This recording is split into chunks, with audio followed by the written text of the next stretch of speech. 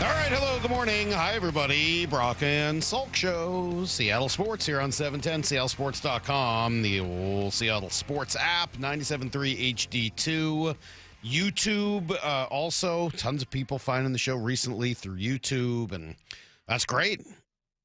Yeah, that's cool. Here's what we know about today. We got the GOAT. The GOAT's in. It's confirmed. 7:30 this morning. Tom Brady will be on the show. Will he call Brock Babe? We'll find out. Don't know. But this was confirmed just moments ago. Tom Brady in for 7:30. Daniel Jeremiah at 8:30 this morning. So we got ourselves a ball game, guys. We've got ourselves a ball game today. How fun will that be? So I was a little worried. I actually didn't think Brady was going to come on today, partly because he didn't text back to Brock last night, and just this got confirmed a couple of minutes ago. But I was a little worried that he'd be like, yeah, after the Belichick news yesterday, I can't go on a local radio show because you're going to have to ask me about this, and I don't want to answer it. I figured he wouldn't even see Brock's text among the millions he was probably getting It's a really good because point. Belichick didn't get in. It's a great point, Maura. Yes. So that we're going to do that at 7:30. We will ask him, but that won't be obviously the primary focus. The Belichick thing is absurd. It is so stupid.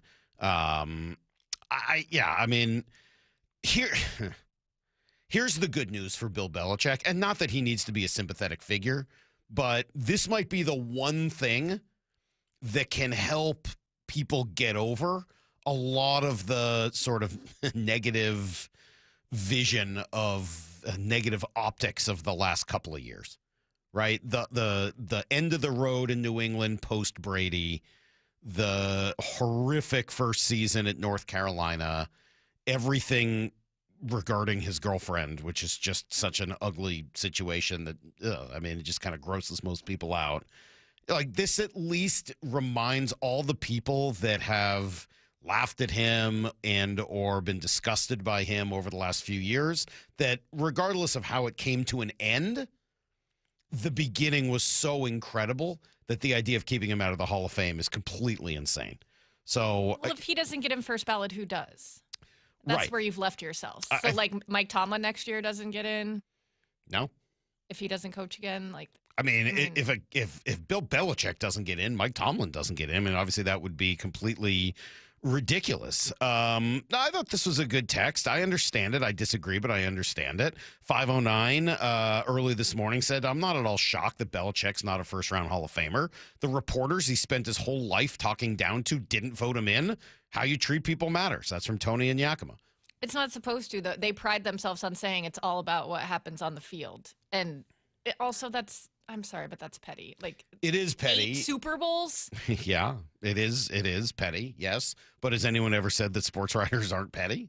I mean, I think that's always been part of Belichick, I think, honestly, when it's all said and done, this will be the best thing for him, even though it's ridiculous, because it gets everybody up in arms to support a guy that most of them don't like. So that's a pretty difficult thing to accomplish. It's dumb, it's stupid, it's invalidating. Let me repeat all the things that everybody else will say, but it also is probably the best thing for him. It's so weird. To what you just said, I was really surprised to see people that I know can't stand the Patriots or Belichick even defending him yesterday. It was like the one thing that could unite Twitter. Yeah, everyone but Bill Polian, who's always just been the whiniest person out there. So, By the way, I just saw a post from Jimmy Johnson, who's been really mad about this. Very mad. Cursing. And he said, if they're using the excuse of Spygate, that's ridiculous. Many teams, including ourselves, tried it. Howard Mudd at Kansas City, who later coached for Bill Polian and Tony Dungy, gave us the idea. Yeah, I mean, none of that is a surprise. Bill Polian is a snake and always has been. So, bummer for Belichick, but honestly, I think it is probably the best thing for him. And then the story that honestly got me most yesterday is the fact that this man, Rick Riz, is going to retire at the end of this year. The chance of MVP. MVP, the stretch of the pitch, the count. Swing and a drive, deep to right field. There it is, number 60, the modern-day Bambino. Rick Riz is awesome. It's going to lead need to know. I know the Seahawks are going to the Super Bowl, and that's the biggest story in town, and it should be, and it will be, and that'll be the focal point for most of our conversations all morning long. And as I said, Tom Brady's going to join us at 7:30. He called the last couple of Seahawks games. Daniel Jeremiah's at the Senior Bowl, but he'll be talking Seahawks with us at 8:30. It's the story in town. But at the beginning of every need to know is going to be the fact that Rick Rizzs is retiring after an unbelievable career spanning more than 5 decades at the end of this season, 40 of those years with the Mariners. I mean, both of those numbers are really hard to fathom. Really hard to fathom. And they don't include his time toiling in the minors because he spent some time and he'll talk to you about it. And I guess I should really say that those words, he'll talk to you about it, are the perfect words to describe Rick Rizzs. Because whatever you want to talk about, Rick will talk to you about it, no matter who you are.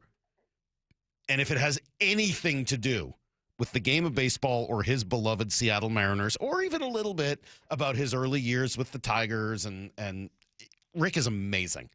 He has been nothing but nice and sweet to me from the day I arrived here in 2009, when a lot of people were not. People in the broadcast world and media world were not, and especially around the Mariners, some of the beat writers and folks who were there at that time were exactly the opposite of nice and friendly and welcoming. And Rick Rizzs was and is truly one of the best people I've met in this business.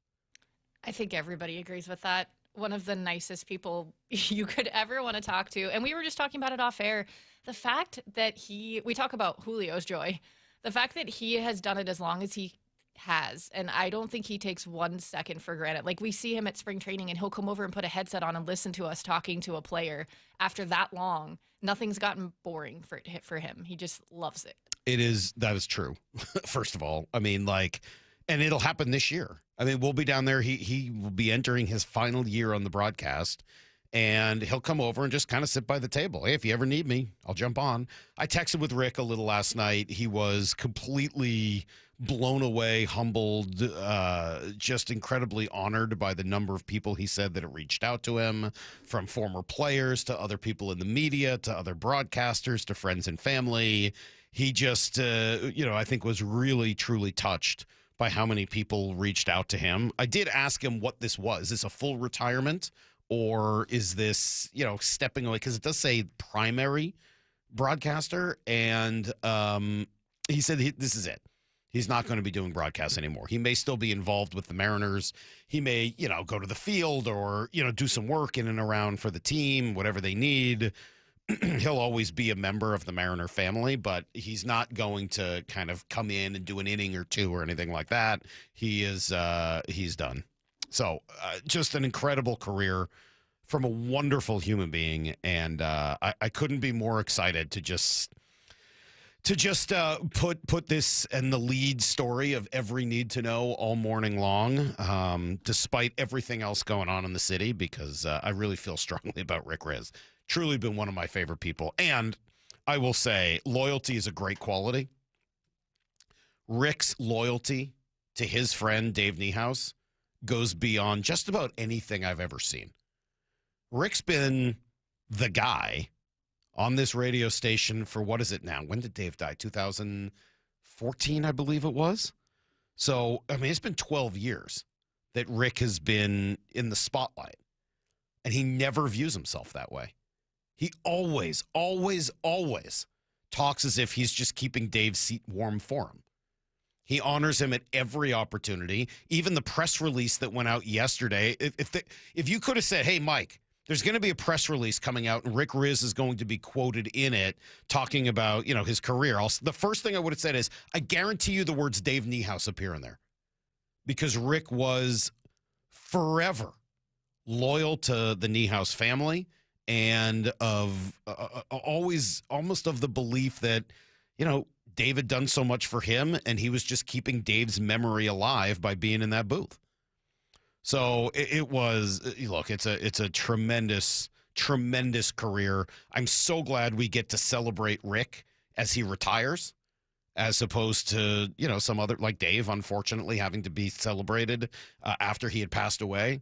The opportunity for Rick to hear all of the people that love him.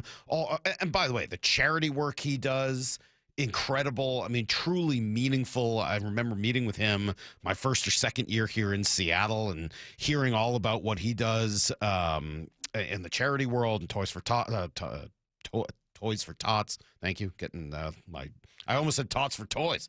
I mean, what Rick does is really great. So kudos. Congratulations to Rick. It's going to lead every need to know over the course of the morning.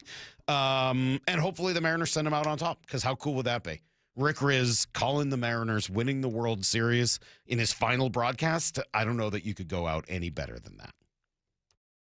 Wyman and Bob, every afternoon at 2. It's awesome to see. I can tell you, just being down there, every one of them singing the same tune about the team. And I love these guys. I'm so happy to be here with these guys. They've built a culture that they care about each other. Mm-hmm. And so that obviously sounds very corny, but it works. You know, maybe people will stop texting into our show, Bob, saying it doesn't matter if he's a nice guy or not. Yes, it does, because it's the ultimate team game.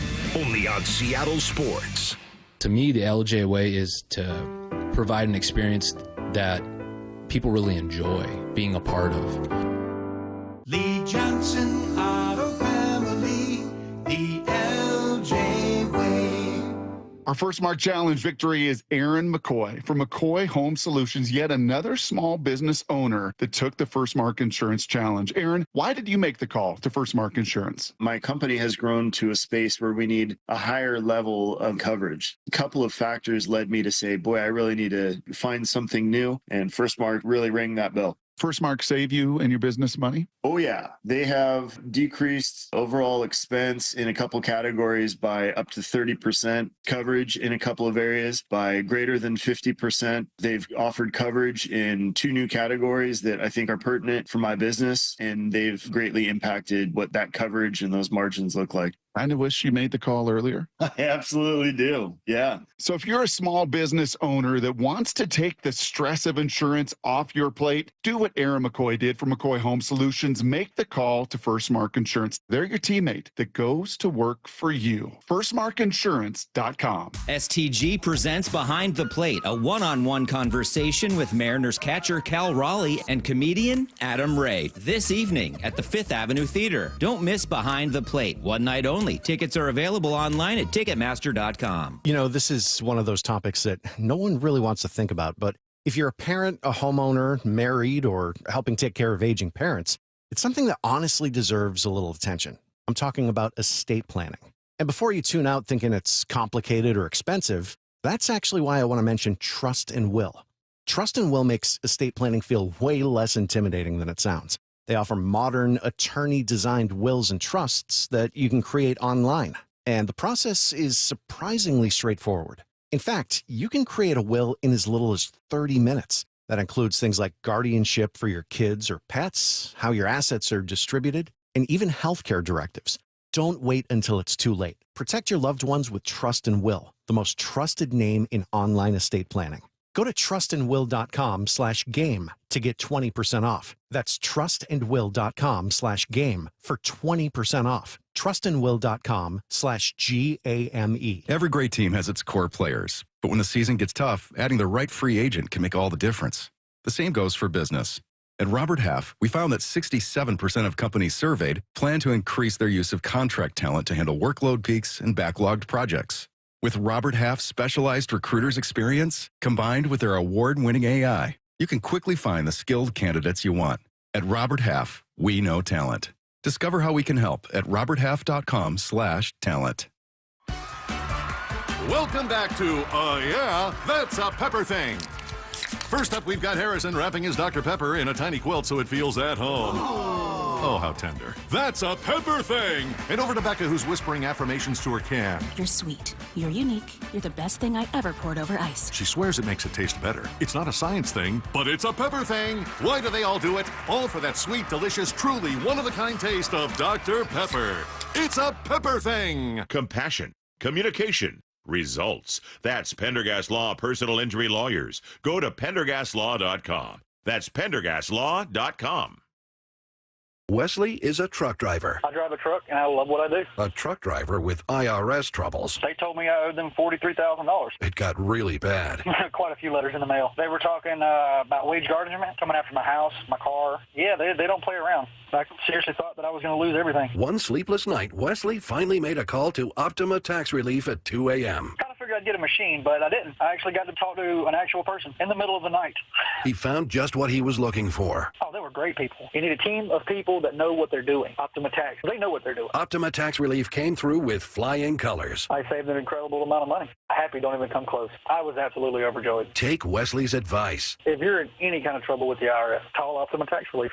Don't trust anybody else. Call Optima for a free consultation. Call 800-343-6460. 800-343-6460. 800-343-6460. Optima Tax Relief.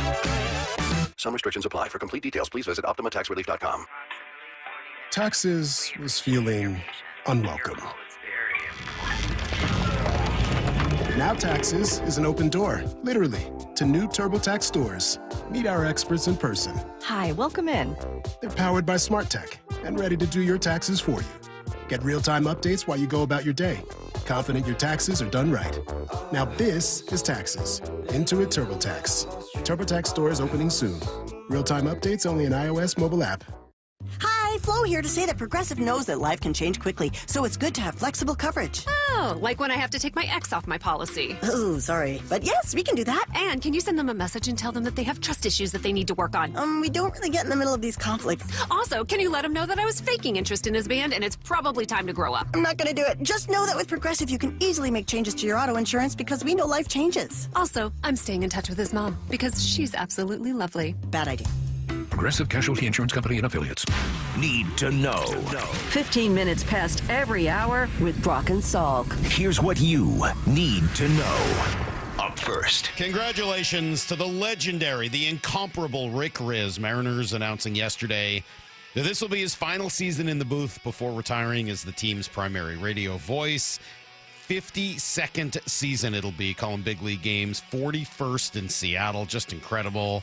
And of course, in true Riz fashion, all the quotes from the press release focused on his friends, Dave Nemhauser, of course, Kevin Kremen, Gary Hill, Aaron Goldsmith, and his joy, his honor to be such a key part of the organization. Rick is the best. He joined Wyman and Bob yesterday and explained his decision to step away. I'm 72 years old. I'm still in, pretty good health. And I get to write my own final chapter, and I thought this would be a good time to wind down a little bit, doing all the home games and go on select road trips during the course of the year. To spend time with my grandkids. I got 3 grandkids. Spend time to maybe do some traveling. I've lost some great friends over the last 4, 5, 10, 15 years, and there's that little light at the end of the tunnel. It just kept getting bigger and bigger and bigger. I'm in great shape. I'm not going anywhere. but I just thought that it's time for the young guys to have their moment. I've had a great moment. I've been so blessed to do something that I've loved to do ever since I was 12 years old. Well, and he obviously still loves it today. If I could put money on another thing, it would be that final broadcast will involve a lot of tears from Rick Riz, who's an emotional person in all the right ways and truly one of the best people I know. No major changes, it looks like, to the broadcast for the upcoming season. Aaron will be on the TV call with Angie, Ryan Rowland-Smith, Jay Buhner, all back in some similar capacities. The team did make a small move yesterday. They acquire catcher Johnny Pereda from the Twins. They designate Jackson Kowar for assignment in order to make room. Here's the second thing you need to know. Seahawks and Patriots, of course, still the biggest story around here and really throughout the country, although there'll be some diversions here over the course of the next week and a half leading up to it. We'll talk to Tom Brady about this. He called Seahawks games the last 2 weeks. He'll join us at 7:30, and then, of course, Daniel Jeremiah at 8:30 this morning. But Matt Hasselbeck joining Wyman and Bob yesterday. And, I think he was pretty clear that as much as the Seahawks are the better team, you better not take the other team lightly. No one cares if you had this amazing year in the NFC.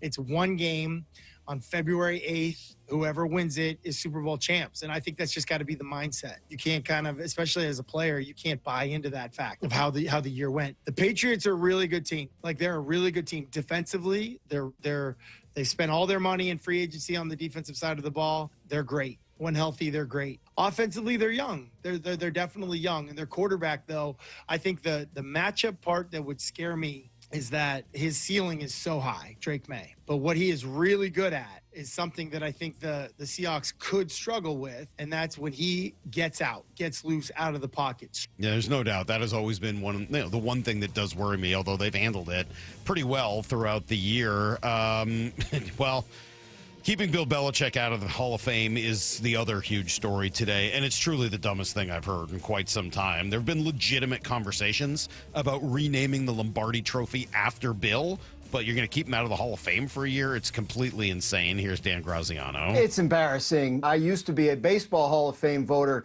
We took a lot of grief about that process, which is absolutely fairer and more sensible than this one.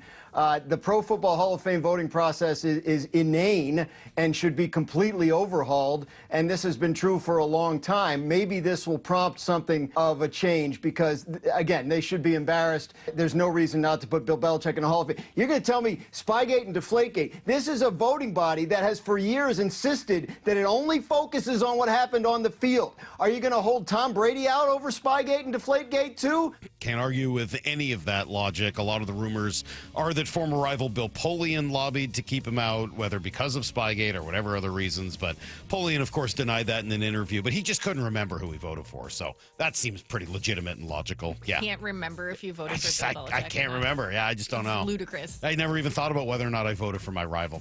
I just don't remember. Weird. Here's the third thing you need to know. Well, I don't know if you were watching or not, but excellent win for the Kraken last night. They drop a 5 spot on Washington in what was a very entertaining game. Jared McCann got him going early. A reset for the Kraken. 20 seconds left in the power play. No shots thus far. McCann with a shot. There's one. Jared McCann with a wicked wedge. Has a nasty one-timer on the power play. That was his first. Then he scored a second. Looked like he had a third, even prompting plenty of hats to be thrown to the ice, but that was taken off the board. A weird penalty called by the linesman. You don't see that very often. So he'd have to settle for 2 goals and 2 assists. Matty Beniers, Riker Evans, Jordan Eberle scored the other 3 goals. And yes, it was a fun night for my guy, Jacob Melanson. He was awesome. Had a fight, 7 hits. Just for reference, no other player had more than 2. He had a goalie interference call to take a goal off the board. He nearly had a goal, although it bounced in off his skate instead of his stick. It was just one of those nights where he was everywhere, and he is very entertaining to watch. So that's everything you need to know. 1/4 every hour here on the Brock and Salk Show. Keep saying it. Tom Brady going to join us at 7:30 this morning. Pretty cool, man. And just, again, a testament to Brock and the number of people that respect him and enjoy his work over the years, either as a quarterback or as an analyst. And in this case, he's got the connection through his brother Damon, who's friendly with Tom. So, yeah, we'll see if he calls Brock babe, but he's going to join us at 7:30 this morning, and then DJ, Daniel Jeremiah, at 8:30 as well. So don't go anywhere. This is going to be a lot of fun. You can watch it on YouTube. You can watch it on the Seattle Sports app. While you're there, you can leave us a message for Here's the Thing tomorrow. You got to download that thing so that you can leave us a message for Here's the Thing. And, yeah, should be an awesome day. We'll come back here with a little friend, Brian Nemhauser, Hawk blogger, who got after me a little bit yesterday and maybe put me in my place. I don't know. You can be the judge. It's next on Brock and Salk. Doubted. More questions about Sam Darnold. Underestimated. I would say 10-7. Questioned at every turn. The question mark on this team is the offensive line. Well, I think it was a swing and a miss week 1. They're trying to find exactly who they are and what they are. We did not care. It's about us. It's always been about us and what we do. And now we're going to the Super Bowl. The only place you'll hear Steve Rabel call the Seahawks and Patriots in Super Bowl 60 is on the home of the Seahawks, Seattle Sports.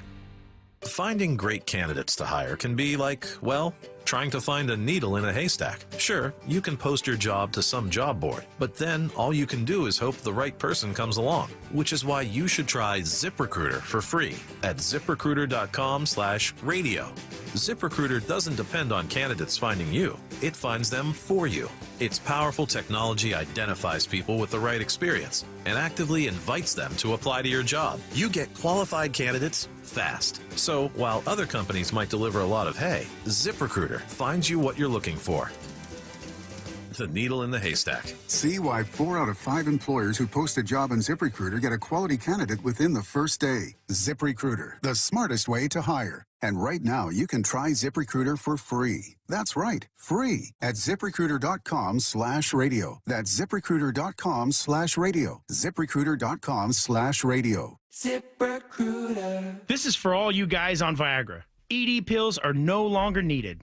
The brutal side effects like 4-hour headaches, blurred vision, and that flush feeling can all be put behind you with our treatment. Here at West Coast Men's Health, we have a better approach to ED. Acoustic wave therapy creates blood flow circulation by safely removing the plaque in your arteries and restoring function naturally. Guys, let me be clear. Pills will never fix your problem. Our equipment is the latest technology, and our medical staff is the best in the industry. So give West Coast Men's Health a call today. Speak with our clinic manager. Ask him any question you like, how it works, the science behind it, and even the cost. If you suffer from ED or Peyronie's disease, give West Coast Men's Health a call today. It's not just about better health, it's about a better life. With clinics in Redmond and Tacoma, call 206-519-6541. That's 206-519-6541. Online at westcoastmenshealth.com. At Wrangler, we know the essential question for any guy is,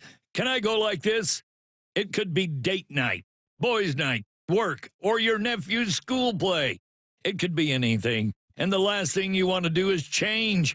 That's why Wrangler makes jeans, shirts, jackets, and tees that answer yes to life's essential question. You can go in Wrangler. Check out our latest styles today at Wrangler.com. Wrangler, for the ride of life. A Progressive Home and Auto Bundle can protect you round the clock, but we can't protect you from those painful moments in sports. Oh, I can't believe we blew a 5-touchdown lead. Sure, but you got to feel like they were going to win for almost the entire game. But I was about to buy playoff tickets. So you were prepared for a good time. That's pretty nice. It's the worst loss any team has ever had. And you got to witness history. Okay, we're done here. Well, at least your home and auto are protected with a bundle from Progressive. Progressive Casualty Insurance Company affiliates and other insurers. Not available in all states or situations. Toyota of Renton is your local dealership for best-in-class service on your vehicle. Start the new year by getting your vehicle winter-ready at Toyota of Renton's Service Department.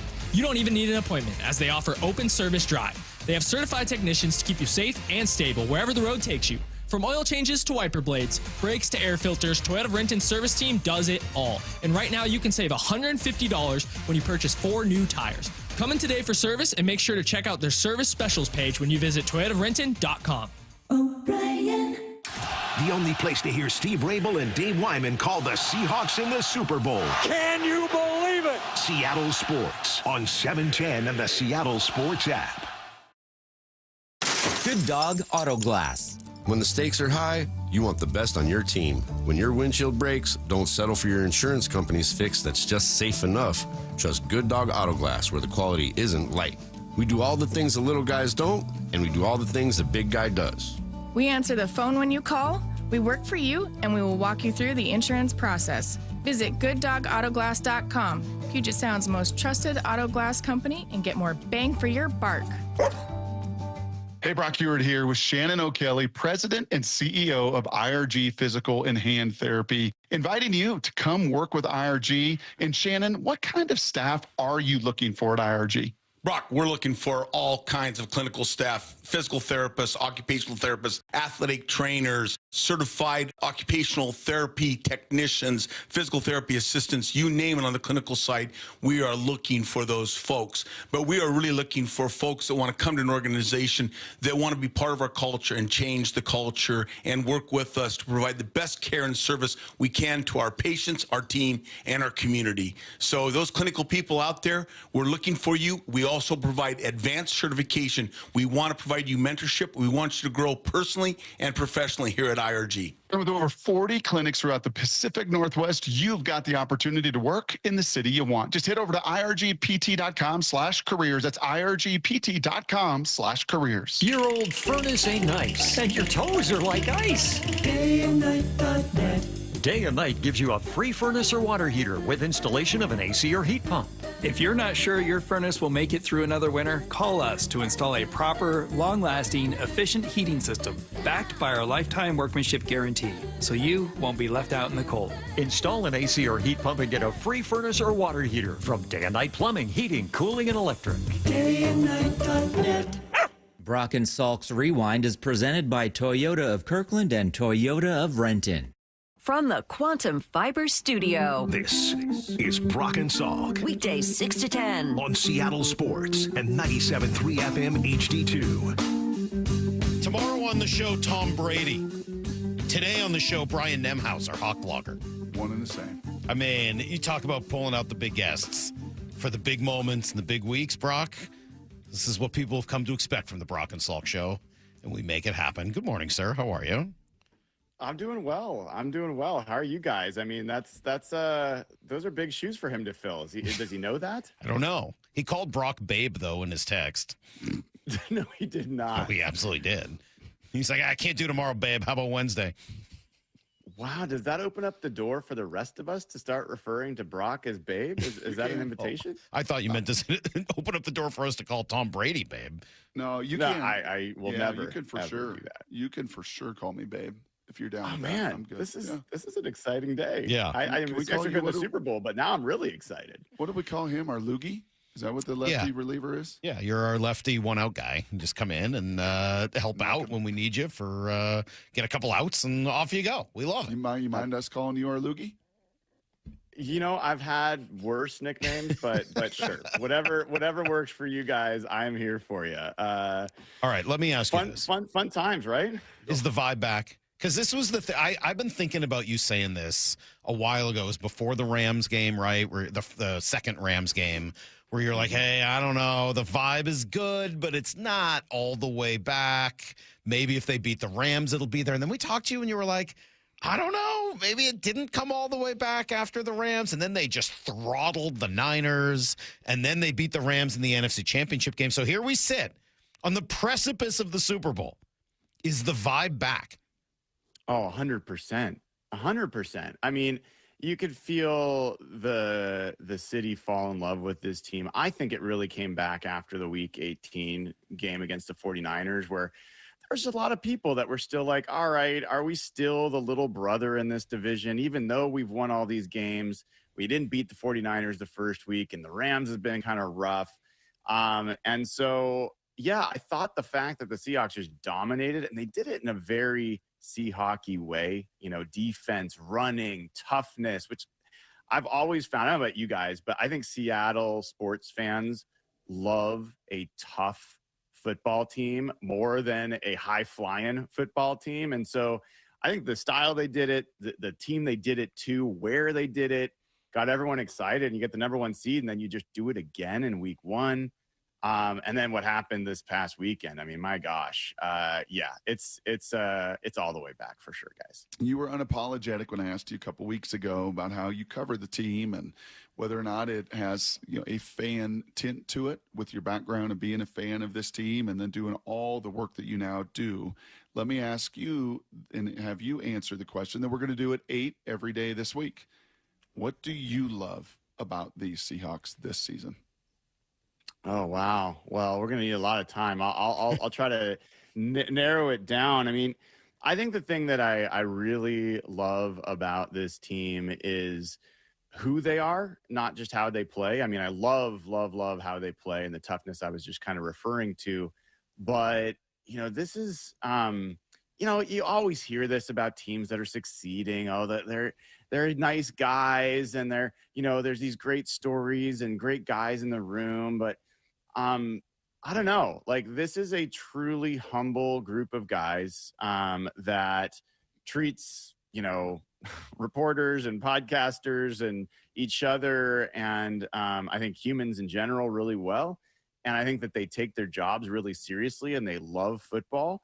And when Mike Macdonald and John Schneider talked about drafting high football character guys, I think you're just seeing that realized where, I mean, Gray Zabel and Leonard Williams and Ernest Jones and Drake Thomas and Kobe Bryant, like on down the list, they will spend every waking second talking about football, working on football because they love it. And I think it just shows up. It's funny you bring that up because it does make that Reek Woolen penalty feel even more not disastrous, because obviously it didn't end in disaster. But yeah, it was such an outlier. Yeah. And I don't mean to pick on him because he's honestly, I mean, I think really pulled it together in so many ways this year and been a really productive player after I think a lot of us had written him off and thought that was done. And I think Mike's done a heck of a job motivating him and working with him and being patient with him at times and making him accountable at times. But when you see that penalty, it really stands out for how few idiotic moments like that the Seahawks have had this year. Yeah, and honestly, almost all of them have been taunting penalties. And obviously, Tariq has had more than his share, but Devin Witherspoon had one. I believe it was in Atlanta, if I remember right, where he kind of like went over and looked at a guy he just knocked on the ground. And you know, it's those moments that I think Nicky Minwari had a great kind of growth moment where he was about to suplex a guy on the sideline and like mid suplex decided, nope, I did that once and I got a penalty. I'm not going to do it again. So, you know, you can't want this team and these defenders to go out there and play with the ferocity that we all just were like, whoa, when we saw them in week 18 and in the first playoff game. And then also expect them to be like model citizens after they make a big play every single time. So I do agree. It was very much, it was a bad choice, a selfish choice, almost a disastrous choice. I also, like, separately, I hate that they have this penalty at all. I just do. I think it's bad for the game. I think that penalties that are affecting outcomes or football games because of taunting is bad for the sport. So that's my own take, but that does not excuse. I will say, though, because I agree with you, I thought that the official, did a pretty good job of trying not to call it.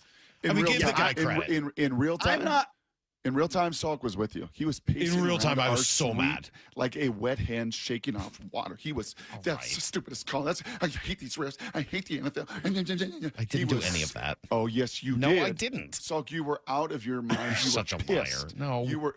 Are you telling me you were not pissed about that call? I was pissed, but I didn't. Yes. Whatever. I'm not. Yes, I'm done with you today. So he was really upset. But then when you went back and you saw how. Yeah. Many times. I also read Ross. Have you read Ross Tucker's description of it from the sideline, where he's like, "Guys, the ref told him, and then he kept going, and then he went 10 more yards, and then he went another 10 yards, and then he found Matthew Stafford." It's like, all right, man, the guy gave you a million opportunities to not call this in the NFC Championship game, and you just couldn't help yourself. So I completely agree, and I will say two more quick things on this. One is, I'm not going to be Sean McVay or Puka Nacua or any of the Rams that whined and moaned after this. The officials made the correct play on the 2-point conversion. Oh my God, they enforced the rules properly. That's why we lost. Like, no, this was the correct call. The guys made their correct call. I'm complaining about the fact that the call exists. That's just another thing. And I'd also just say, I didn't see Ross Tucker or anyone else describing what the Rams were doing on that sideline and whether they initiated some of that, because there was a lot of talking coming back. Yep. There's no dual penalty. And I think that there's very likely, it wasn't Reek Woolen just talking to them. They were talking to him as well. But you know what? It's in the past now. And hopefully that's the last time we see one of those kinds of penalties. Hawkblogger here with us, our loogie, our lefty, does an amazing job covering these Seahawks, and so fun to see the growth of all of your coverage over the last couple of years and exposure, Brian. Super, super fun. So along those same lines, was this an aberration with the Rams and Matthew Stafford and what they did to puncture once again this defense to the tune of over 1,000 yards in these two matchups and up and down the field and points galore? Aberration, outlier, or did they show some weak links? I don't think you can call two things in a row an aberration outlier. Like, I think in that sense, and I guess there's kind of two ways to answer this, Brock. And first of all, thank you for the nice words. I appreciate it. Is that Sean McVay, Matt Stafford, and that offense, which was the best offense in football, and he's likely the MVP, were able to exploit. And I think McVay did it differently this time. It wasn't the same game plan. It wasn't the same throws that it was the first time. And so you give them credit. You absolutely do. At the same time, I don't know how many other teams can replicate what Sean McVay and Matt Stafford and Puka Nacua, Devontae Adams, and that offensive line can do. Yeah. We'll talk about, obviously, the Patriots game more, but, you're talking about Drake May has been sacked 47 times in the regular season, 5 times in both games in the postseason, 57 times total. It's a very different offensive line. It's a very different type of quarterback, even though he's also very good. So I wouldn't necessarily say the Seahawks are now struggling on defense. The other thing I'd point out, though, some interesting numbers. Like the Rams, you wouldn't think about it, but they were 1 for 8 on third downs in this game. And over the course of the 3 games, they were 11 for 39, 28% on third downs. And the other thing that was telling in all 3 games is the team that did better in the red zone won every game. And the Seahawks went 4 for 5 in the red zone this game. They've been 8 for 11 in the red zone in the playoffs so far. So you got to give Kubiak and the Seahawks offense a ton of credit as well. Well, a lot of that's going to go to Sam Darnold, and for good reason. I mean, I've been, I don't want to say not a doubter, not that I felt like he couldn't do it, but questioning. Oh, I was at practices with you. You can't hide from it now. That first day was rough. That was a day of doubt. I meant throughout the season. Like throughout the season, watching him, like, hey, all right, he's good. He's better than I thought he was going to be, and leading into the playoffs, not so much doubt as like, all right, answer the questions. Until you do it, we haven't seen it yet. He answered them. I mean, what he did, maybe not against San Francisco where not that much was asked of him, but certainly when they asked him to win this game on his arm, and not just even throughout the first 55 minutes, but those last 5 minutes and the 3 or 4 throws he made on the final drive, I was really impressed with Sam in that game and specifically on that final drive. Yeah, it's kind of a fun game to play about what would be the best way for the Seahawks to win against the Rams. Like, what would be the most helpful for that team? And there's some ways you could say, like, I mean, forgetting blowing them out and getting to rest all their players and that stuff. But you could make the case that the most beneficial way for them to have won that game was for the defense to not play that well, for the run game to not be that good, and for Sam Darnold to be the number one reason. Totally. You can point to a lot of things, but the number one reason, because like you already know the defense is great and you already know the run game is capable. That was the thing that people had the biggest question about. And now, guys, you stand back and it's not just that game. The 2 games he played in the playoffs this year, he is leading all playoff quarterbacks in passer rating, in EPA per play, in success rate. And in fact, he has the 4th highest passer rating in the playoffs since 2010. So like he is playing at really the level of efficiency he was to start this season. And you're hoping that it's this perfect fusion of that passing offense we saw early, the running offense we saw late, and the defense that's been there pretty much all year. Can you help me understand this? Because I know you study all these next level stats more than I do. Shio Kapadia tweeted out after that game, or yesterday when the numbers were all crunched, that was a 91st percentile game by Sam Darnold based on EPA per pass play. Can you put what a 91st percentile in EPA per pass play into perspective for me or context? That's a lot of geek speak, man. That's a lot of geek speak. So EPA, expected points added, I'm not going to go into the definition because it's going to put you right to sleep. But it's basically based off of anticipating how many points you would get based off the yards you gain where you are in the field. So it matters where you are, it matters what down it is, and it matters how many yards you gain. So all of that is what EPA per play really gets down to. It's kind of become the standard of efficiency for offense and defense. Even Mike Macdonald will talk about EPA per play and some of the way that they do points in practices, like comparing offense versus defense, and they compete will be on EPA per play. But when you talk about 91st percentile, you're saying of all the guys that have ever done it, what Sam did was in the was better than 91% of them. And there's been a lot of pretty impressive playoff performances. So I think that was great by Shield and fitting for Shield to have to deliver that after his preseason takes. Yeah. So I know he has come onto your show and my show and been a great sport about it. Mr. Receipt Keeper today, huh? How about that? Oh, yeah. Mr. Heck Receipt yeah, if you're not keeping Keeper. receipts, what are you doing, man? Wow, I love it. Because Lewis Riddick you guys know Jr. Mike Yeah. Macdonald isn't, and this team isn't. No, they so you're don't doing care it for about that them. stuff. So we have to. That's nice of you. Hawk blogger Brian Nemhauser with us here on Seattle Sports. What is Mike's best quality? Mike Macdonald. No, me. Well, No, I Mike- mean, no, you, of it's- course it's- Mike Macdonald. It's your hybrid off the tee is your best quality. Not man. anymore. Not anymore. Oh, the driver's back. Driver's out. I accidentally bought a new driver, and now I've been hitting it. I have to get back out there and see this in action. Now I actually hit it. Mike Macdonald's best trait, is that the question? Yeah. I think you've got to just the like humility, humble, like the low ego, I guess is where I would go. And the reason, not just because that's a likable thing. I know for you, Salk, that's not a great necessarily leadership trait. You don't care about that as a leadership trait. I don't. But I think what it means here is Saying less it's a about bad the leadership trait, just that it's not one that's that important to me. I can appreciate why you feel that way. I think the reason it sticks out to me is not the leadership part. It's the fact that he never thinks he's got it figured out. He never enters a game thinking that, because they played so well last time, they're going to play well the next time. He never thinks he's the smartest guy in the room, even though he often is.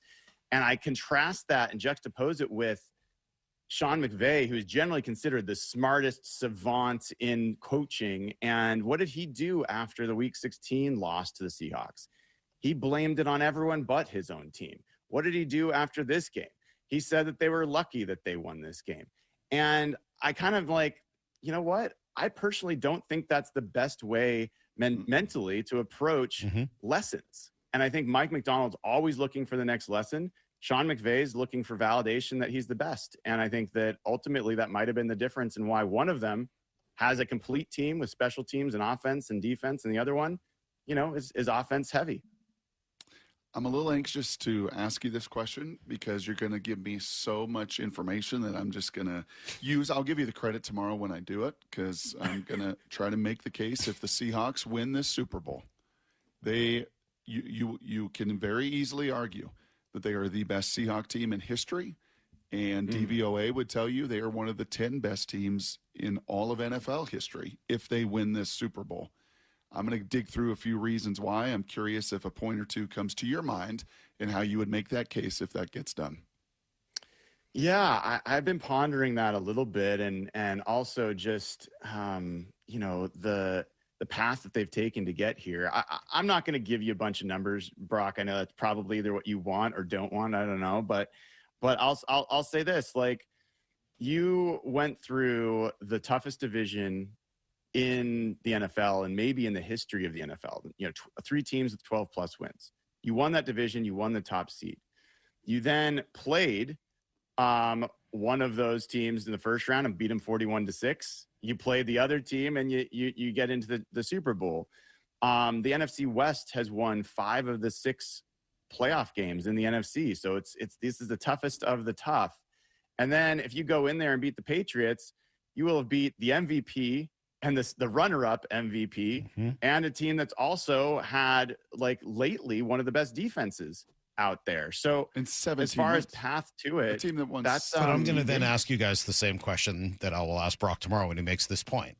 If this team plays against the 2013 Patriots, who wins? 2013 Seahawks. Seahawks. This team's more complete. Well, this team is Why do much you say more that? complete. Why do you say that? Offense, defense, special teams, management, details, evolution. What you said about being able to win in so many different ways and evolve and not have every answer. That defense singularly, now if we were That to defense group might all of turn those, this team over 10 times. That defense singularly, Salk, I know. was the singular most elite unit. What a debate. But if you go through the 6 units, offense, defense, right, special teams, like, I think this group is the defense is the second best group. I think this offense is the third best group. and this team's special teams was better than that team's special teams. So I think in totality, and oh, by the way, point differential speaks to it. And oh, by the way, that team did not have to go through this gauntlet. True. So, yeah, I think that there is more of a case to be made for this group. And they'll play a Patriots team that's not as beat up as that Denver team was, or as imbalanced as that team was, and a team that won 17 games this year as the Patriots have done. And, oh, by the way, you also beat a 13-win Jacksonville team, a 12-win Houston team. Like, yeah, man, the numbers will tell you there's a lot of argument for this group if they go on that stage and do what they're supposed to do. I'm just too looking for harmony, but I guess I just don't see it as one versus the other. And I'm not trying to undercut your guys' topic, but like I see them as actually, if you earn your spot next to maybe the best team in Seahawks history for sure, one of the best teams in NFL history, that's plenty good to me. Yeah. And I think this team does deserve to be in the conversation with that team. And that's something I never thought we'd see another Seahawks team, even if they won the Super Bowl. I never thought we'd see a team that belonged in the conversation with that done team. by the same GM, by the way. That's never been done. Unbelievable. Really impressive. Unbelievable. How about that? Give me a 1 minute. Nah, we don't even have time for it. Give me a 30-second look at the Pats. I'll give you one thing. Drake May was sacked 47 times in the regular season, 5 times in each playoff game, 57 times on the year. I think that you put the Seahawks against a offensive line and a quarterback that's done that. They've done it against Cam Ward, and there's one other quarterback. Oh, Trevor Lawrence. They sacked Trevor Lawrence 7 times. They sacked Cam Ward 4. I think that's going to be a huge, huge difference between this Patriots offense and the Rams offense that the Seahawks defense just faced. Great stuff, as always. Brian Nemhauser, Hawk blogger. Find him on YouTube. Find him on X. Find him on his website. It's constant. There's a nonstop flood of Hawk Blocker. And find his receipts on everything you've ever said, apparently. And every mishit off the tee, even. It's very sad. Hey, you're heading down to the Super Bowl. When are you going? I'll be leaving Sunday. I'll be there till the following Monday. So Awesome. hopefully I'll see you guys on Radio Row. We will be there Tuesday afternoon. Looking forward to it. The great Brian Nemhauser yesterday on the show. Great job, too, and love what he does. He's really become, to me, one of the more interesting voices in and around the Seahawks team. And it's been that way for a while, but just really love and respect what he's done to turn it into a full-time gig. And, fun to bring in our loogie. Now, we don't need to do that. Today we've gone big. Today we are, and it does look like over the next week or so, leading up to the Super Bowl itself, we got some guests that are going to come on that are going to be pretty good. So today, Tom Brady.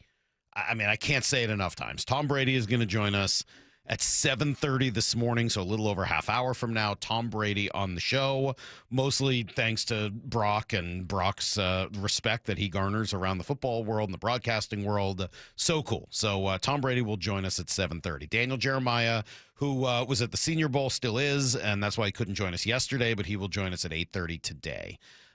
We are hoping, can I say it? I think I can. The 2 players that we've reached out for, we're hoping at some point this week to try to talk to both Sam Darnold and Leonard Williams. They're sort of the 2 players we've targeted to try to chat with, so we'll see if that works. No guarantees, but I'll just kind of give you a little window in. Monday, we'll talk to Jeff Saturday again because I just was so completely enamored with him. Mike Tirico is someone that we've reached out to, hopefully for this week. We're trying to make that happen. I think Kyle Brandt wants to come on with us from the Super Bowl. Right? So People maybe loved in him person. last time. Yeah, so that would be really great. We've got calls into Chris Long. I think Chris Collinsworth. So, yeah, if you got any suggestions, obviously you can text us at 866-979-3776. But those are just some of the names that we've reached out to already. And, we're making some progress on all of that with Tom Brady being the first up from that group. So he called the last 2 Seahawks games. Does that mean he's going to hire Clint Kubiak based on what he saw? I don't know. We'll see. Hopefully not. We'll probably, we got a text here earlier telling us to tell Tom just how bad our offensive coordinator is here in Seattle, and maybe we'll do that. Yeah, we'll try. We'll give that a shot. But in the meantime, Tom will join us at 7:30. The 253 just texted Tom Brady's net worth is 3 times more as. Dude, it's like 20 times. 200. I don't know Keep why. going. 3 Keep times? going. Keep going. Keep going. Keep going. It's a lot more. Whatever Than number 3 it is times. you're thinking of, make it higher, and we might get there. All right, we'll be right back. Brock is in, and he's like got a, I don't know if it's a bee in his bonnet or what, but he's got something he really wants to say. So we'll make sure we give him time for that next on Brock and Salk. Talk your stuff, Sam.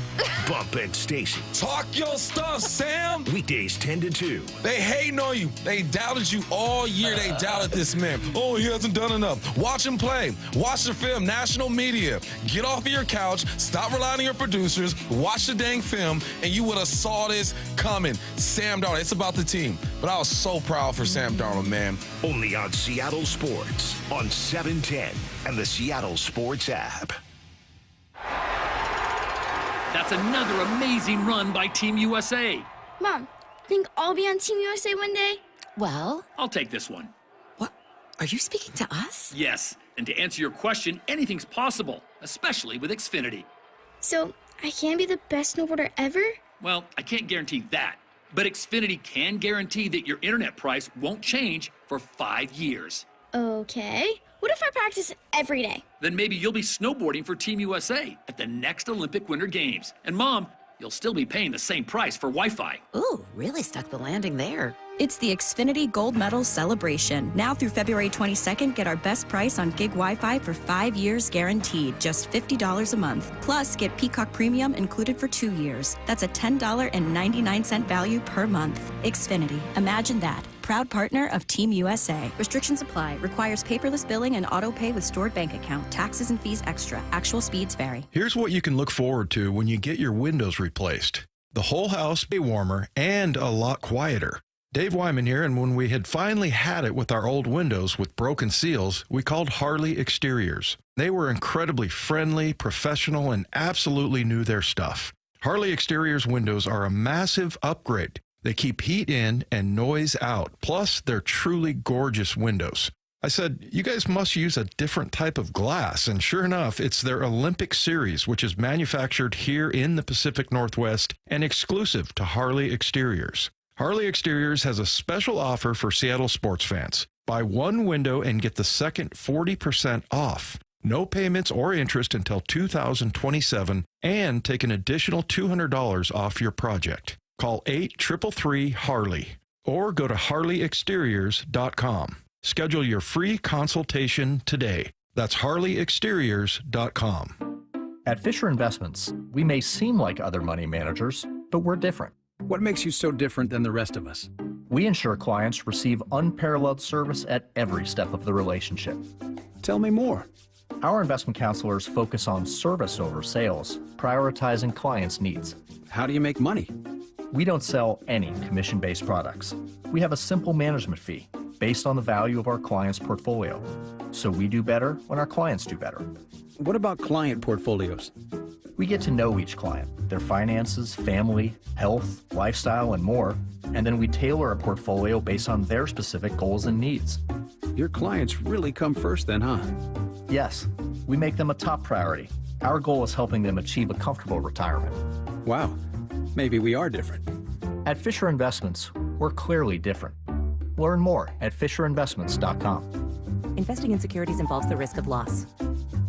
By texting 64000, you agree to receive recurring automated marketing messages from IQBar. Message and data rates may apply. No purchase required. Terms apply. Available at eatiqbar.com/policy/terms of service. Hi, I'm Will, and I created IQ Bar to empower doers like you with clean, delicious, ultra-low sugar brain and body fuel. Our IQ Bar plant protein bars help you refuel smarter. Our IQ Mix Zero Sugar Hydration Mixes help you hydrate harder. And our IQ Joe Instant Mushroom Coffees help you caffeinate larger. All three product lines boost physical performance, but they also boost mental performance via nutrients like magnesium and lion's mane. Right now, you can try our epic IQ Bar Ultimate Sampler Pack with 9 protein bars, 8 hydration mixes, and 4 coffee sticks. Win your day with clean ingredients, amazing taste, and superior brain and body nutrition. Try IQ Bar today. Get 20% off all IQ Bar products plus free shipping when you text IQ Bar to 64,000. Text IQ Bar to 64,000 to get this exclusive radio offer. That's IQ Bar to 64,000. My name is Whitney Allen. I am a widow. My husband Ryan died. We never thought in a million years we'd have to use life insurance. The unexpected happened. With Ethos, it is so fast and easy. It's 100% online. You can get a quote in seconds, apply in minutes, and get same-day coverage. No medical exams, and you can get up to $3 million worth of coverage through Ethos. Get your free quote at ethos.com/game. That's ETHOS.com/game. Time spent on application may vary. Online health questions required. Robert was in big trouble with the IRS. Yes, I owed them a lot of money, over $52,000. Then he heard about Civic Tax Relief. They took great care of me. It went really quick. $52,000 that I owed, and they had a payoff for $100, and the IRS accepted it. Man. Off the hook for just $100? Civic Tax Relief will take care of you. Give them a call. Call Civic Tax Relief now for your free confidential consultation. 800-881-4555. 800-881-4555. Individual results may vary. Visit civictaxrelief.com for more information. Let's go! This is Seattle Sports. Streaming through the Seattle Sports app. KIRO AM Seattle. KIRO FM HD2 Tacoma. Home of the Seahawks, Mariners, and everything Seattle sports. This hour of the Brock and Salk Show is powered by Star Rentals, preferred supplier to the West's best contractors. Give me a freaking auto! From the Quantum Fiber Studio, this is Brock and Salk on Seattle Sports. Brock Ewert is my hero. Jay Buhner just punched me in the kidney. We're going to do you a minute. Doesn't really work that way, Sherm. This is a show that has my name on it. It kind of does, though. Now here are your hosts, Brock Ewert and Mike Salk. Hello! Well, it is just a totally normal day here on the Brock and Salk Show, except that Tom Brady's going to join us in a half hour. Other than that, totally normal. Yeah.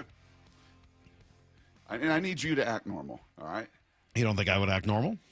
I need Maura to, settle down. I don't know if I can act normal. Lyle might have to answer the phone. Yes.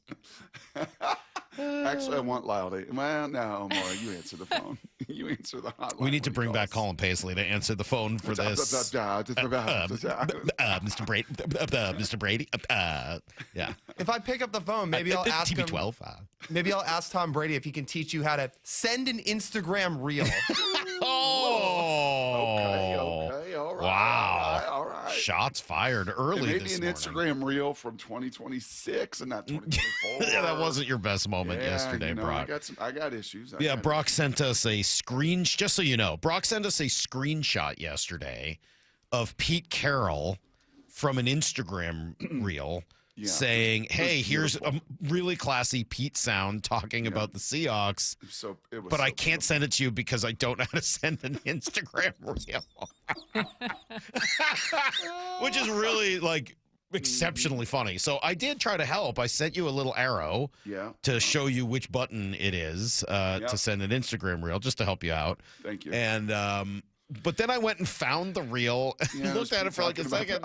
He's talking about the Islanders of Mercer Island 2 years ago. How proud he was watching them and all the success they're This having. is like the one you sent me last year where he was talking to a USC class and you thought he was talking to his team and it was 3 years old.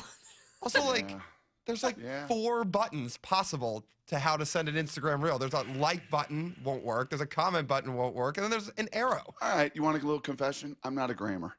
I'm just not on the gram. Well, then how did you find that? Oh, I have a burner account on there. Right. Well, and it was on Twitter. It was on Twitter. So I was like, okay.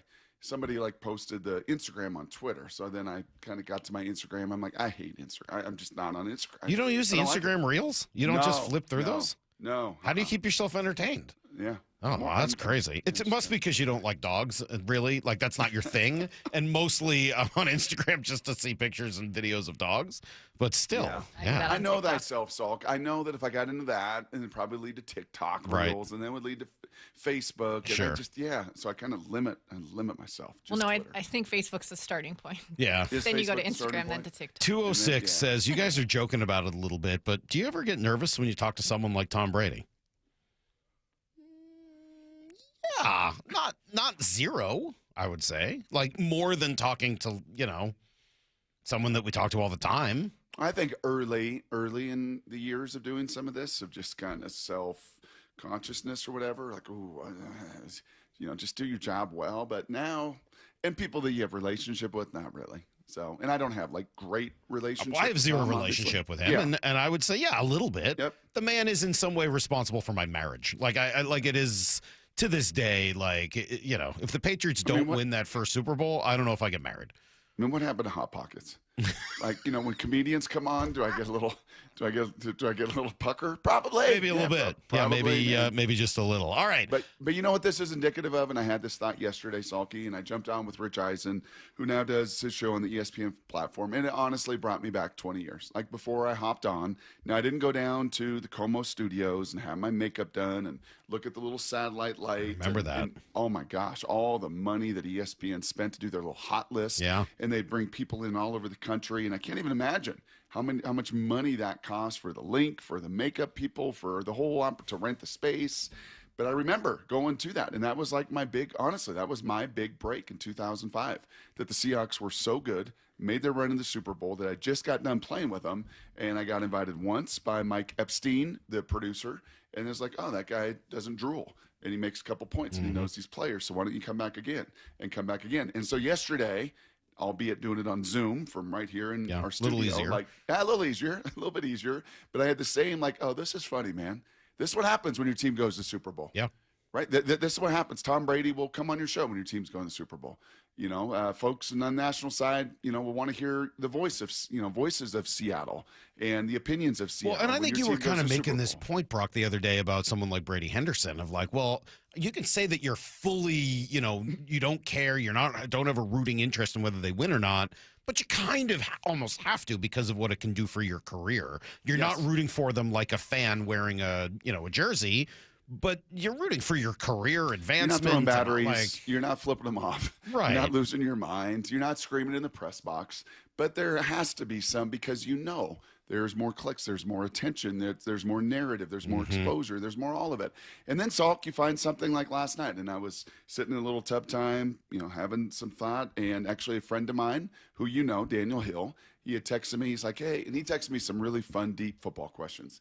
And he was asking about offensive play callers like Sean McVay and how sometimes the game gets away from you, either through your own hubris, like you can just score and throw, or when you call timeouts or game management and how hard it must be. And then I went back and looked. I'm like, well, actually, most of the Super Bowl offensive coaches, winners of this century and even back to last century, they did call the plays. From Bill Walsh to Mike Holmgren to John Gruden to Doug Peterson, go through the list, like in all different teams. Sean McVay, Andy Reid, you go through all of it. Like, no, actually, I don't know. It's led to a lot of success. And I'm like, well, how about defensive guys? Oh, how about defensive guys? Well, how many defensive guys are there besides Belichick in the last 20 years? Oh, there's Tomlin, there's Cowher, this is going back to the 90s and 80s too. Like this is Jimmy Johnson was a defensive guy. Like, no, there definitely been some defensive guys. And Belichick, actually, in the years that he called defense in 2010, 2011, and parts of 2019, they didn't win the Super Bowls. So it was actually when he handed over and somebody else was calling it, ultimately his son in the end. But no one's ever done it. Mike Macdonald will be the first pure defensive play caller, and we know how invested he is. This isn't like, hey, Tampa 2, Tampa 2. Like this is, no. Every single play is an investment in me moving my chess pieces better than yours. And he would be the first to ever do it. And Mike Sando backed that up, and he did a whole bunch of research on it as well. Went way back to the 90s, 80s, and 70s. Are there many head coaches that call defensive plays, period? Like, to me, that is actually a somewhat rare occurrence. And maybe I'm missing a huge group of those players, but I don't know how many players or coaches rather there are like that at all. DeMeco Ryans did, and then he turned it over. Sean McDermott let other people do it, and then in this season he did it to take it over. Right. Yeah, I think I'd have to go through every team and all of the lists. And Lovie Smith, when he took the Bears to the Super Bowl, he did it. He did. So So it's been absolutely yes. There have been guys that have and this is more offensive league. I mean, you look at the number of coaches, and there's more guys offensively doing it. I don't think Robert Saleh is going to call it in Tennessee, and it just shows a remarkable. I guess the kind of instructive part of this, whether to debate history or how many are put in context, he's doing something, and he's on the precipice of doing something never done before. And how is he doing it, and why? Like, how is he able to do that, and why is he doing it when that path is not the one that's been followed to a Super Bowl victory before? Yeah. And I think it shows the remarkable nature of his brain. Well, he clearly is able to function at an incredibly high level based on A, the success the defense has had, and then B, the fact that in now 2 full years of calling games, I can't come up with a single big mistake that I feel like he's made in terms of clock management or timeout management or decision making that the head coach makes. There was only one. That was the San Fran game where there was a little leniency for maybe a second timeout called when, like that. But that was it. That's the only one in 2 years. He really has been just phenomenal on that. And I'd say it again. We'll come in a week from Monday, talk about the show, and I just have the complete and total confidence that we will not be discussing some giant mistake that Mike Macdonald made. It just isn't what he does. All right, Tom Brady's coming up here in 20 minutes, so I want to make sure we stay on the clock. Tom Brady at 7:30, Daniel Jeremiah at 8:30. And as big a deal, Brock, as the Seahawks are this week, and Belichick not getting into the Hall of Fame, and we'll discuss all those things. The biggest story for me, and the one that is going to need to know every single hour this morning, is the retirement. It's not Jacob Melanson, no. Although I was considering it. No, it's Rick Riz, man. Yeah. The opportunity to pay tribute to Rick. Yeah, we're going to take every opportunity to do that, and we'll do it next on Brock and Salk, your home for the Super Bowl bound Seahawks.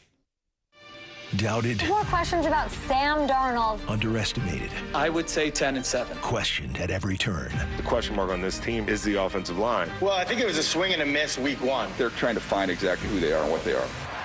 We did not care. It's about us. It's always been about us and what we do.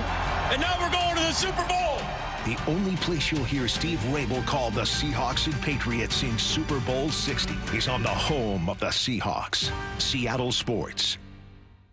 Hey, Brock Ewart here, and as the week gets going and the guys get back to practice here at the end of the week to get ready for the big game, you're going to hear an injury report and guys with a broken hand and a strained hamstring and all the different bumps and bruises that come with playing professional football. But you don't have to be a pro football player to know what I'm talking about. I know many of you hear my voice on this Wednesday morning and you're just waking up and, man, you got painful joints, your back, your hip, your knee, and it's hard to do pretty much anything. Well, that's where my friend, my buddy, Dr. Daniel Nelson, MD from Eastside Pain and Regenerative Medicine in Kirkland, that's where he and his team are ready for your call. 425-823-4000. 425-823-4000. Dr. Nelson is the only doctor in this state, and I say this confidently, with over 30 years of experience in pain medicine techniques. Many have jumped aboard the regenerative medicine train lately. Not Dr. Nelson. This has been his heart and passion for decades. So his tool bag, it's full of everything, from some old school therapies to the new school with stem cell and PRP, really to harness your own body's healing potential. So if you're in pain enough, give Dr. Nelson a call, 425-823-4000, or visit DanielNelsonMD.com. That's DanielNelsonMD.com. Underestimating the trucking industry is one of the biggest mistakes I see victims and other lawyers make. Trucking companies have an army of lawyers and experts who act quickly after an accident to protect the company. Only an experienced trucking accident lawyer can navigate the complicated federal and state laws to protect your rights. If you or a loved one has been injured in a trucking accident, call Davis Law Group today for a free consultation or get my free book on trucking accident law at WashingtonAccidentBooks.com. What is that sound? Ugh, that sounds like a plumbing sound. Luckily, there's a company that fixes all the plumbing sounds across Puget Sound. That's All Sound Plumbing. Puget Sound's plumbing experts. Have a sound? Visit allsoundplumbing.com. Our number one thing with them is always like, hey, welcome someone in and assure them that they're in the right place. We're going to take care of them. Lee Johnson Auto Family, the LJ way. At Uline, they know firsthand the road to success is an uphill climb. Uline started in the family basement, and through hard work is now North America's most trusted shipping and industrial supplier. They get what it means to have the support of reliable, hard-working partners. So they keep 41,000 items ready to ship. Whether your company is still in a basement office or expanding cross-country, Uline will be there on your road to success. Visit uline.com. You know, this is one of those topics that no one really wants to think about, but if you're a parent, a homeowner, married, or helping take care of aging parents, it's something that honestly deserves a little attention. I'm talking about estate planning. And before you tune out thinking it's complicated or expensive, That's actually why I want to mention Trust and Will. Trust and Will makes estate planning feel way less intimidating than it sounds. They offer modern, attorney-designed wills and trusts that you can create online. And the process is surprisingly straightforward. In fact, you can create a will in as little as 30 minutes. That includes things like guardianship for your kids or pets, how your assets are distributed, and even healthcare directives. Don't wait until it's too late. Protect your loved ones with Trust and Will, the most trusted name in online estate planning. Go to trustandwill.com/game to get 20% off. That's trustandwill.com/game for 20% off. trustandwill.com/GAME. And the Seahawks are going back to the Super Bowl. Home of the Seahawks in Super Bowl 60. Seattle Sports on 710 and the Seattle Sports app. Do you need glasses or contacts and you're now at the age where you also need readers? K2 Vision RLE is the permanent solution to eliminate the need for all those. Hey, it's Doctors King and Kopstein from K2 Vision. Andy, for those nearing age 50 or so, refractive lens exchange can be a great alternative to LASIK. That's right, Joe. K2 Vision RLE is a terrific permanent solution for a lifetime of great vision. The older we get, we experience the dysfunction of our natural lens, which affects both distance vision and requires the use of reading glasses. Plus, after K2 Vision RLE, you will never develop a cataract. And like LASIK, K2 Vision RLE is quick and painless. The question is, which procedure is right for you? After replacing more than 100,000 failing lenses, we have the experience to tell you if it's your right time for RLE. Schedule your free Zoom consultation with us about K2 Vision RLE to get your eyes seeing young again, permanently. Go to K2VisionRLE.com. K2VisionRLE.com. See your favorite Seattle Mariners up close at the Peoria Sports Complex. Come to sunny and warm Peoria, Arizona to celebrate an AL West championship and the beginning of another great season for your Mariners. Spring training in Peoria has plenty of sunshine, warm temperatures, great food, and the best seats in baseball. It's family fun for fans of all ages. Book your trip today. Support your 2026 Seattle Mariners in Arizona for what promises to be another exciting season. Get your tickets at PeoriaBaseball.com. At Les Schwab, we've been changing the tire game for more than 70 years. We design our own exclusive tires to give you more tires made for the roads you drive, less compromise. All backed by America's best tire warranty included in every tire we sell. It's more unbeatable tire warranty, less charging you extra, like the other guys. It's all about you getting more from less. Stop by or book an appointment at leschwab.com. Need to know. 15 minutes past every hour with Brock and Salk. Here's what you need to know. Up first. Well, congratulations, Brock, to the legendary, to the incomparable, to the amazing Rick Riz. He announced his retirement yesterday. It will be his final season in the booth before retiring as the team's primary radio voice. We will forever miss calls like this. 2-1 pitch, swinging a fly ball, deep to center field. Buxton going back, looking up. Goodbye, baseball. Magic here at the corner of Edgar and Dave. Lyle remembered that call from June 7th, 2017. That was a Mike Zannino walk-off that Rick called with grace. And Rick's the best, man. This is his 52nd season calling big league games, 41st here in Seattle. Say that again. 52 years. I mean, that's 5 decades plus calling baseball games. Unbelievable. Just big league games. And remember, Rick toiled in the minors for a little while as well. Yeah, I mean, and of course, Rick's like, do you read the press release? Yeah. It's all about Dave his quotes all about Dave Niehaus and Kevin Kremen and Gary Hill and Aaron Goldsmith, his love for the Mariners, his joy, which is still evident every single day. I texted with him last night. He is, he's so happy that people reached out to him, and it is awesome. I'm so excited for Rick to be honored over the course of this year. It was his decision, and he said so yesterday to Wyman and Bob. It's been an incredible journey, and I've got so many wonderful moments to look back on and a lot to look forward to this year. I think this is a ball club and go to the World Series and win it. Came so close last year. We can talk about that. But, it was a tough decision to make, but I sat down with the guys in the front office and talked to a lot of people, and I thought this would be a good time. But, man, I'm going to leave with so many great memories and hopefully a great one at the end of this year. The calls stand out. There's no question.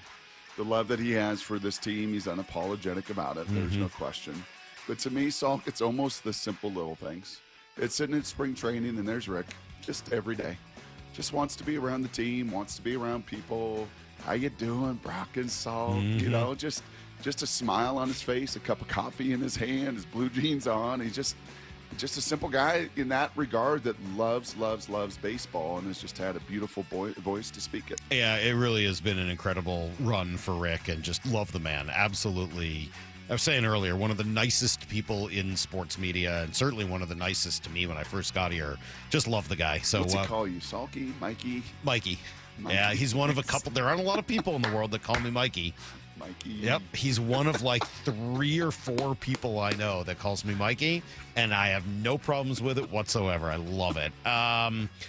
Let's see. Team did make a small move yesterday. They acquire catcher Johnny Pareda from the Twins and designate Jackson Kowar for assignment to make room.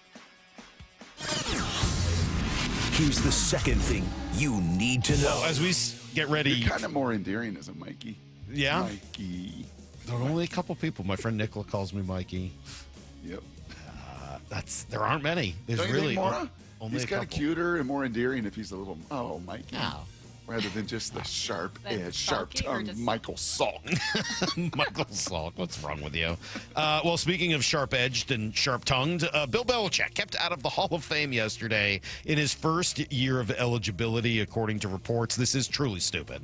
It really is just like the dumbest thing I've ever heard. It really makes sense. It's so unbelievably dumb. Here's Seth Wickersham, who did some of the reporting here with Don Van Natta. I mean, it's a pure stunner. Part of it is procedural. In that particular line of voting, you can vote for up to 3 candidates. So I think that there are some voters who voted for other people thinking that Bill would get in.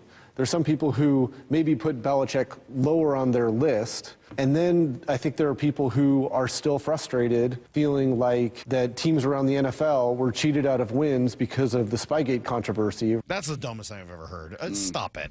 The man is the greatest coach possibly Lyle, in any you're sport down with of all this, right, time. Lyle? With your Houston Astros cheating deal, you're kind of down with this, right, Lyle?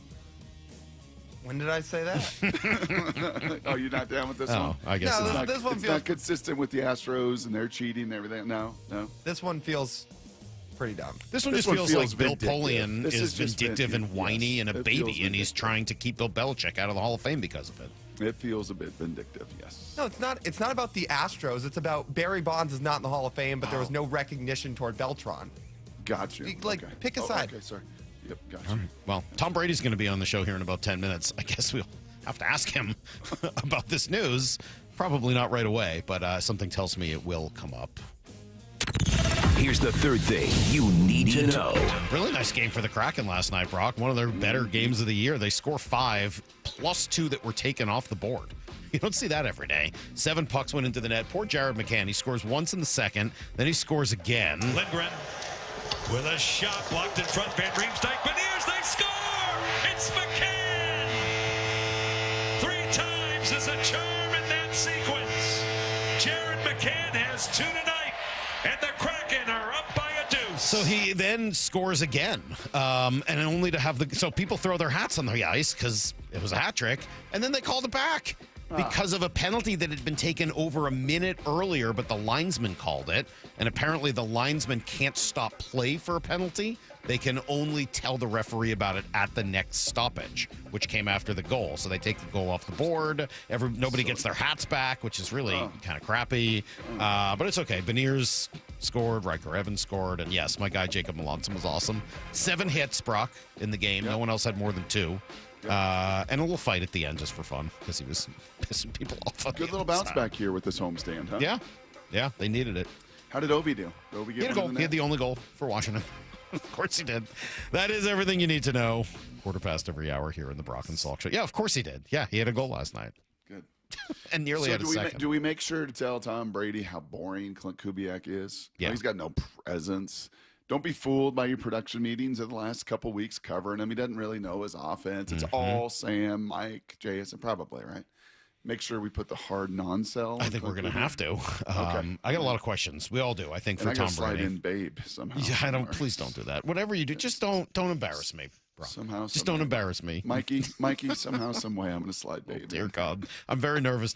Somebody asked if we were nervous. I wasn't nervous to talk to Tom. I'm nervous to do it with Brock. But we will do it next. Tom Brady, the GOAT, Babe, joins us on the Brock and Salk Show right here on your home for the Seahawks in the Super Bowl, Seattle Sports on 710 and the Seattle Sports app. The Mike Macdonald Show, the morning after every Seahawks game at 9:30 with Brock and Salk. How cool to be able to do this, Brock, after the NFC Championship game win yesterday. You said you finally got some sleep. It must have been. What was your night like? Oh, it was awesome. We spent a bunch of time at the stadium and had a lot of family and friends in town, and just peak life, man. Pretty awesome. Get the podcast on the Seattle Sports app and seattlesports.com. Well, the all-new Snoqualmie Casino and Hotel is certainly open this weekend. How about next weekend would be a great time to head over, watch the big game on one of the 66 televisions at Hawks Peak. That's the new sports bar and all the fun stuff that comes with watching a game at Snoqualmie Casino and Hotel. The rooms are beautiful, so stay and make a night of it. It's going to be awesome. Book now at snocasino.com. Seattle's closest is now Snoqualmie Casino and Hotel. Happy New Year from Frank Lumber, the Door Store, your locally owned custom pre-hung door shop, boasting the largest selection of residential doors in the Seattle area for decades. We specialize in interior and exterior pre-hungs and matchups, along with pocket doors, barn doors, bypass, and bifold doors. The selection is huge. If it swings, we've got you covered. Come and visit our showroom and bargain barn in Shoreline. Also, be sure to check us out online at franklumber.com. Save $600 on windows and $1,500 on doors at Lake Washington Windows and Doors. Enjoy easy zero down, zero payments, and zero interest financing for 12 months, plus a lifetime installation warranty. Visit lakewashingtonwindows.com today. Well, this week's First Mark Challenge victory goes to Dan. Dan, why did you call First Mark Insurance? I had the same insurance company for 30 years and just accepted all the premium increases as inflation or feeling tethered to them because I have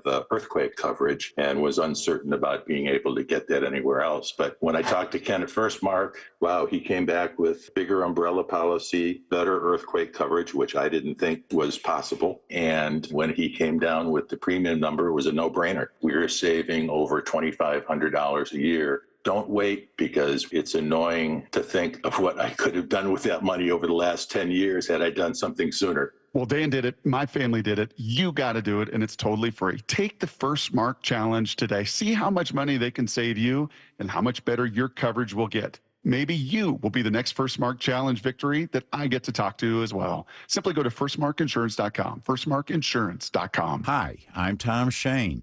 Since 1929, Shane Company has helped millions of customers find their dream engagement ring. I still hand-select every ruby and sapphire center stone, choosing each one for its unique color and life. We're proud to offer the widest selection of beautiful colored gemstones for your engagement ring and fine jewelry, because a friend wants you to have nothing but the best. Shane Company, your friend and jeweler. Olympic Hot Tub has terrific ways to achieve total wellness at home. Saltwater hot tubs, swim spas, saunas, and cold plunges, all waiting for you. See our current specials with exciting savings at olympichottub.com. Better you, better life. Do you like helping others? Become a Shiva volunteer. In Skagit County, join the hundreds of volunteers across Washington State who help over 90,000 people each year with their Medicare options and questions. You don't have to know Medicare. We'll teach you. And if you're bilingual, even better. For more information and how to apply, call Shiva at 1-800-562-6900 or go to insurance.wa.gov. Sponsored by the Office of the Insurance Commissioner and aired by the Washington State Association of Broadcasters and this station. Home of the NFC champion Seahawks. We are going to the Super Bowl. Seattle Sports on 710 and the Seattle Sports app.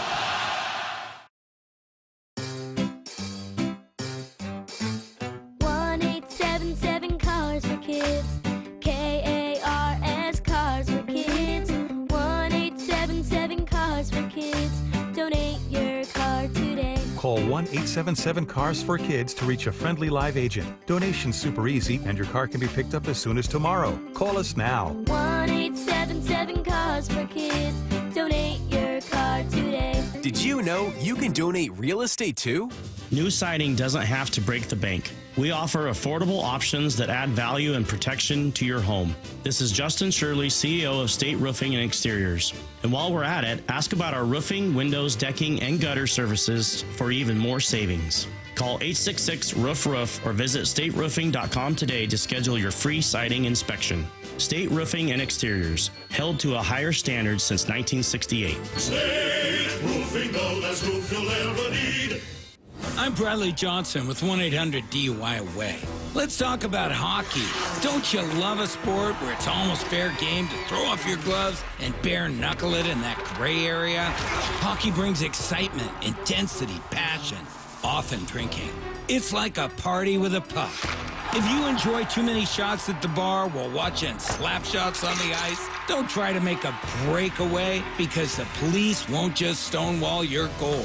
They're much more likely to throw you in that penalty box. And it won't be just a few minutes to think about what you did. Go ahead, enjoy cracking one open. Just don't overdo it. Call 1-800-DUI-AWAY or go to 1-800-DUI-AWAY.com for your free private consultation. Hockey is one of the only sports where you can wrap around the goal and there's no out of bounds. But the roadway is a different story.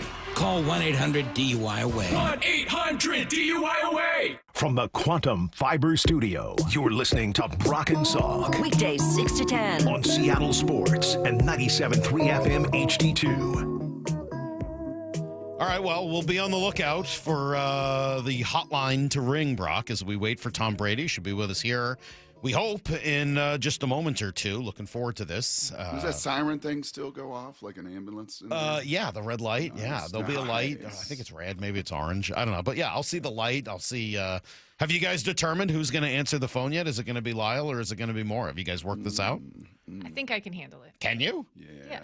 Are you sure? You got Moore's got this. I've been in the same. So when I did my first internship, I was like directly front row at a press conference in front of him. Okay, and how did that go? Myself. Went okay. I enjoyed it. All right. He enjoyed it? I enjoyed it. Oh, I thought you said he enjoyed it. Like, he seemed to be really enjoying himself that I was sitting there in the front row. And Belichick came in and like yelled at everyone, and then Tom Brady came in all smiles. Hello. Yeah. All right. Well, I see the hotline is now ringing. Look at how nervous Brock got about the idea of me answering the phone. Yeah. Not nervous, Lyle. He seemed a little nervous about it. I don't think he wanted to go down that road at all. Lyle, you'd have been just fine, Lyle. Yeah. Seriously. Lyle, you know what you should be doing right now is you should be videoing Maura just so that people can see your face right now. It's pretty great. Pretty great. All right. Take notes, Lyle. Huh? Take notes. Well, this has been, Brock, again, a huge thank you to you for putting this together. 7-time Super Bowl winner Tom Brady joining us right now here on Seattle Sports. Good morning, Tom. How are you? Good morning. Did we ever think this would ever be the case, Brock? Did we ever think I'd be coming on a Seattle morning show? No. Did I think when I saw you the other day and you're like, hey, man, they win, I'm coming on. I'm like, well, you got other stuff going on too, Tom. You're kind of busy right now. So thank you for doing this and taking the time. I know how busy you are, man. You know what? You and I've obviously followed you. We've been the same age. And I remember being recruited, being recruited out of high school. And you chose Washington pretty early in your journey. And that was one of the West Coast schools that I obviously loved, like we all did. But they were off the board. But I knew who Brock Heward was. And then obviously getting the chance to play with your brother at the Patriots was one of the great highlights of my career. He's just a wonderful man and father and person. He taught me a lot about football. So I owe a lot to the Heward family. Is there a chance that if Brock had decided to go to UCLA, great, Mike, set it up this way. Go ahead. If Brock had decided to go to UCLA, is there a chance you could have gone to Washington? You know what? Well, Cade McNown ended up going to UCLA, so you would have had to have Cade go somewhere else too. And John Fox went to USC. He would have had to go somewhere else too. So, but all the hypotheticals, whatever, we all get into. I think in the end it all worked out. So yes. I don't regret at all choosing where I went to go to school. And the greatest football school in America, the greatest winning organization in college football, the Michigan Wolverines. So I don't know if I just have to, put it out there. I do that on the broadcast with KB a lot. I always will make sure the Michigan men get their shout outs. Hey, so you got to call these last two Seahawks games after, unfortunately, we didn't get you on the broadcast all year, which was a bummer just because probably of where the team was predicted to be versus where they ended up being. But what did you learn about them over the course of the last 2 weeks? You know, it was interesting because, I mean, they always project, whatever with the schedule. And I was saying to my friend, the thing in Seattle, it's just so far from everybody. And you guys probably don't know this, but when you're on the East Coast, all these games happen and you're just thinking about what's going on the East Coast, the East Coast sports, and the timing just doesn't work out as much to see it unless they're a nationally televised game. You don't ever really see the Seahawks. And, being on the A crew, they kind of put you where they think the matchups are going to be, and it just didn't work out that way for some reason. Obviously, they were, terrific team through about 10, 11 games, but we just could never seem to get out there. So it was just really enjoyable because you keep watching, and then I get a chance to really study them the week of the Niner week a couple weeks ago. And then, after one game, you see pretty quickly, kind of the dominance of the defense and kind of the methodical approach of the offense, the run game, the big plays in the passing game, the explosive special team plays. You guys have been watching it all season long. So, yeah, there's no doubt to me the best team in the NFC is playing in the Super Bowl. That's for sure. What else is remarkable, Tom, and you talked about this in the broadcast a few different times, is you only played there once. A couple decades in the NFL, right? You only had one game experience, the UMad Bro game, obviously the Super Bowl later, but to only have one trip out there. Now, to see it in a broadcast booth and to hear it and feel it from the booth, did it live up to some of the expectations or even the memories you had when you were on the field playing that building? I think it's I just think it's one of the great environments. It is up there. It's one of the top 2 or 3 environments in the NFL, 100%. I played there in 2012. It was just weird how the schedule worked out. We went there in 2008 as a team. I tore my ACL that year, so I was bummed. We had 4 West Coast games, and the Seahawks were one of them. I didn't get a chance to play. Matt Castle was there. I think the Patriots actually ended up beating the Seahawks that year in 2008. And then we went back in 2012 and lost. It was a really tough game. But again, you just think about just being on the other side of the country up in the Northwest. You don't have the normal familiarity with it. And then to go there and play against a young Earl Thomas, a young Cam Chancellor. I think Sherm was a rookie. I threw him. He was playing a slot, and I was decided to throw like an inside fade to Deion Branch. And I remember Belichick in the scouting report meeting earlier that week was like, listen, this Richard Sherman, he's a rookie, he's a late round pick, but, he was a former receiver. He's got good hands. He's probably best on downfield throws, a little challenge, doesn't always have the best start stop, but can play their strengths. I'm like, whatever, he's a rookie. I'm gonna go after him. And of course I lob a seam up in the air to Deion Branch. Sherm jumps about, 6 feet in the air, catches the ball. And it was like the easiest interception. And then again, I watched him over the course of his entire career do the same thing to every other quarterback. And I was like, excuse me. I was like, man, I did that, the first time I ever played against them. And they had a great comeback. Russ was, I think, a rookie. Was Russ a rookie? Yeah. That was Russ's rookie year. Yeah. And flea flicker day, yeah, right? And then so he had said he had a post late in the game. It was so deafening loud. It was a crazy game. And excuse me, I don't know what's going on through. I got a little congestion. But it ended up being a terrific game. We lost the game, and but everyone after that knew who the Seahawks were. And then to get a chance to play them a few years later in the Super Bowl, was a great challenge for our team. And, again, that was there's no game that's been closer in NFL history than that one. Comes down to defending 1 yard. And, to win that game was a huge challenge against one of the most legendary defenses and teams that I'd ever played. So a lot of great memories. Now I'm happy I get to see it from the 50-yard line up in a suite and not take those hits anymore, but also appreciate, how good these teams are and how good the football environments are. And you get to see things so much more. And I am so much more of a fan now than I've ever been, just to really appreciate good things I'm seeing on the field, good players that work hard, that put the team first, that have a real discipline, a determination, and resolve to go accomplish their goals. And that's what the football season is all about. And over the course of a lot of games, you get to sort out who those people are. And again, when you look at the Patriots and you look at the Seahawks, there's just tremendous leadership from the top down, great coaching, great playing, great leaders, selfless players, and you should really glorify those things in the NFL. And really, because when you look at sports, you want to see great examples of how things should be done. And, I want college kids to look at these pro teams and go, yeah, that's how you become successful. And I want the high school kids to look at the college kids and the pro kids and say, okay, if I'm going to be successful, this is the way I have to do things. And, I think it's a great representation in the NFL right now with these two clubs going to the Super Bowl and representing their conferences and playing for a world championship. You know the voice, Tom Brady, joining us here on Brock and Salk. You said, I think during the game the other night, that Sam Darnold was more explosive than surgical. I think I know what that means, but could you explain? I'm curious if you could go into more detail on what that means. Well, I think there's when I look at Matt Stafford, for example, he's a very surgical, precise decision maker.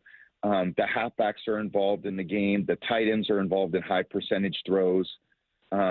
They can, the Rams could beat you, I would say, like death by 1,000 cuts.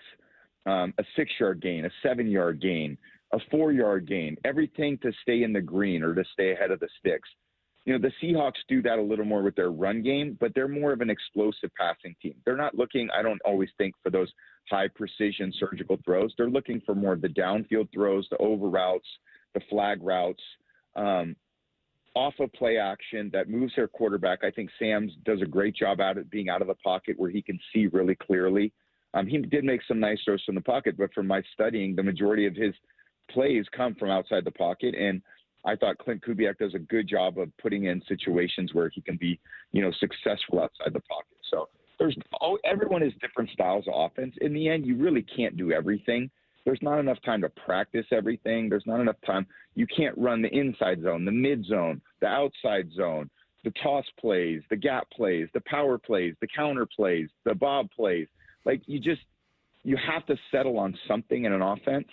And, the way they've settled on it with Seattle is control the game, running the ball, controlling the line of scrimmage. And once you start overplaying in the run game, because, certainly when Charbonnet was there, you had a great 1-2 punch. But now when that defense starts to over-pursue or overplay their blocks, well, then you're able to cut the ball back and find creases in the defense with a very athletic offensive line. So it's a great style of play, and a lot of teams have been successful doing it.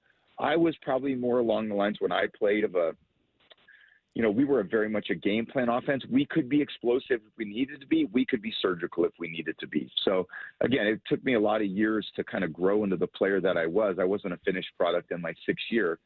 After about 10, 11 years, I was pretty good in my 7th, 8th year.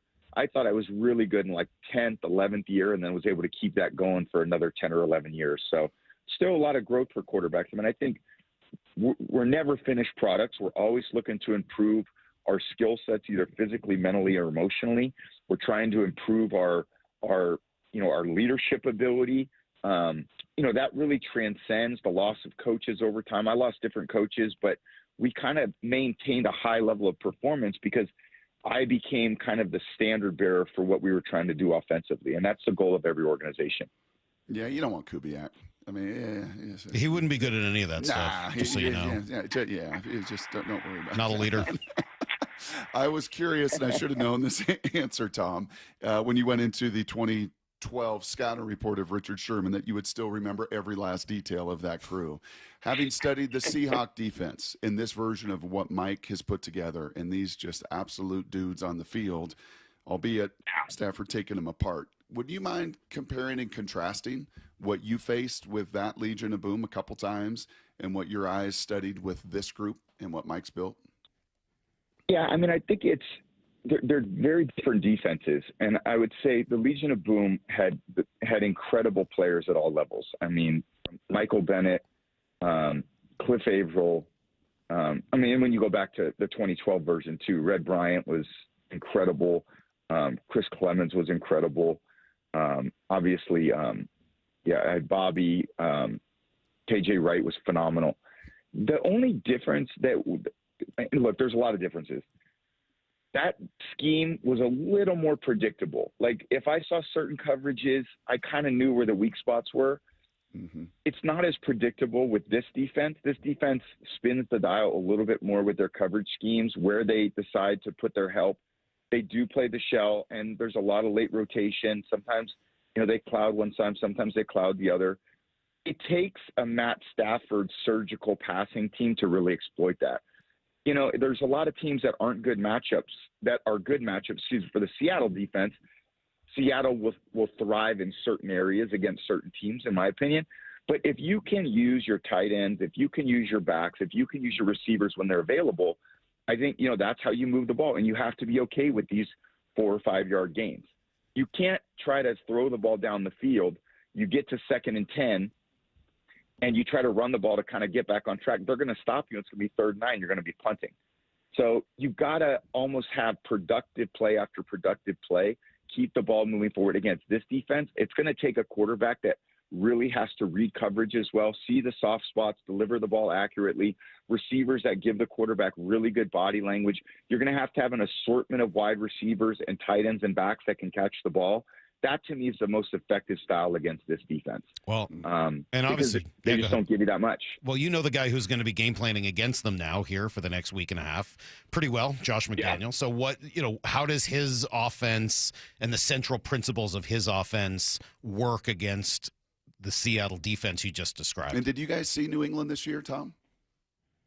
So this is the crazy thing is everyone could ask me about New England. The reality for me is I have watched a half of game in the last 2 years of New England Patriot football. Crazy. I've been in the NFC. We haven't had a game. Every week I'm looking at the teams that I'm covering. I have 0 time to watch football on Sunday. I'm working all Sunday. So I don't even know. I mean, I could go back and study the Patriot offense if I wanted to.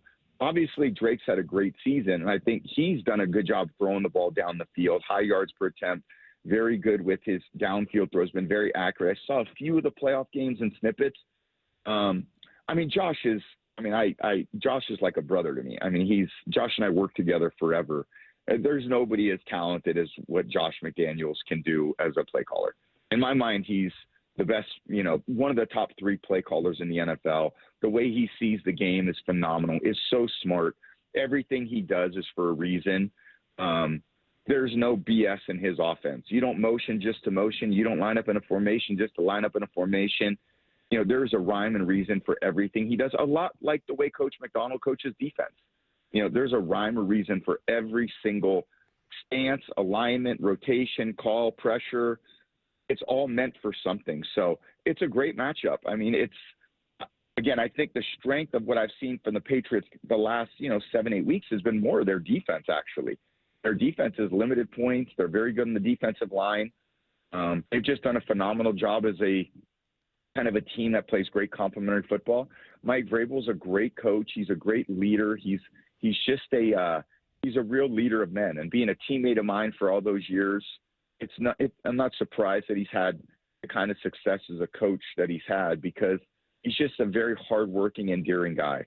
And, he's an asshole because he went to Ohio State, but, that's what most of those guys are.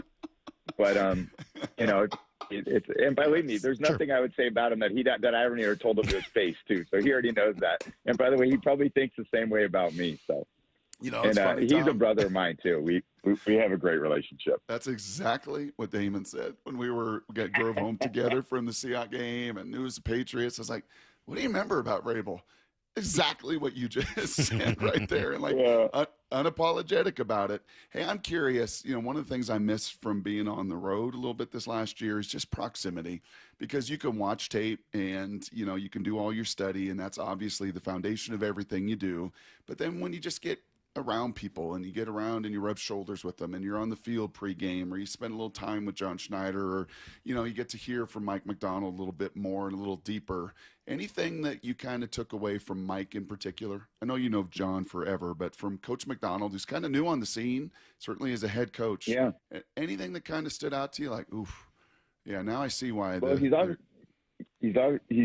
coached at Michigan. He's obviously very smart, and he's got a lot of incredible abilities. He's a very nuanced guy, and I think the players, all these players know him, so he's more, he's kind of more of a stoic type of presence.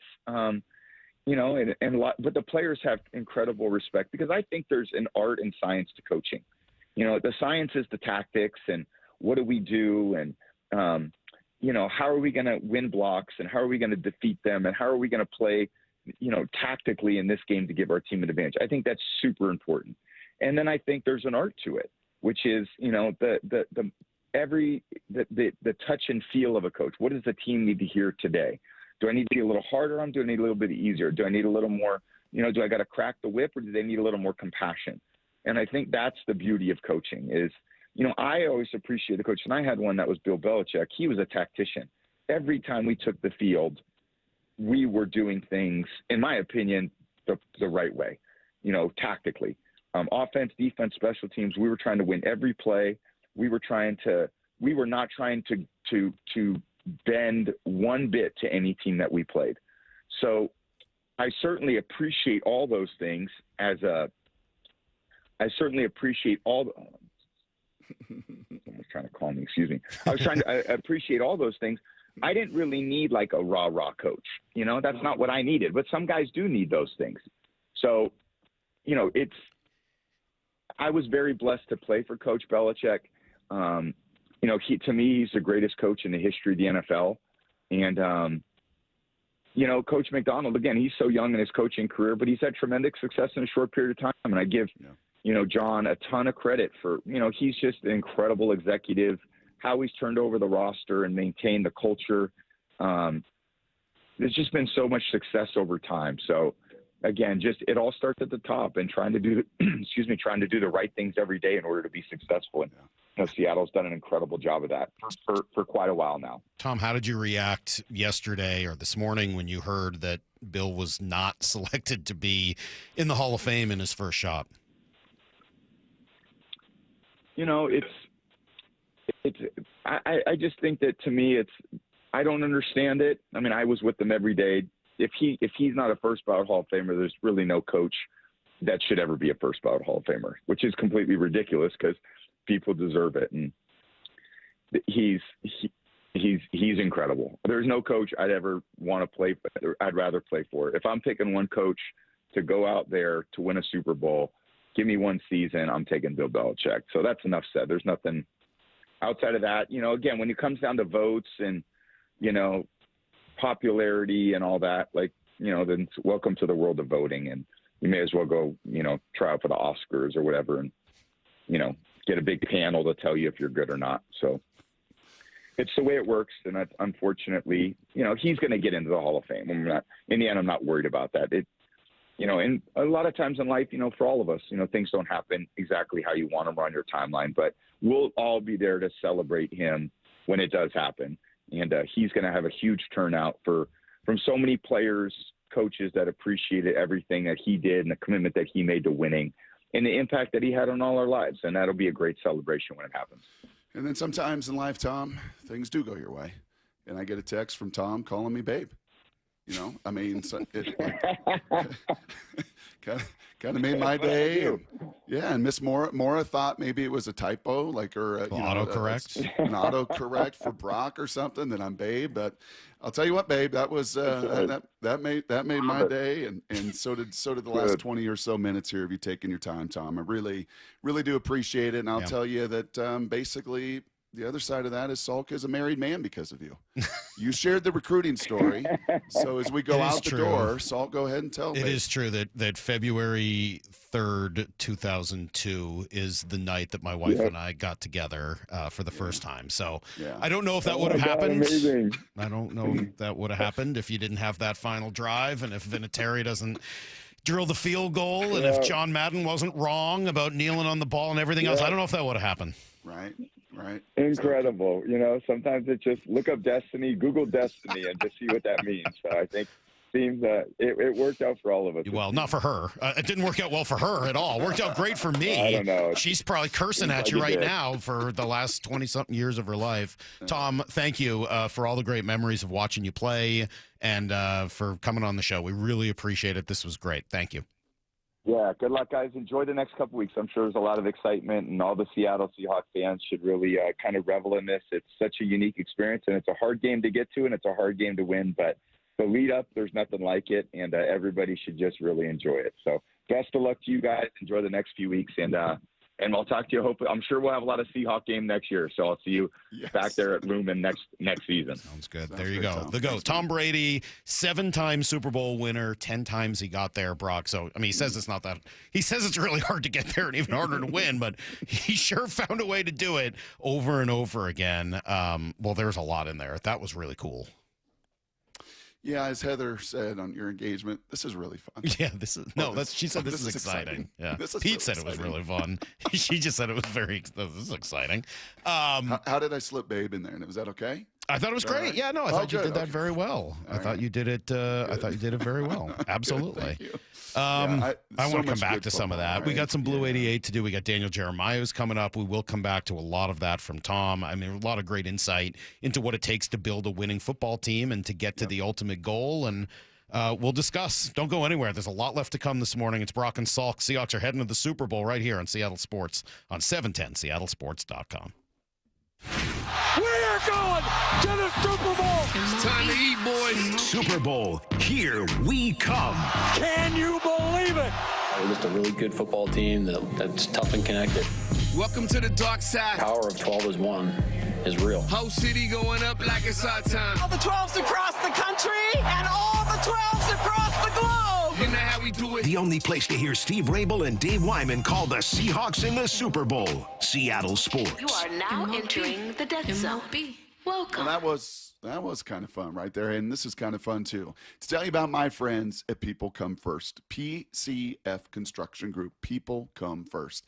And if you're tired of grilling in the cold and the rain's coming back, well, with a patio cover, a heater, and fireplace from PCF like they built at our place, you can enjoy your outdoor deck or patio all year long, staying warm and dry even in the winter months.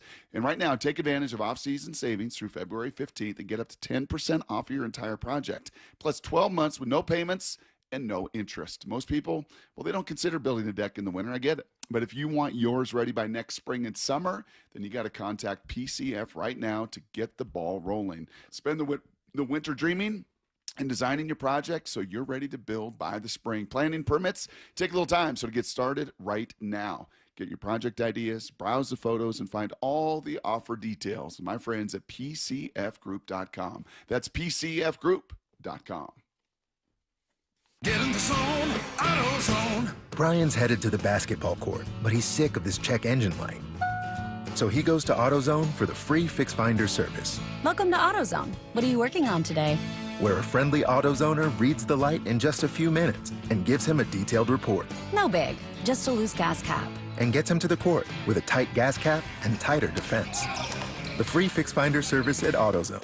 No hassles, just help. Get in the zone, AutoZone. Restrictions apply. With Progressive's Name Your Price tool, you can choose the best coverage option for you. Because you know you. Like, you know that hiking isn't for you. Sure, it sounds nice to be in nature while exercising, but that's what a gym and houseplants are for. I mean, you don't even like walking upstairs. So why would you walk up a hill for miles? To what, end up high in the air? Come on, you know you're scared of heights.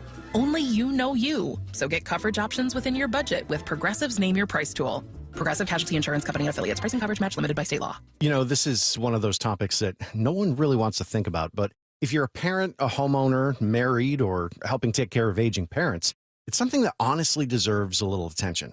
I'm talking about estate planning.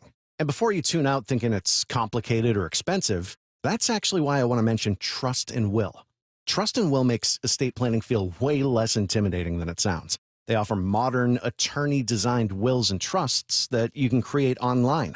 And the process is surprisingly straightforward. In fact, you can create a will in as little as 30 minutes. That includes things like guardianship for your kids or pets, how your assets are distributed, and even healthcare directives. Don't wait until it's too late. Protect your loved ones with Trust and Will, the most trusted name in online estate planning.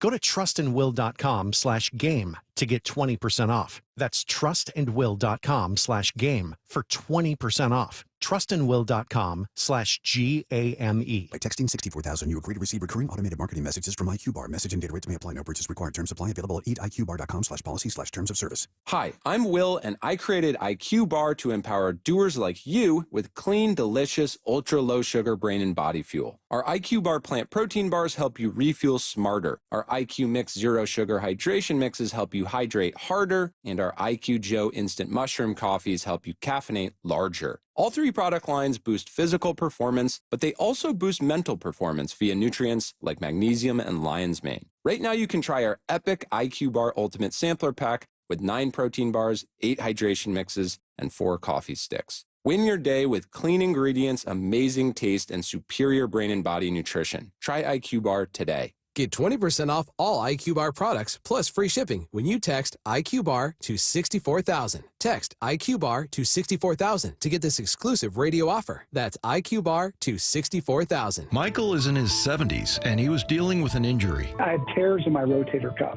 Just the discomfort of going about everyday life. Day-to-day things were not comfortable or almost impossible, but just being inactive was troubling. He was in a great deal of pain. I started trying to learn how to brush my teeth with my left hand, and you can't do it.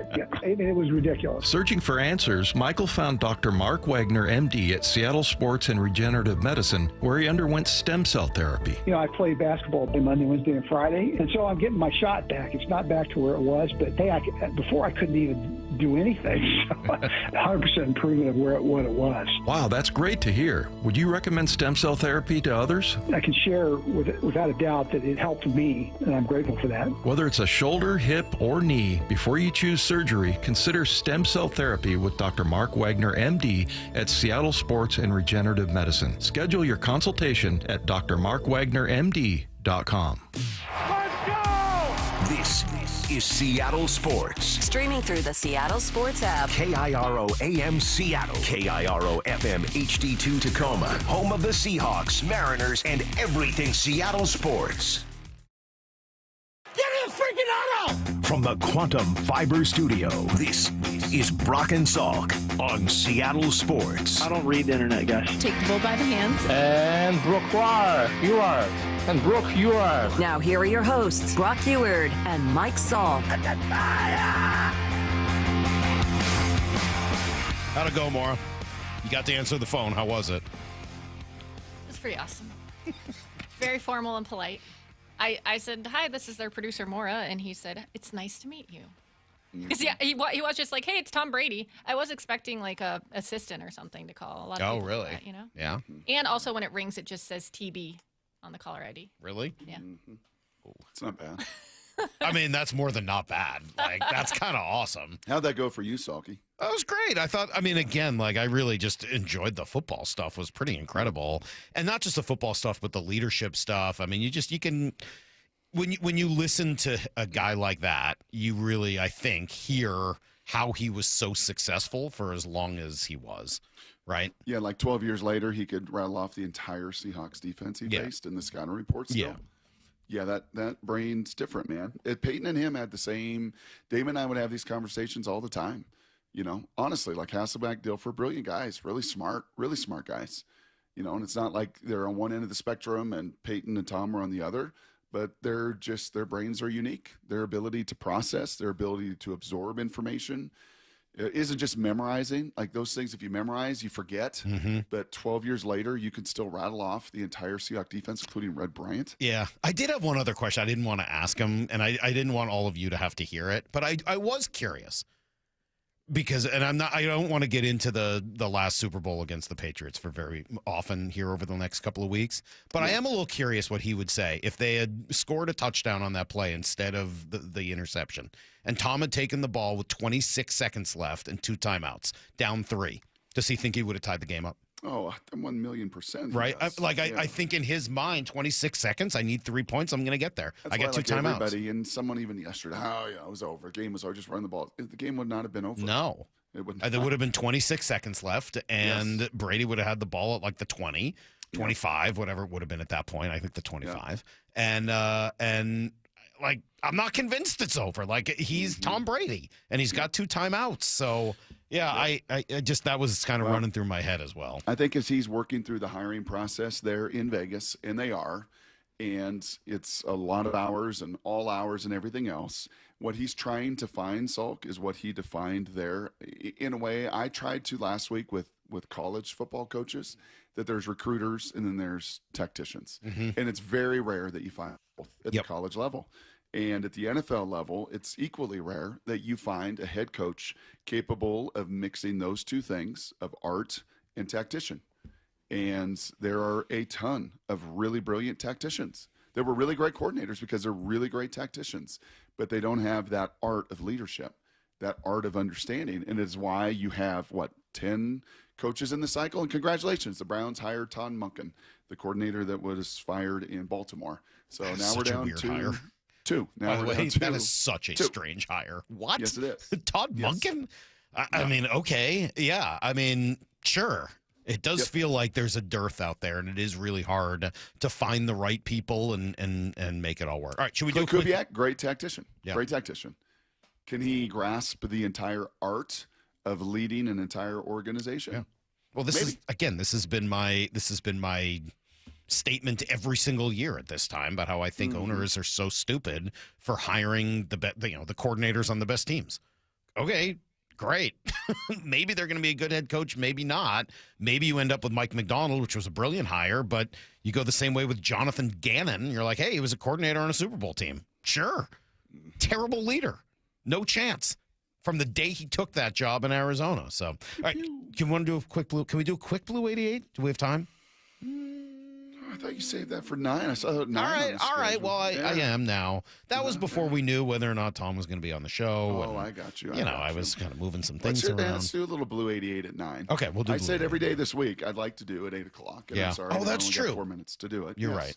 I'd like to do a what I love and what we love about the Seahawks team. Yeah, one of my favorite things about this Seahawks team is, and for me, it is they win. This is going to be the greatest Seahawks team ever, and I will stand on that. And the more that I dig into it, Salk, and the more that I look at all the different numbers and all the different analytics and both what my eyes tell me of the balanced and complete nature of this team, I'm willing to stand on that ground. So what I love about this Seahawks football team is their completeness. And it's not 1 through 53. And in 2013, I think the practice squad is like 7, and that went like 1 through 60. This goes 1 through 70, with the 70th guy and the 69th and the 68th, and so many of them making contributions and playing critical plays and critical moments and stepping up in those moments. So going back, and we know already that this is the best scoring differential team in Seahawks history, and they continue to add to that over this playoff run. So that right there, to me, is the most complete measure. What is the statistic to measure? Special teams, offense, defense. Yeah. What's your scoring differential? What's your run differential? And it is the highest, and they surpassed the 13 team, and that is a remarkable number. That DVOA that Aaron Schatz put together, and he was on last week with Bump and Stacy, and he walks through, that formula and all that. I mean, I look at it, and I'm like, yeah, those are the best teams in NFL history. Yep, those are the ones that, I watch with my eyes, the Niners of the 80s, the Cowboys of the 90s, the Packers of 96. This Seahawks team right now with DVOA is exactly tied with that Brett Favre Packers team, led by Reggie White and the number 1 defense on one side, and Brett Favre on the other side, and really key special teams. And that's where the Seahawks sit. And, oh, by the way, they win this game and beat a 17-win New England team. Guess what? They're going to bump above that to being one of the top 5 DVOA teams in the history of the NFL. Not just the Seahawks, in the history of the NFL. Where did that 13 Seahawks team land on that list, you ask? 15th. And that feels about right, because that defense that year in 2013, to not give them short shrift, gave up 11.8 points a game. That's ridiculous. It's pure insanity. Yeah. Less than 12 With how many points takeaways? a game. Like 30 takeaways or something crazy? 39. Yeah. 39. That defense singularly was the singular best unit, as we talked about with Hawk Blogger yesterday, and there's no debate about that. This team was the number 1 scoring defense. This team was also the number 3 scoring offense. In 2013, that offense was the 8th best scoring offense. We're still top 10. We're still very good. Why is one of the top 15 DVOA teams in the history of the game? And this just credits nothing. And this team's got to win that game, as Tom said. Right? You got to win this game. It's hard to win. It wasn't hard for the 13 Seahawks. They stomped the crap out of those Broncos, right? And that was the final statement and the final cherry on top. And that dominance was so unique this century in Super Bowl. So, you got some work to do in 12 days or 10 days, whatever it is. You got some work to do. You got to win this one. So I'm not saying it's the best right now, but they win this game. Come on now. And one last little nugget. This would be the 7th team that they have beaten with 12 or more wins. 7th. The 13 crew only had to handle 4 such teams. 4. So less than half, or about, almost half. It does change a little bit with an extra game. But yes, I mean, your points are all well taken, Brock. The team is phenomenal. They win this. Those conversations are all very real. And with all of that being said, I still can't shake the fact that in my mind, the 13 Seahawks would beat this team. And a lot of support for that yesterday on the text machine as well. It'd be a freaking war, I'll tell you that. Well, there's no doubt about that. I mean, it would be like the game we just watched. Yeah. About half the points scored. But it would come down if we were talking about the nervous eating going on in the suite and G pounding the nachos and queso. Depends on who you were rooting for, though, obviously. Rich in Auburn saying, Mora thought Brady would have an assistant. Come on, Mora. He's Tom Brady. It's not like he's Russell Wilson. See, that's not right. Rich, that is inappropriate, quite frankly. And you should be ashamed of yourself. Can't believe you would say something like that. We'll give you everything you need to know next, including sad, happy news for sure. It's coming up on Brock and Salk, your home for the Super Bowl-bound Seahawks. Seattle Sports on 710, seattlesports.com. Doubted. More questions about Sam Darnold. Underestimated. I would say 10-7. Questioned at every turn. The question mark on this team is the offensive line. Well, I think it was a swing and a miss week 1. They're trying to find exactly who they are and what they are. We did not care. It's about us. It's always been about us and what we do. And now we're going to the Super Bowl. The only place you'll hear Steve Rabel call the Seahawks and Patriots in Super Bowl 60 is on the home of the Seahawks, Seattle Sports. All right, Eastside Weight Loss Clinic has a little invitation for all you fans out there to start between now and the big game. Then use February 8th as like a cheat day to celebrate your success so far before you get back to it. People all over the Northwest are going to lose 20, 30, 40, 50 pounds maybe by baseball's opening day, and they'll do it with Eastside Weight Loss Clinic's help. 15-minute phone call just gets you started. But I did this program. I lost 10 pounds in a week. I lost 35 pounds in just 8 weeks, and I did it without having to fight for space in a crowded gym or take pills or injections. No bland fake box meals or anything like that. No, it's all real food that you buy at the grocery store, and then a great group to offer support, accountability, and an easy plan to follow. It does work. Eastside Weight Loss Clinic. Don't let a 15-minute phone call hold you back. Call them at 425-588-0080 or go to eastsideweightlossclinic.com. Dr. Ryan Coogan, D.C. Results may vary.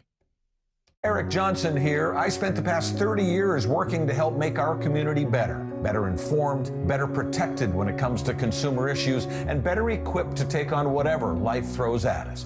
That's why I love the free Washington Accident book series from Davis Law Group. These books keep us better informed about the law, better able to protect ourselves on and off the road, and better off when all is said and done after an accident. Chris Davis didn't have to write these books. He did it because he saw a need.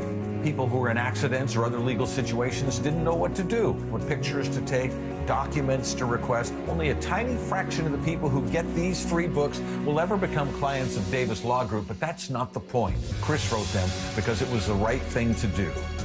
The free Washington Accident book series is a must-have for drivers who want to be prepared for whatever the road might throw at them. Get yours at WashingtonAccidentBooks.com. Gear up for the big game at Simply Seattle. Shop official Seahawks playoffs gear and custom Simply original designs. Shop in-store or online and enter to win a $1,000 shopping spree now at simplyseattle.com.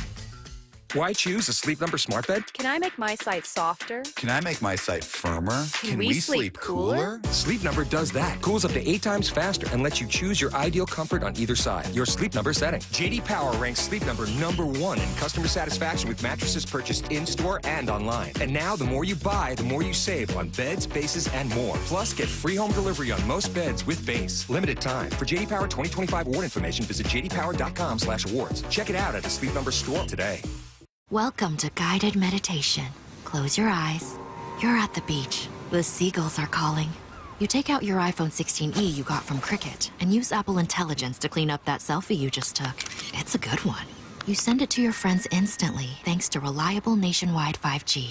They're totally jealous. Get iPhone 16e for $49.99 when you switch. Smile, you're on Cricket. Requires new line on the Supreme Unlimited plan. First service charge and tax due at sale. $25 activation fee. Terms and restrictions apply. Cricket 5G is not available everywhere. See store for details. Bull riding is not just a sport. It's a gamble of guts and glory. Nothing else compares. It's Busch Light PBR Everett at Angel of the Winds Arena, February 13th and 14th. Ready to be cowboy? Get your tickets at Ticketmaster. It's bull time. The only place to hear Steve Rabel and Dave Wyman call the Seahawks in the Super Bowl. Can you believe it? Seattle Sports on 710 and the Seattle Sports app. The stock market was on fire in 2025 due to AI and tech stocks. Now is the time to set a strategy for 2026. It's a good opportunity to lock in those gains and invest into a stable platform. With $8 trillion in cash sitting on the sidelines, investors are either scared or unsure where to go. Hi, I'm Scott Rireka, CEO of Legacy Group Capital in Bellevue. Legacy Group Capital develops local real estate, lends money, and shares the profits with our investors. Diversify with Legacy Group Capital. Invest into our Northwest Fund, which is currently delivering 9% on a fixed rate term. It's our flagship fund for 19 years with zero investor losses. And yes, we do accept IRAs. Find out why 1,300 local investors have invested over $350 million.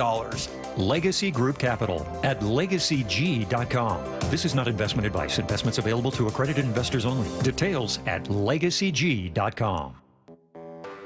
When you're hiring, have you ever felt like you're missing out on meeting truly great candidates for your roles? It seems impossible to find them, but they have to be out there somewhere, right? Well, they're not hard to find when you know where to go, and that place is ZipRecruiter. And right now, you can try ZipRecruiter for free at ZipRecruiter.com/radio. ZipRecruiter helps 10 million people with their job search every day. And because these people are actively looking for jobs just like yours, it's easy to find the right person right away. In fact, 4 out of 5 employers who post on ZipRecruiter get a quality candidate within the first day. But if you're not using ZipRecruiter, you're missing out. So see what it's like when the impossible is easy. When you go to ZipRecruiter.com/radio right now to try ZipRecruiter for free. Once again, that's ZipRecruiter.com/radio. ZipRecruiter.com/radio. Never miss out on great candidates with ZipRecruiter. Need to know. 15 minutes past every hour with Brock and Salk. Here's what you need to know. Up first.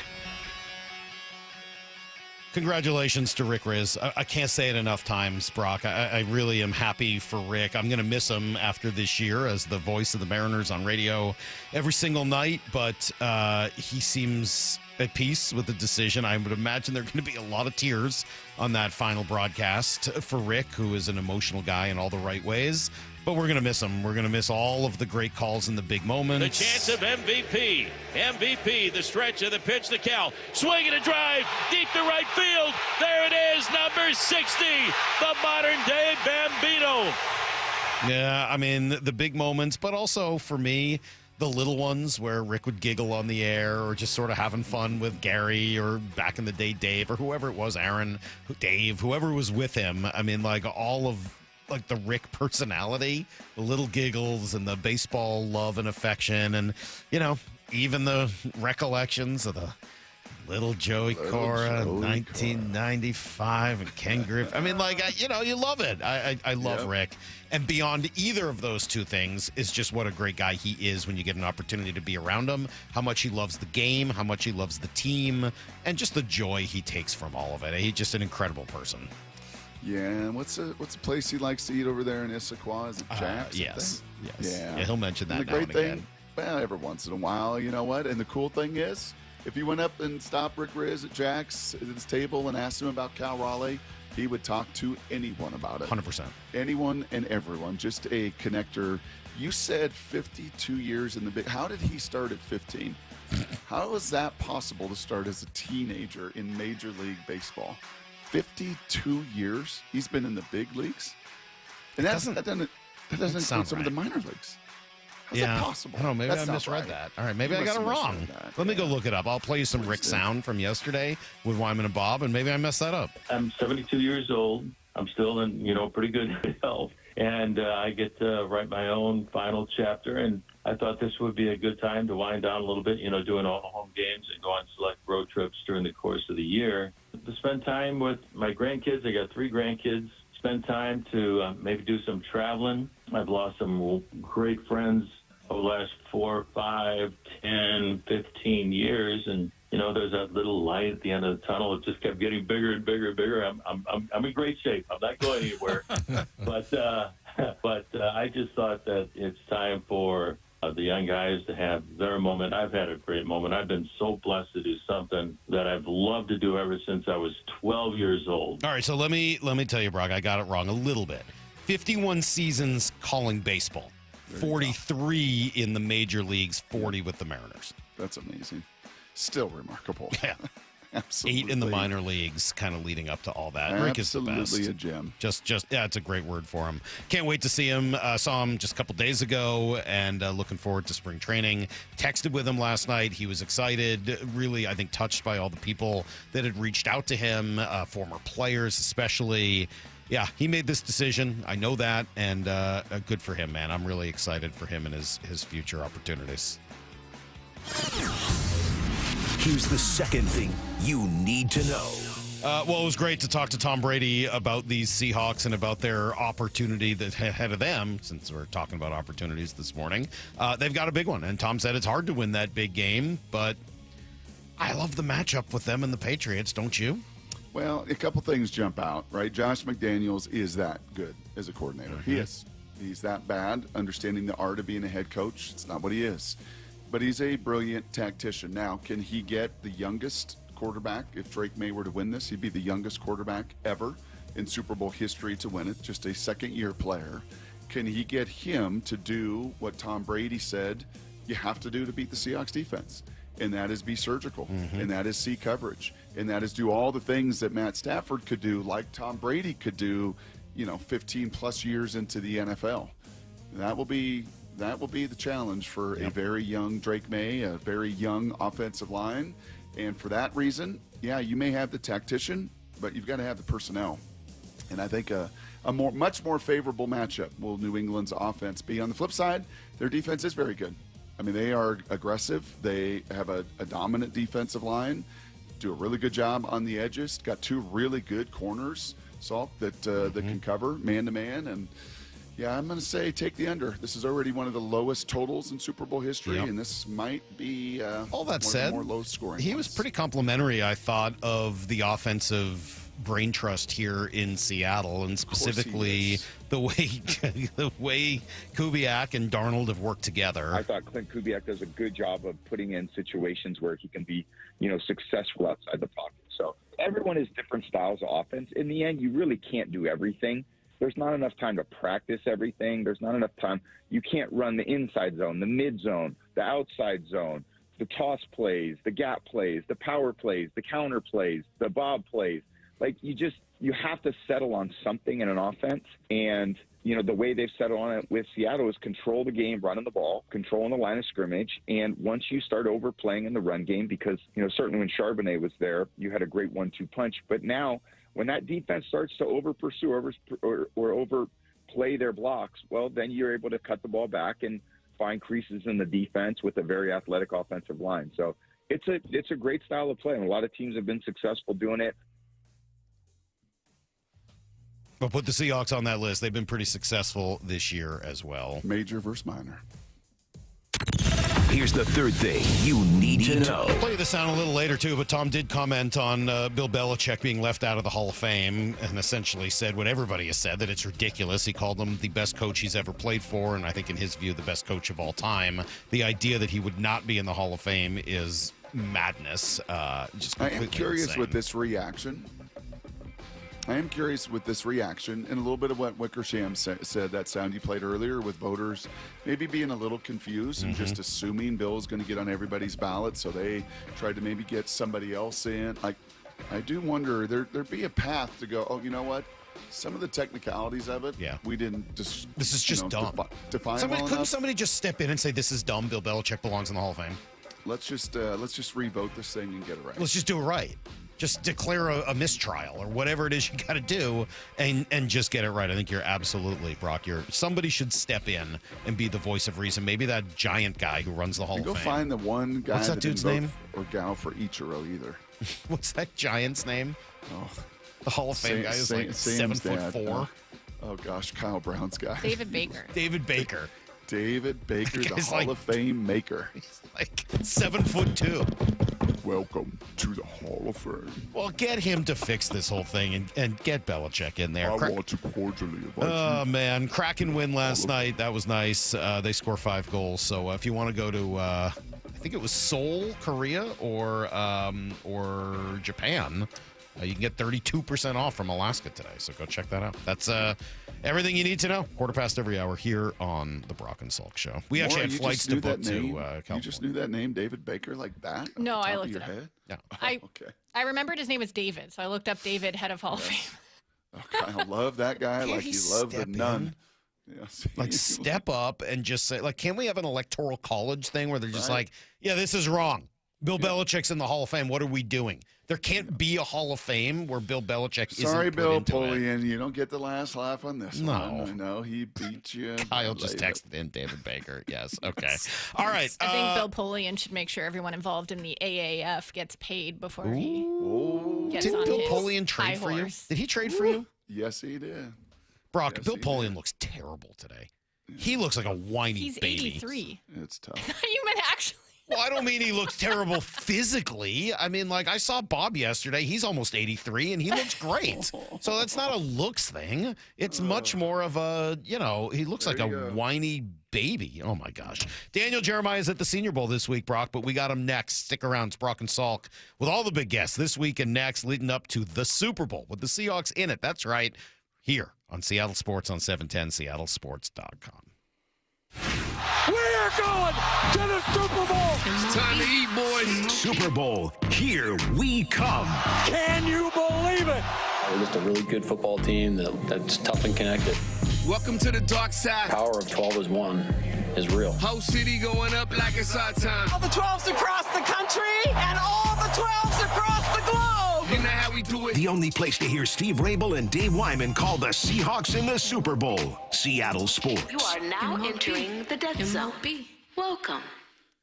Well, how's your new year going? You got a couple days left here in January before we turn to February. And if it's not going the way you wanted, if you made those resolutions and they're not taking shape, then maybe you got to see my friends at Top Fitness, whose stores are celebrating the new year with some great deals. Take your resolutions seriously and get the best fitness gear. What's that old saying? A carpenter's only as good as his tools. Well, Top Fitness got the best tools and the best products. Brands like Precor, True, Octane, Inspire, and Hyrox. Come in now and check out the deal of all deals on treadmills, too. The Precor 885 treadmill. Yeah, they got some lease returns, just about a dozen or less left. That's it. They normally sell for over $13,000. You can get it now for $36.99. And here's the key. It includes a full 3-year warranty. And every new treadmill, Lipscomb Home Gym, they're all on sale. They got the largest selection of home fitness equipment in the state. And their staff will show you why it's no secret that everybody, from personal trainers to pro athletes, love their stuff. You can visit them in Tukwila, Linwood, and Bellevue, or visit topfitness.com for all the info. That's Top Fitness, your best place for home fitness equipment.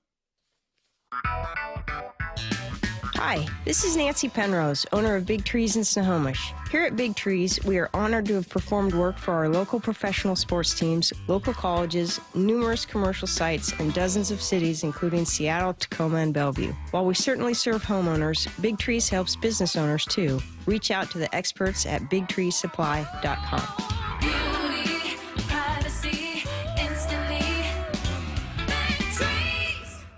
STG presents Behind the Plate, a one-on-one conversation with Mariners catcher Cal Raleigh and comedian Adam Ray. This evening at the Fifth Avenue Theater. Don't miss Behind the Plate. One night only. Tickets are available online at Ticketmaster.com. To me, the LJ way is to provide an experience that people really enjoy being a part of. Lee Johnson Auto Family, the LJ way.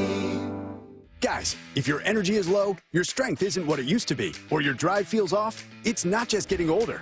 For many men, it's low testosterone. At Revive Men's Health Washington, you can start with a free T-check, exam, and consultation, so you get real answers about your testosterone levels and overall health. And this month only, qualified patients may receive 25% off testosterone replacement therapy. This isn't guesswork or one-size-fits-all treatment.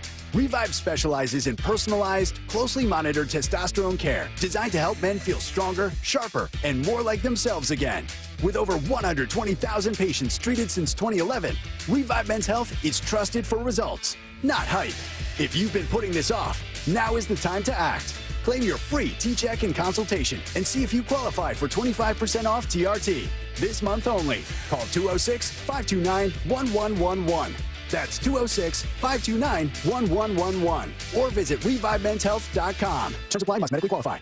Get ready for a winter of winning with $125,000 in cold hard cash. Win your share of this spectacular polar payout every Saturday in January with hourly drawings starting at 6 p.m. The fun snowballs from there into a guaranteed 10 grand giveaway at midnight. Don't forget, your Reef Rewards card can save you up to 25 cents per gallon at Lummi Bay Market next to Silver Reef. Silver Reef Casino Resort, located off I-5 exit 260. Compassion, communication, results. That's Pendergast Law Personal Injury Lawyers. Go to pendergastlaw.com. That's pendergastlaw.com. This year's tax changes. Better not get caught snoozing. Miss one deduction, lose thousands. Not amusing. Big tax changes can mean bigger refunds at Jackson Hewitt. And right now, get $100 just to try us. Don't worry, tax filers.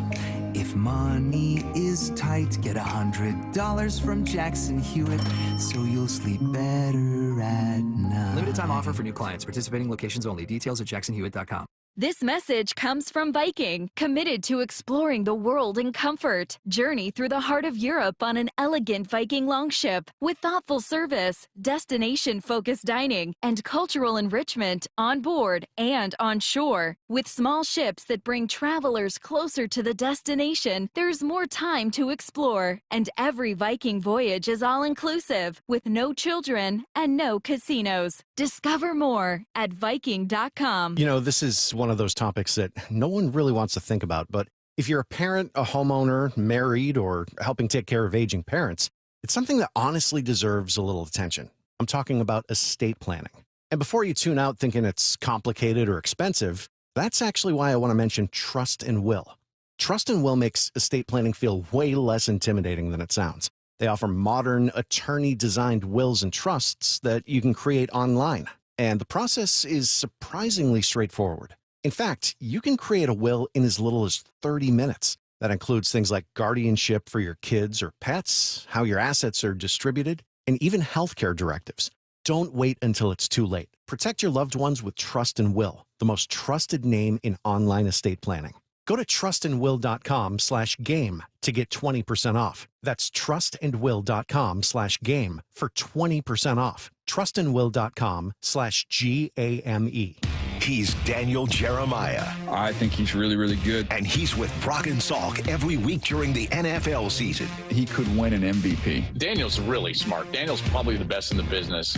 It's time for the Daniel Jeremiah Show, presented by Marquee Data.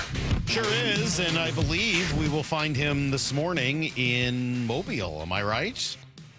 Absolutely. Here in Mobile, where it is butt cold for the Panini Senior Bowl practices here. Panini? What exactly is butt cold? It's not the Reese's anymore? It's not Reese's anymore? No, we swapped out. New colors, too. Jim Nagy took all that chocolate Salk to Norman, Oklahoma. Remember, he left. Man, because he said he had all the boxes. Yeah, of Reese's Pieces and Reese's had a mascot named Cuppy that was at the game. So I don't know what he's doing this week. He's probably playing golf somewhere. Poor guy. Yeah. Maybe join up with you, but he's off. So I don't know if Panini has a mascot or not. But we'll find out. Maybe you could join up with Matt Stafford. He's not doing anything this week. Oh, look at you tying it all together right there. You know, many you guys days, didn't have any fun, did you? Ooh, no. We had fun about an hour ago too, DJ. Like most days, you come on, and when DJ comes on, thanks to Marquee Data, like you're the show. You know what I'm saying? Like The show. I saw it. I already saw the tweet. Don't ever put me in a tweet with that. That's not good for the brand. Sorry, DJ. My bad. That was on me. Yeah. What did you do? I just said it's kind of a normal day with Tom Brady and Daniel Jeremiah. Right. Yeah. Just a normal day with like two of the Today greats. We've got you two and Mumford and Sons coming on the show. Thanks. Well, you would have really enjoyed the first story Tom shared that I didn't even remember. And so it's really made warm feelings with the Husky fans out there that Tom said, I really wanted to be a Husky. Grew up on the West Coast, but you were there and Cade McNown was there and you picked Washington. And so, Tom Brady could have been a Husky and won national championships instead of settling for me. So, yeah, it was He ended up getting Corey Dillon eventually. Just took a few extra years. Exactly. There you go. How is the Senior Bowl? And Freddie, what was the guy's name? Fred Coleman? No, Freddie Coleman, yeah. Pathan, there were a couple of guys that ended up working with Tom before it was all said and done. Yeah, sure. All right. Yeah. Let's get to the serious business here, okay, Brock. fine. Sorry. Serious business. We don't need to talk about Super DJ. Bowl. Yes, sir. Why are the Seahawks in the Super Bowl? Yeah, I love the question. I went out to dinner last night with a buddy who's he's the director of player personnel or assistant GM for another perennial stud team, and I said, what's the lesson we can take away from Seattle? Because I watch him every week, talk about him every week. I just love to know an outsider's perspective on that. And he talked about having the courage to bring in Sam, making a bold move at quarterback, and how important that was. That was one of the first thing he mentioned. It was kind of what you were talking about last week of not just the additions, but the guys going out. In terms of DK not being the perfect fit for him, having the bold that's a bold move to move on from him, and then he just talked about the overall depth and physicality along the line of scrimmage, and it's something we've talked about here each and every week. And then I brought up going through that process, like, okay, what's going to be the trend that comes off of this team, like watching this team, how is this going to catch on around the league? And one of the first things I jotted down was watching these games every week. Teams are going to start going, we need some tight ends who can block. We're going to get some guys who can block at that position, and how much of a weapon those guys have been, 81 and 88 in the run game. Obviously having an elite, number one wide receiver, not everybody can pull that off. But then it's having an offense that's able to bake in easy wins with explosive plays. So that's on that side of the ball. And then on the defensive side of the ball, look, the back end wasn't perfect last week by any stretch. But the front has been consistent each and every week, and it seems like it's a different guy who's getting a big pressure, making a big play up front. So I think that overall depth up front. So that's kind of a both sides of the ball look at it from my perspective. DJ, you would have loved being in the suite. It would have been so fun, frankly, to have you, me, and Damon watching that game together from the view we did. Our station suite is like, I don't know, kind of like a 45-degree angle to the field, and you get to watch remarkable throws. And to watch Stafford throw the ball. Oh, I'm sorry. Salk was there too. I was there too. Thanks. That might have been fun. You were standing. I know you're standing right behind us. I know, but fine. I was there. Might have been fun. I would have enjoyed it. So don't get insecure. You would have enjoyed having DJ there too. Yes. but to watch. I think there's all the seats were sold. I think it was just under the assumption I was taking your seat. I think that's what was going on in this analogy. Yeah, exactly. Yeah, that's fair. But to watch Stafford, oh my gosh. To watch the throws he made, the precision, as Tom said last hour, just surgical. Surgical. And I love to use the analogy of an artist versus a blacksmith. I think we've talked about that in the past. And Mike Holmgren wanted me to be an artist. And I said, Mike, I'm a blacksmith. I'm sorry. I can't. I'm not that creative. That's not the way I play. I'm nuts and bolts and steel and iron. And Stafford is so artistic in what he does. Yet, the blacksmith, Sam Darnold, because to me, he's a blacksmith, he created the best piece of equipment that he possibly could have. I don't know how he plays better than what we saw on Sunday. What did your eyes see? I'm gonna give you one play, and I don't think you guys would guess it, but there was one play in this game that when I saw it live, it stood out to me, but then I went back and watched the tape, and it was like the clear example of the difference between young Sam and now this mature Sam.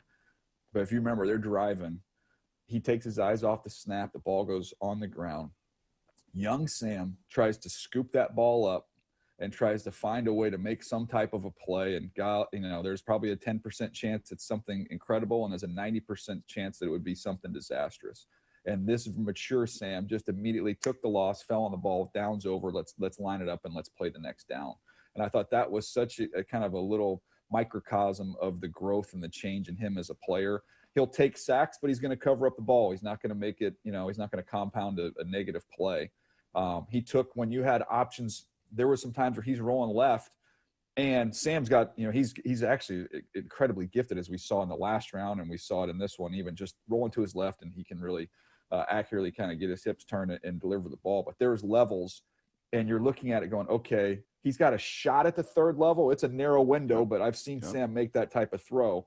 And then even the intermediate route is like, okay, that's a greater than 50% chance he can make that throw. And then immediately he was like, I'm just going to take it. I'm going to take the layup on this first level, and we're just going to keep moving the ball down the field. It was just a maturity that he was playing with that stood out to me. Salk pointed that out. He was sitting next to me and Damon. He's like, you know what? He could have gone to JSN, that play you're referencing, I think on one of the drives in the first half, but he didn't. He took number one. I don't think I did that. And then if you see Landman, if you see the tape too, but Landman is starting to kind of sink back underneath it. And you kind of see how this is what they've done to him in the past. They've kind of baited him into trying to make that throw, and he wouldn't take the bait. Salk said to Damon and I, like, hey, man, you never go broke taking a profit. And then he said to me, hey, man, the crumbs always lead to the cookie. Sure. Like, take number one. You should have seen the I said, don't ever miss the Venus on Spider 2Y Banana. That's exactly right. Don't ever skip the Venus.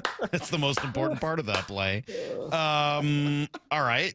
How about number 3 for the Seahawks, since I know you like numbers? We've talked a lot about him over the course of the year. Feels like each week we get a different player that we get to bring up and like, hey, how great was this guy?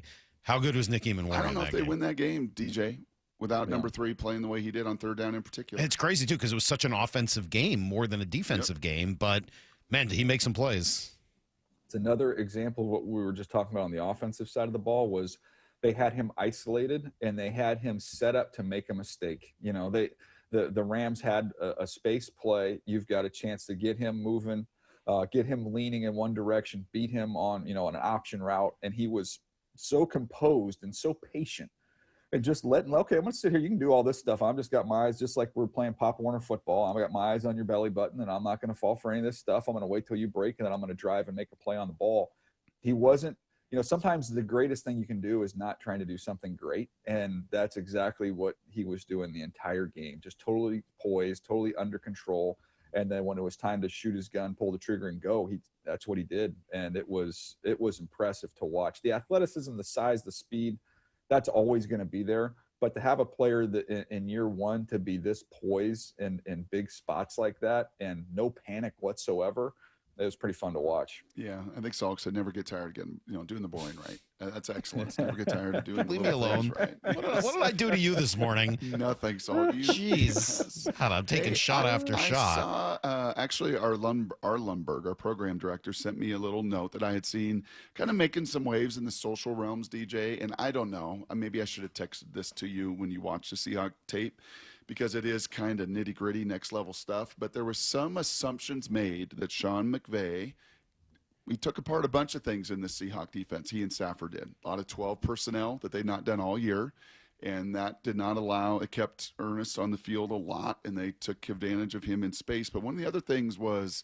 that they had figured out via Leonard Williams' alignment a lot of the line stunts. That Sean McVay, the offensive line coach, because of the third matchup – was there any tendency that you saw, and I know it's really like kind of deep dive, granular, anything tendency-wise that you saw that, man, that group up front, they rush for a lot, and what they get? 1 sack, 1 tackle for loss, like 5 pressure. Like they just did not impact the game the way they normally do. Yeah, I didn't have the time down here to go through it at that level to be able to be looking for stuff like that. And to be totally honest with you, like when I watched their defense and then I went through and cut it up and ended up watching the explosives, and I'm like, okay, I'm going to find like who's got the blood on their hands in these situations. And so you look at 21 falls down, twice, 13 got lost in coverage a couple times, just didn't know what he was, didn't trust what he was seeing. And then, 29, when you're watching it live, I'm like, gosh, he got beat, a few times for some big plays. And then obviously everybody knows with 27 what happened, with him after the penalty and all that. But that being said, I'm trying to focus on that and seeing, is there any theme? And then I would freeze it and I would see hands like right here, and I'll use my chapstick, and Stafford putting the ball like just outstretched over a fingertip. And I'm like, I found myself just so enamored with what Stafford was doing, more so than thinking that the Seahawks have some huge problem on their hands on the back end. And I didn't even get to, looking and studying at the front and what the issue was on the lack of ability to get to him. But I will say the Rams are massive up front in their interior. And I think they're a little bit more equipped to not get completely overwhelmed and bowled by the interior power that Seattle has. Talking to Daniel Jeremiah, as we do every week, of course, from NFL Network and NFL.com and the Move the Sticks podcast. And he's got a mock draft out, which I think would be the lead story if people in 30 other cities Isn't it had nice you to on not have to today. talk about that? We'll get to it at the end. But, man, I was thinking, like, everyone else in the country wants to talk to you right now about one thing, and we want to talk to you about something totally different, which is great. And DJ's on video, too. So if you're watching on YouTube, you can see him, and you can see his chapstick in his hotel room. What do you think of the headboard in this hotel, by the way? It's a little dated. Wow. I don't know that I love glass, like, right above my head when I sleep. Not a big fan of that. After your table. I know. Yes. So what happened, man? Yeah. I got to ask you about the Patriots, but what happened? I woke up. I went and got some coffee. I watched I remember, who did I watch? I watched a little tape with somebody, and I watched Ty Simpson. I wanted to watch some Ty Simpson early before he got his injuries. So I watched him out in the little recliner out in the family room, and then I had a show. I think it was Richard Eisen's show. I walked to go in my office, and my desk, which used to be a big glass desk, is shattered all across the floor. I have no idea what happened. Something happened in the middle of the night. I don't know if the little arm that holds the microphone maybe had collapsed on there, and maybe just that little dent in the glass had caused the whole thing. It looked like somebody threw a grenade in there, and there's glass everywhere. I had to throw away my backpack. Like it was an absolute nightmare. Wow. All right. Well, I'm sorry. I'm glad you're safe. I mean, it's a good thing you weren't in there for that. No, my wife was like, think about this. I have this whole thing happen. And then when we moved into this house 4 years ago, I don't have a handy bone in my body, but I was trying to help as we were cleaning out and renovating some of the rooms. They had some old school mirror sliding doors for the closet. So I get the bright idea. I'm going to pick this thing up by the plastic casing on the top. Right. The glass comes out, almost cut my toe off, and it's just blood. It looked like it looked like a war zone. And I had to call. There was nobody there. I didn't know anybody down there at the time, so I had to call 911. I get picked up in an ambulance. I thought I cut my toe off. So I've got that. I've got an exploding glass, and then here I go. You know what's going to be a nice, relaxing week at the Reese's Senior Bowl? Let me just go to bed and look up at glass right above my head as I'm getting ready to go to bed. Don't feel great. Panini. Let's be clear. It's a Panini Senior Bowl, not Oh, Reese's sorry. anymore. Did I say that? Yeah. 253 watching on YouTube for the first time says, "Man, I never knew Justin Thomas sounded so much like Daniel Jeremiah. This is just amazing." All right, so the Patriots are what? I mean, compared to everything else the Seahawks have seen this year, what are the Patriots? Opportunistic, extremely well coached, and I'll give you like two examples here. Because they knocked the Chargers out, right? And I was there, and it's one of those deals where I'm sure there's been other people, and the Broncos will be the same way. Is that you go into, the game's over, and you're walking to your car going, I don't know that they're that good, and then you're like, well, they beat us, and they kind of, they've done that throughout this entire season with what they've been able to accomplish. But I'll give you one play. They're in the Chargers are down by maybe 2 scores, maybe 11, 13 points left late in the game. They're on the other side of the 2 minutes, so maybe 3 or 4 minutes left in the game. They've got to get down, get a quick score, and then see if they can get an onside kick and try and win the game. So they're going, and then keep the personnel on the field. Herbert checking the ball down. And all of a sudden, Keenan Allen, he just gets a little winded, taps his helmet, and goes off. And as soon as he goes off the field, they saw it. New England waits as just about as he gets off the field, and they take 1 or 2 of their big guys, and they slowly walk them off the sideline. And you're in a 2-minute drill, and you just lost 25 seconds of game clock because Vrabel saw a receiver leave the game, which gave him a chance to match personnel. Even it was a receiver for a receiver. It's not a different personnel grouping, but you're going to give me the opportunity to substitute. I'm going to eat up that time. Like, they don't miss anything like that. And Drake May, while he hasn't played well, he's made fewer mistakes than every quarterback they've played in the postseason. So that's kind of been their key. But if you took the top 30 players playing in the Super Bowl, I would say 20 of them probably are Seahawks, 18 to 20 of them. And then you look at the three guys for New England that you have to worry about who could try and take over a game. It's May, using his legs more than anything else. It's the corner in Gonzalez, who's a great player. And then Milton Williams, and specifically Milton Williams on Bradford would be for 2 weeks. I'd be studying how to not let that beat me in this game. So if you and your buddies are having shrimp and grits and everything else down there in Mobile, underrated food town. Great food. Yeah. I was telling DJ off the air, the GoDaddy of them all. I mean, who could forget? Special times, Danica Patrick, how kind and sweet she was, and the great food we had in Mobile, Alabama. Oh, don't bury the lead. You got me that leprechaun video. The Mobile I enjoyed leprechaun. the heck out of that. Sure. That is something else too. But if you're sitting there and eating some good food and talking ball, and hey man, here's what we can learn from the Seahawks. What is that same conversation that people are having about a 4-win Patriots team becoming a 17-win team? What trend did they have? What did they do? What can you study and go, yeah, actually, these two teams, Seahawks are this, and the Patriots are that. Well, I think there's some similarities in terms of the investment in the line of scrimmage, and they did it. And look, Will Campbell's not played great and has not played great in the playoffs, but they got 2 rookie starters out of that draft class along the offensive line. So they had a good draft. Both these teams had really good drafts, and both these teams were very aggressive in free agency. In terms of the free agency spending, I think Seattle was 4th in this last year, while the Patriots were the going away number 1, and they spent their money on the right thing. So that whole, hey, free agency, that's, fool's gold, and you can get in trouble there. Just build everything up to the draft. Like, you need to do both. So I think that's something you could take away from the New England side, especially. As I said, it wasn't going to lead the conversation today, but I am curious. You got the Seahawks slotted in at pick number 32. So is that because you think they're going to win next week? Let's go. I mean, that's nice. I appreciate that. Yeah, I believe in your intelligence to put that little puzzle together. Well, if you sat with him in the game, you'd hear so much of the intelligence. You know what? Are you done? No, man. You open the door, Salk. It's just great. brutal today.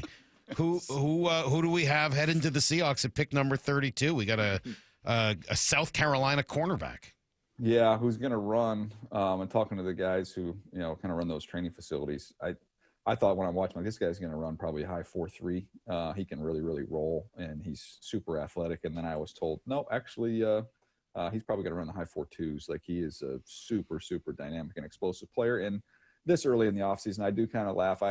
It's a fun exercise doing mock drafts, but literally we hadn't even, there were still a handful of coaching hires that hadn't been made. We haven't had free agency, like doing a mock draft at this point in time, and then to see some people lose their minds.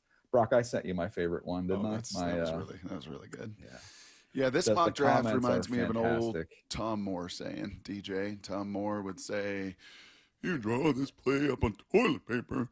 If you can't protect it, you might as well flush it down the toilet." Yeah, he'd say it just like that. So I think this mock draft is pretty much on toilet paper. All right, but there's what's the guy's name? Brandon. Explain. Cisse. I don't even know how to pronounce his last name yet. But right, yeah, South Carolina. All right, still a little too early in that. He's just he got a number on him. That's it. But you think that's the need? You think they want to go corner?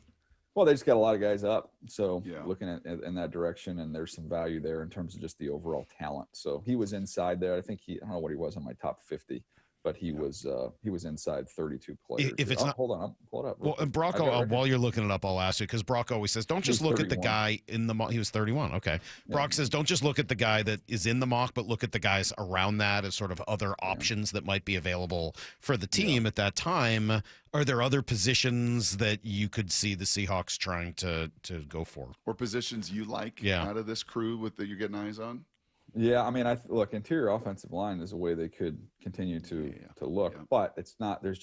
I don't have a player that I've seen at this point in time that would match the value with where you are right there. And the nice thing about picking where you're picking is that the team is in pretty good shape, and it's a great opportunity to sit there and just BPA the draft, man. Just take the best player available all the way through. And I think that's like, you look at a team like the Eagles have been able to do that. The Ravens, these teams that have been pretty consistent over the years, they're picking towards the bottom of the draft. And the Dodgers have done it in baseball. You can go across different sports, but you're in a spot where you've got a good organization and a good team. Just don't pass up talent.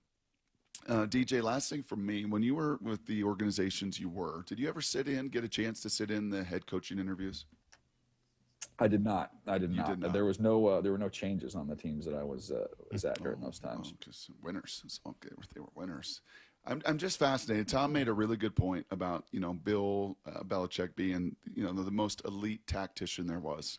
And obviously, and to his point, the best coaches are tacticians, and then they also understand the art of coaching. There's both of those things, the silo of art, the silo of the X's and O's. And you just wonder, and you look at this coaching cycle, how in the world do you project the art of it? You could see the X's and O's, right? The tacticians, like, wow, that guy's really good at that. Wow, his teams are consistently, there's a lot of good numbers. But how do you possibly interview and project somebody that can handle the art of being an NFL head coach? Yeah, to me, you're trying to do it's not as much what you're necessarily getting from them as what you're getting from people around them. And that's, coaches who've coached with them, players who've played for them, and trying to just see kind of what type of emotional intelligence they possess. And at the end of the day, it's still guesswork. You're never going to know completely what that looks like. But I guarantee you, if you would go back and talk to the people that have been around Coach Macdonald and they, played for him or coached with him, they would say this guy he's not content with what he knows. He's always trying to learn and grow, but has his kind of core beliefs that he has. And I think those are the people that can adjust on the fly, but also have their convictions. I think that's kind of a fine line. Did you hear his explanation of why he sounded like a Mobile, Alabama Southerner on the stage the other night? No, I didn't see the post-game stuff. So you had a little Southern accent? Well, he slowed way down and said, "We did not care." And it was like this very pronounced. And he even said, he's like, classic overthink. Yeah. Because he was up on the stage. You couldn't hear what Cam was saying. He was wondering if he needed to slow down and yell. All right. And that's how I got diagnosed with a concussion, by the way, in college. Talking too slow? Our offensive lineman called a timeout. And then I didn't even notice till afterwards when they told me the story. They said he went over the sideline and said, "Coach, you got to get Jeremiah out of there." He's like, "What are you talking about?" He's speaking with a Southern accent. He's clearly got a concussion. Hey, very, very quickly, your reaction when you heard about Bill Belichick either last night or this morning? Yeah, I was around a lot of NFL guys down here, and it was like, what? Like, I don't care if you hate him. Like, what's the point of having the phrase a first ballot Hall of Famer if that guy's not a first ballot Hall of Famer? What is is there amongst those NFL guys, is there some backlash towards Bill Polian this morning? Well, at that time when I was out, when this thing first broke, there was no Bill Polian connection. I kind of learned of that once I got back to the hotel room. So, I mean, I'm sure that was a topic of conversation. It's not a great look. No. He said like he didn't remember who he was. He just didn't remember. Yeah, it's really hard to remember those things.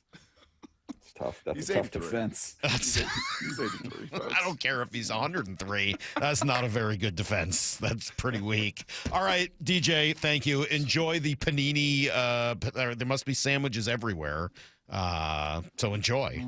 Well, I appreciate you guys, and I'm glad we get to keep this ride going. I have absolutely no illusions that any of this stuff's going to get posted after you guys had Tom Brady on. So I'll just see you next time when I get on there. And I pray that glass stays right on there. Yeah. Oh, man. Why don't you put your feet by the headboard? I was going to flip it around. Safe. Exactly. Yeah. Except my toe's already been hurt. I don't want to lose any more. Better than losing a face or a head. I mean, like an eye. Yeah. I won't be getting any more Justin Thomas jokes. I can tell you that much. All right. We got to run. Thanks, buddy. Appreciate it. There goes Daniel Jeremiah. We got Blue 88 next. It's Brock and Salk, Seattle Sports on 710. Wyman and Bob, every afternoon at 2. Tight end A.J. Barner is with us. How does it feel to hear NFC champions headed to the Super Bowl? Is it set in yet, or does it still feel surreal? Yeah, no, it feels really good. Obviously, to win the NFC and kind of do it against divisional opponents and win our division as well early in the year, it feels really good. But honestly, we got to go get one more. So I'm really excited for it. Only on Seattle Sports and Seattle Sports on YouTube. The Boat Show, the Boat Show, the Big Seattle Boat Show. The Big Seattle Boat Show starts this Friday. It's the best time to buy with big selection, big discounts, and big fun for everyone. It's a big deal. Presented by Sundance Yachts and Port of Seattle. Make it a date Friday evenings with Boat Show After Dark, featuring unforgettable ambiance, music, food, beer, and wine. Details and discount tickets at seattleboatshow.com. This is Chris Davis with the Davis Law Group. Did you know that a pedestrian does not have to be crossing the street on a marked crosswalk to have a successful legal claim against the driver? Pedestrians can even be partially at fault for a collision and still have a valuable claim. Call us today for a free consultation or get my free book on pedestrian accident law at WashingtonAccidentBooks.com. That's Davis Law Group, better service and even better results. Hey, it's Doctors King and Kopstein from K2 Vision. If you're at the stage where you need readers, whether you've had LASIK or not, it may be time to consider K2 Vision RLE. I tell my King LASIK patients, laser vision correction won't solve the eventual need for reading glasses due to an aging, dysfunctional lens. But K2 Vision RLE will. It's not a question of if your lens becomes dysfunctional, it's when. At that point, you'll need reading glasses and could benefit from refractive lens exchange, a permanent solution to distance, intermediate, and near vision problems. In other words, no glasses, no contacts, and no readers. And no cataracts. Exactly. After K2 Vision RLE, you will never develop a cataract. K2 Vision RLE is quick and painless. And because we've performed over 100,000 procedures and followed the outcomes, we have the experience to know if RLE is right for you. Schedule your free Zoom consultation today at K2VisionRLE.com. And let's get your vision feeling young again, permanently. Go to K2VisionRLE.com. Finding great candidates to hire can be like, well, trying to find a needle in a haystack. Sure, you can post your job to some job board, but then all you can do is hope the right person comes along, which is why you should try ZipRecruiter for free at ZipRecruiter.com/radio. ZipRecruiter doesn't depend on candidates finding you. It finds them for you.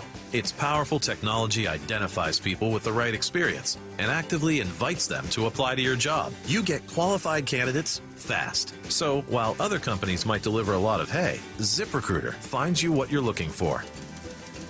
The needle in the haystack. See why 4 out of 5 employers who post a job on ZipRecruiter get a quality candidate within the first day. ZipRecruiter, the smartest way to hire. And right now, you can try ZipRecruiter for free. That's right, free at ZipRecruiter.com/radio. That's ZipRecruiter.com/radio. ZipRecruiter.com/radio. ZipRecruiter. By texting 64,000, you agree to receive recurring automated marketing messages from IQBar. Message and data rates may apply. No purchase required. Terms apply. Available at eatiqbar.com/policy/terms of service. Hi, I'm Will, and I created IQBar to empower doers like you with clean, delicious, ultra-low sugar brain and body fuel. Our IQBar plant protein bars help you refuel smarter. Our IQ Mix Zero Sugar Hydration Mixes help you hydrate harder. And our IQ Joe Instant Mushroom Coffees help you caffeinate larger. All 3 product lines boost physical performance, but they also boost mental performance via nutrients like magnesium and lion's mane. Right now, you can try our epic IQBar Ultimate Sampler Pack with 9 protein bars, 8 hydration mixes, and 4 coffee sticks. Win your day with clean ingredients, amazing taste, and superior brain and body nutrition. Try IQBar today.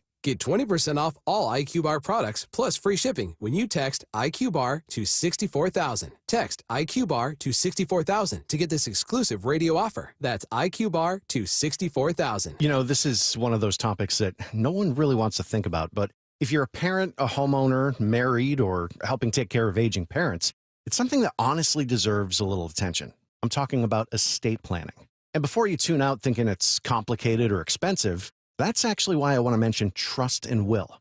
Trust and Will makes estate planning feel way less intimidating than it sounds. They offer modern, attorney-designed wills and trusts that you can create online.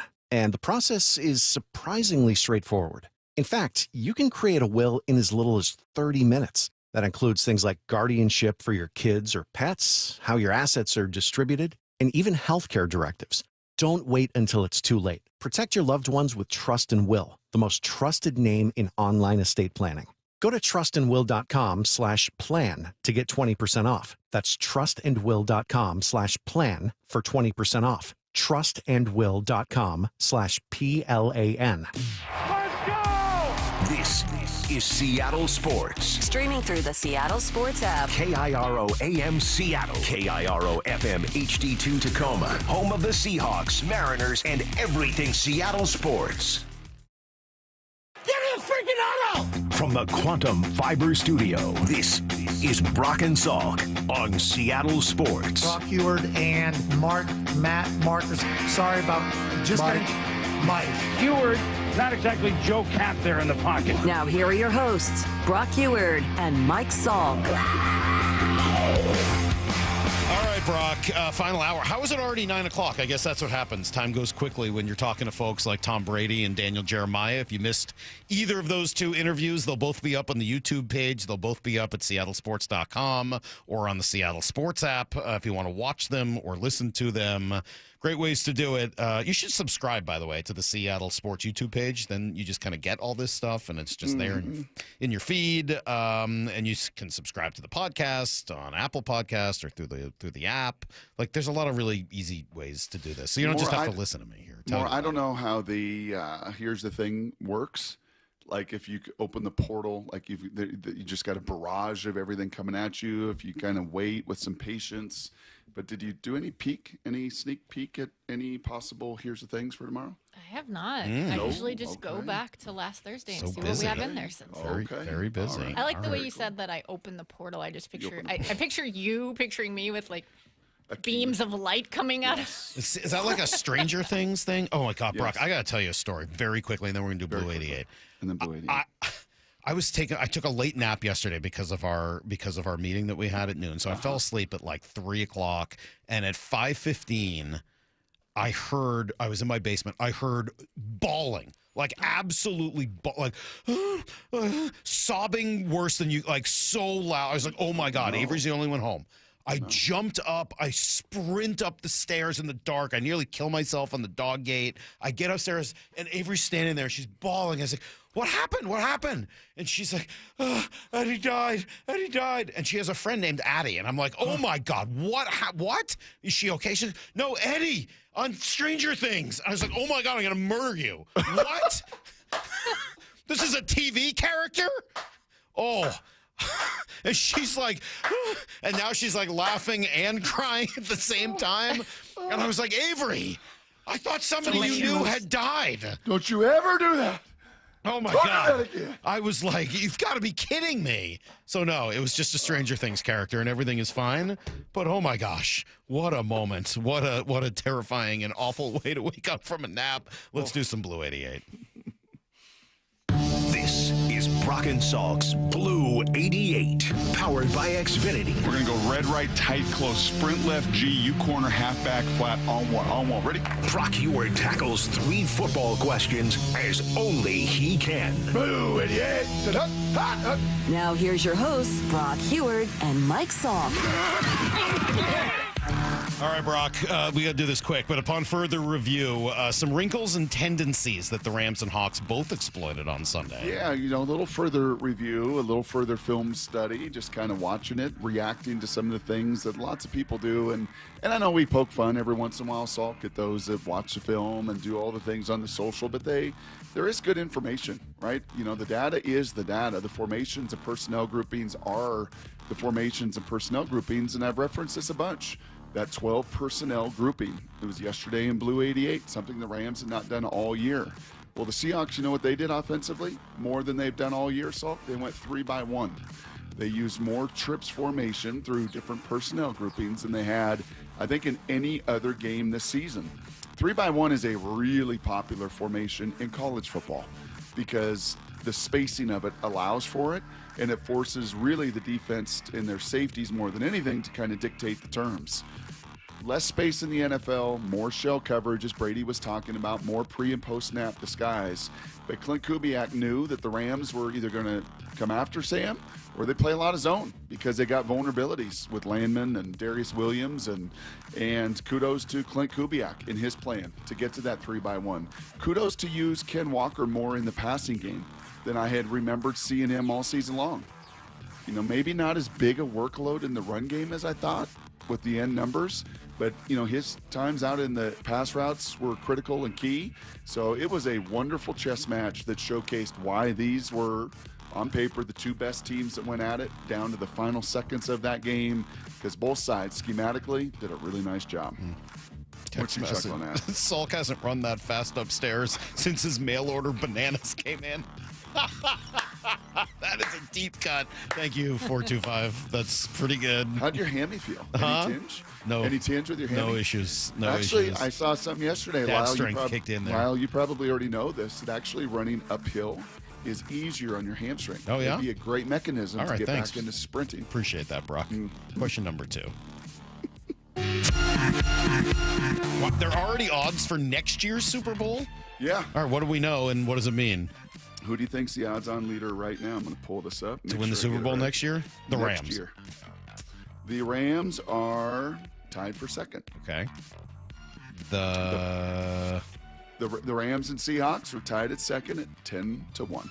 For next Philadelphia is fourth at 12-1. Detroit fifth with Green Bay. Chiefs, bunch of teams. Chiefs, wow. 1, 2, 3. Kansas City? 5 teams. The Buffalo Bills. Oh, yeah. I guess at 9-1. Oh, that Joe Brady hire. I mean, yeah. Oh, yeah. That's right. Yeah. You can see why that's going to happen. Joe Brady back. How weird is that? You never see that anymore. People being promoted up to being the head coach in an organization. It almost never happens. No, that whole coach and waiting thing was not a great tool in a bunch of different spots. So that here, unfortunately, right, with Mike to Jim. Yeah, but this wasn't a coach in waiting thing. He just got promoted, and just feels like that doesn't happen very often. After they interviewed a lot of other people. Yeah. Strange. All right. Yep. Question number 3. UW schedule came out, Brock. What'd you learn? This is very favorable, man. Oh, yeah? Yeah. Really favorable schedule. About as favorable as, USC's was death. Oregon's was incredibly difficult. But for Washington, they don't have to leave the West Coast till mid-October. Open with the Cougs, Utah State, Eastern, and Minnesota. 4 to begin the year at home. Your first road trip, October 3rd, is down to sunny USC. Then you get Iowa at home October 10th. So you have until October 17th for your first road trip. And that's not even all the way across the country. That is to West Lafayette, to Purdue. It's a bad team. And then you get a bye before your next road trip to Middle America, to Nebraska. Be a tough game, but this is the Big Ten. Like, honestly, if you stack this thing up, those 2 road trips separated by a bye, then you get Penn State at home. Later on, you get Indiana at home. So you have one really tough trip to East Lansing, Michigan State, first-year head coach, Pat Fitzgerald. They'll be tough. It'll be cold. It'll be nasty, but that's November 14th. Indiana at home, and then you end the season down in Eugene. So from 6 wins, right? Year number 1 with Jed, what was last year? 9 wins. I think that is the kind of schedule you're going to see people say, hey, that could be a 10-win team. And if you're a 10-win team in the Big Ten, you're going to be a playoff team. That's today's Blue 88. Your guy, Coach Sanford, tweeted at me yesterday. Oh, did you like that? Well, I thought it was really cute. He did refer to you as...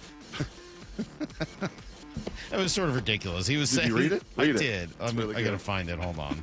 Yes. Where is He this? first did it with Damon, and then some of our listeners were like, "Well, actually, it's not just Damon's nephew. It's the tweet that he." It says he did legendary Seattle radio host Mike Salk's co-host's son gets major scholarship offer with a. It's Titus getting his offer from the University of Washington. Pretty crazy. true. Can you turn off that Legendary. music? That's enough. It's true.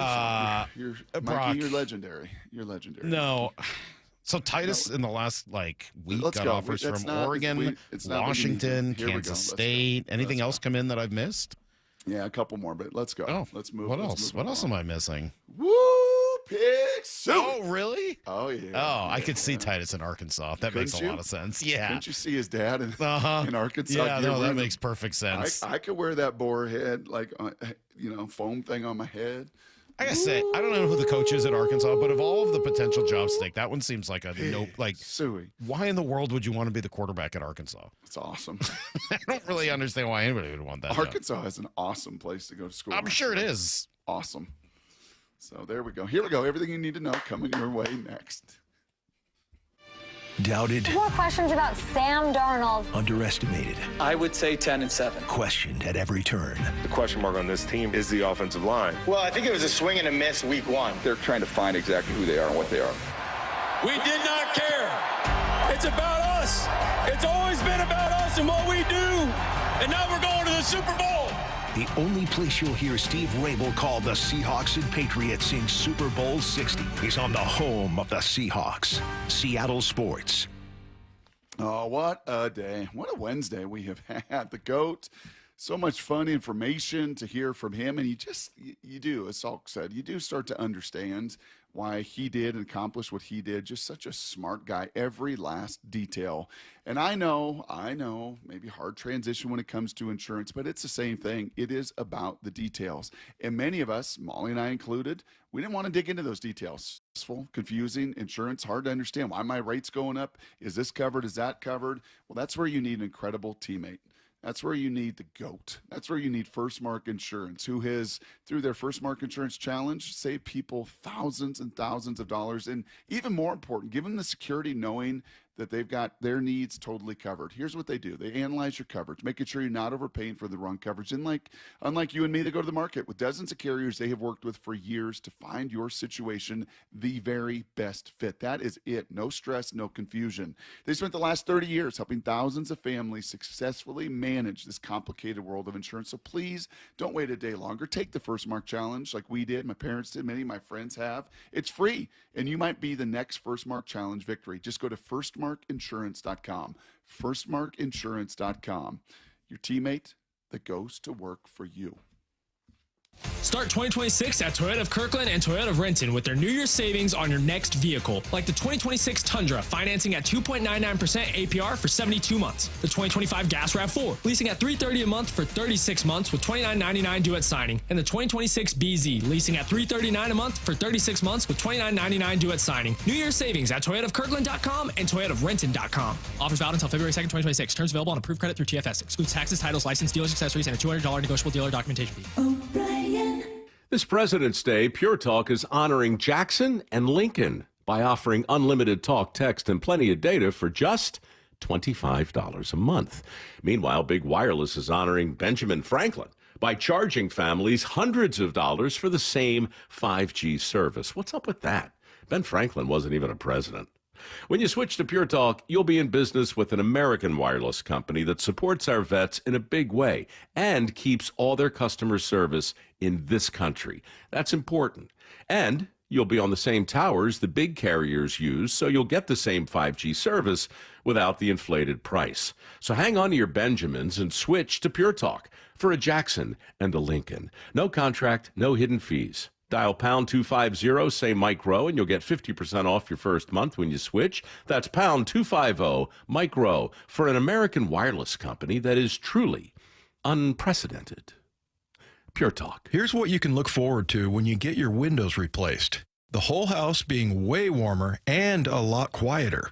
Dave Wyman here, and when we had finally had it with our old windows with broken seals, we called Harley Exteriors. They were incredibly friendly, professional, and absolutely knew their stuff. Harley Exteriors windows are a massive upgrade. They keep heat in and noise out. Plus, they're truly gorgeous windows.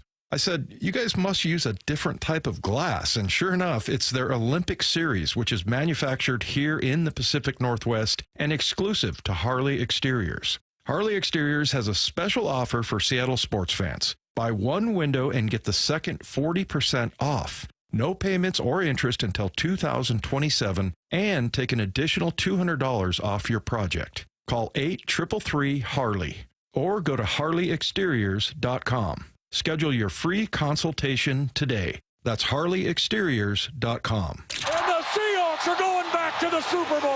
Home of the Seahawks in Super Bowl 60. Seattle Sports on 710 and the Seattle Sports app. Rain-X wipers are the #1 wiper blades in America. That means all kinds of drivers choose Rain-X. Big drivers in small cars choose Rain-X. Small drivers in big cars choose Rain-X. Drivers with long hair and short commutes choose Rain-X. Drivers with short hair and long commutes choose Rain-X. Drivers with pets on board, babies on board, and bored babies on board choose Rain-X. Basically, drivers who love a clear view of the road all choose Rain-X wipers, the #1 wiper blades in America.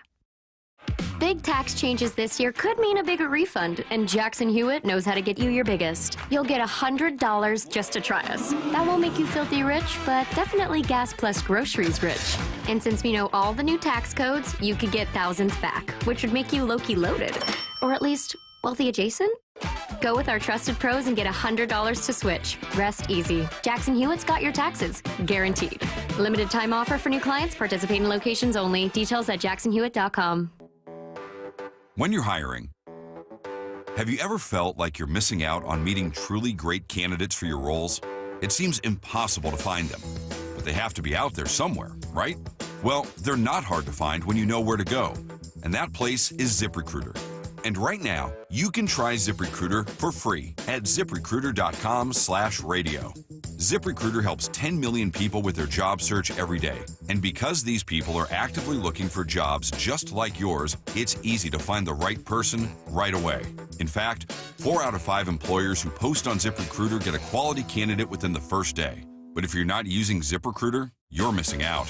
So see what it's like when the impossible is easy. When you go to ZipRecruiter.com/radio right now to try ZipRecruiter for free. Once again, that's ZipRecruiter.com/radio. ZipRecruiter.com/radio. Never miss out on great candidates with ZipRecruiter. Need to know. 15 minutes past every hour with Brock and Salk. Here's what you need to know. Up first.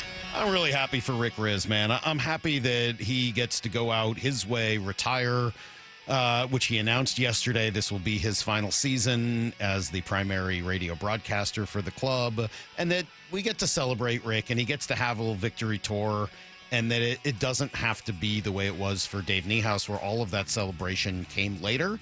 I love Rick Riz, man. I really do. He is as fiercely loyal as any person I've met. The least surprising thing, Brock, was reading that press release yesterday and seeing the name Dave Nemhauser on there. No one has done more to keep the legacy of Dave's time with the Mariners and his whole life alive than Rick has, and his love for that family and for his friend and his mentor. And I mean, just even the calls, the home run calls that he made, the grand slam calls, echoing Dave's grand salami call. He just play one for me, baby. Play one, Mikey. I don't have that, but I have. No, just play one for me. Here's Mikey. a little Rick. 2-1 pitch, swinging a fly ball deep to center field. Buxton going back, looking up. Goodbye baseball. Magic here at the corner of Edgar and Dave. Mike Zunino with a walk-off, 2-out, 2-run home run here in the bottom of the 9th inning.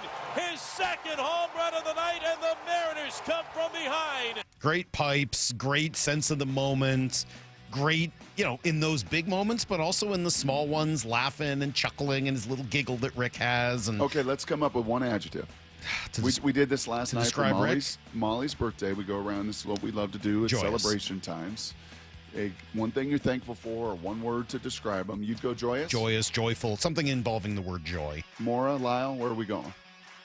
One adjective. Adjective is, Lyle, something that is descriptive in nature, usually before a name or a noun. Hey, Brock, that arrow on Instagram Reels of your 3 options, one being like and comment, is to send a reel to somebody. Adverbs usually end in ly. Prepositions usually start with like of. An adjective is a descriptive word. What do you got? I don't know if one word does it justice. That's the problem. You got nothing. Okay. I need one word. I'm going to go with exuberant. Ooh, exuberant. Salk goes joyous. Lyle goes happy, joy. Again, I don't think one word does this justice. All right, I would just Lyle, say we'll move on. It's okay. We'll move on. For me, it's very clear. It's kind. He is a kind-hearted guy. For sure. Anybody and everybody, players, fans, people he's loyal to. Like, he's just a kind human being. Passionate? Yeah. Well done. All right, nice job. Took you 4 tries. It didn't take me 4 tries. I said one word does not do this justice. The exercise is dumb. Ooh, wow. Here's the second thing you need to know. That a kid. I love that, Lyle. There you go. The fastball. Maybe we need to tease Lyle into bringing that out of him a little bit more often. I like that. That was great. Bill Belichick isn't in the Hall of Fame after 1 year voting. It is truly one of the stupidest things any of us have ever seen. I mean, just it's so ridiculous, the idea that Belichick would not be in the Hall of Fame. We asked Tom Brady about it when he joined us earlier today. I just think that, to me, I don't understand it. I mean, I was with them every day if he's not a first ballot Hall of Famer, there's really no coach that should ever be a first ballot Hall of Famer, which is completely ridiculous because people deserve it. And he's incredible. There's no coach I'd ever want to play for. I'd rather play for. If I'm picking one coach to go out there to win a Super Bowl, give me one season, I'm taking Bill Belichick. So that's enough said. There's nothing outside of that. Again, when it comes down to votes and popularity and all that, then welcome to the world of voting. And you may as well go, try out for the Oscars or whatever and get a big panel to tell you if you're good or not. He sounded a little like Belichick with that last part. He did. Didn't it? Like, he almost never sounds like Belichick, but I heard it a little bit there. I will say this, and Tom went further into the kind of the tactician that he was. Tom was the art of that. Mm-hmm. Tom was the one that massaged a lot of that. And you see pre-Tom and post-Tom, it was not the same. And unfortunately, he too, napalmed a lot of bridges with people in the NFL, with other organizations and people and media. He just, that wasn't important to him. What was important to him was the tactical side to the game that for 2 decades. I mean, that's true, Brock, and you're right. He did not foster those relationships at all, didn't care. But he does have a great sense of the history of the game and a reverence for the game. Yep. And I'm sure he wouldn't say it today, but this has to hurt his feelings. Knowing how much the history means to him, the legacy of that means to him, I think this hurts his feelings. I'd be shocked if it did not. Sure does. Yeah. Yeah, very sad. Here's the third thing you need to know. What? His girlfriend is pissed. Yeah, she's She's so that we had the wrong person on today. We had Tom Brady to react. We should have had Belichick's girlfriend. I don't even like saying her name because I don't really like giving her any Jordana something. I don't know. Jordan Hudson. Whatever. I try not to give her Jordana like the pants. Huh? Now, do you remember that Jordana Brewster? I think was an old actress. That's Jordache. Jordache? Yeah. Did he ever own any? No, but that's a different thing than Jordana. It's different from Morgana. What? Jordana Brewster was Fast and the Furious. Yeah, I know she is. That's who I was thinking of. Jordana Brewster. I just don't like to give his girlfriend any publicity. She's looking for it, and I don't feel any need to give her more than she's got. All right, that's everything you need to know. 15:15 every hour here on the Brock and Salk Show. Okay.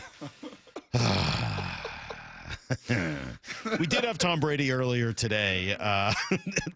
The quality of the broadcast over the last 5 minutes notwithstanding, this show has done enough to be able to get the GOAT on it, which is great.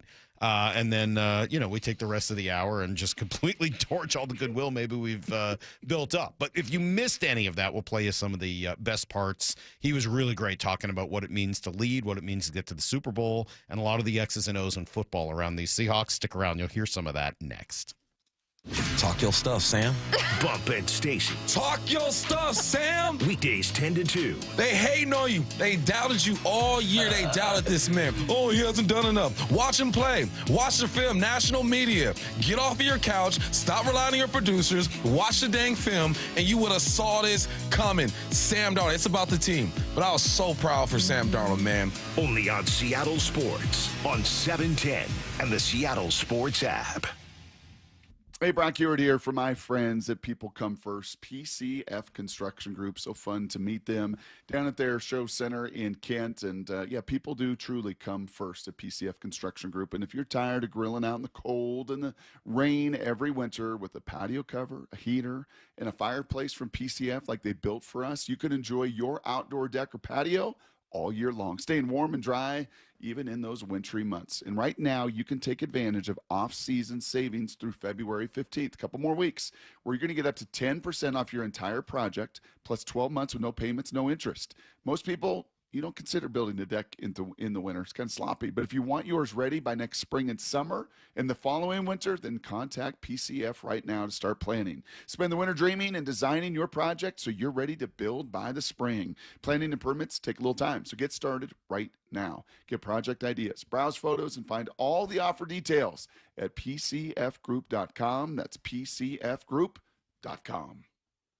My name is Whitney Allen. I'm a widow. My husband, Ryan, died. We never thought in a million years we'd have to use life insurance. The unexpected happened. With Ethos, it is so fast and easy. It's 100% online. You can get a quote in seconds, apply in minutes, and get same-day coverage. No medical exams, and you can get up to $3 million worth of coverage through Ethos. Get your free quote at ethos.com/game. That's ETHOS.com/game. Time spent on application may vary. Online health questions required.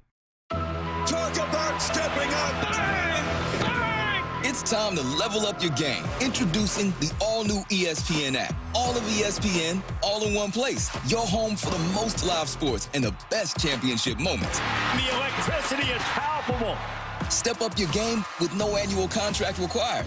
It's the ultimate fan experience. Level up for more on the ESPN app or at stream.espn.com. Sign up now. How about a simple New Year's resolution, one that even I was able to achieve? Reverse the clock on hair loss with Advanced Hair's simple one-day FUE treatment. You'll feel more confident and more youthful when you witness your own natural hair growing into those places that have been balding or thinning for years. I'm surprised and relieved every time I look in the mirror. You need to know what that feels like. From Advanced Hair's breakthrough technology to their highly experienced team, there is no one I would trust more than Advanced Hair Restoration. I experienced their exceptional standard of care firsthand. Your comfort and your results are the top priority of the entire Advanced Hair team. Celebrate this new year with a fuller head of hair and get a free consultation, $250 off, and 250 free hair grafts. Call 425-449-8185. That's 425-449-8185. Discover what meeting your resolutions could look like with the before and after pictures at advancedhair.com. What is that sound? Ugh, that sounds like a plumbing sound. Luckily, there's a company that fixes all the plumbing sounds across Puget Sound. That's All Sound Plumbing. Puget Sound's plumbing experts. Have a sound? Visit allsoundplumbing.com. Our number one thing with them is always like, hey, welcome someone in and assure them that they're in the right place. We're going to take care of them. Lee Johnson Auto Family, the LJ way.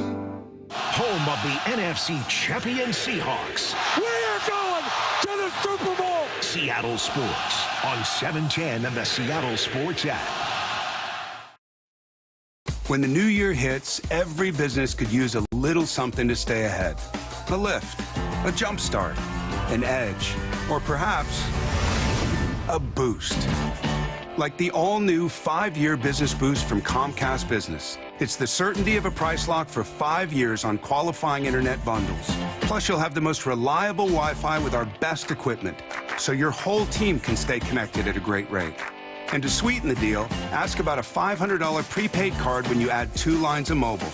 It's the boost your business deserves. So sign up for the 5-year business boost and get a 5-year price lock on ultra-reliable Wi-Fi. Plus, ask about a $500 prepaid card. Comcast Business, powering possibilities. Ends 3/22/26. New customers only. 1-year contract required for guaranteed rate. 5-year pricing applies to monthly service charge excluding taxes and fees. Best Wi-Fi based on Open Signal Awards USA Fixed Broadband Experience Report, May 2025. I'm Bradley Johnson with 1-800-DUI-AWAY, and I want to talk to you about football. It's exciting when Seattle fans shake the earth. You can even feel that energy on your 100-inch variable refresh QLED surround sound 7.1. At 1-800-DUI-AWAY, we know that enjoying the game often involves alcohol. And the police know it too. Have fun, be responsible on game day, and pace yourself. If you feel sacked in the fourth quarter, get a designated driver to take you to your end zone. If you get carried away with too many Bloody Marys after too many Hail Marys, call for a timeout. You get the point. Be safe.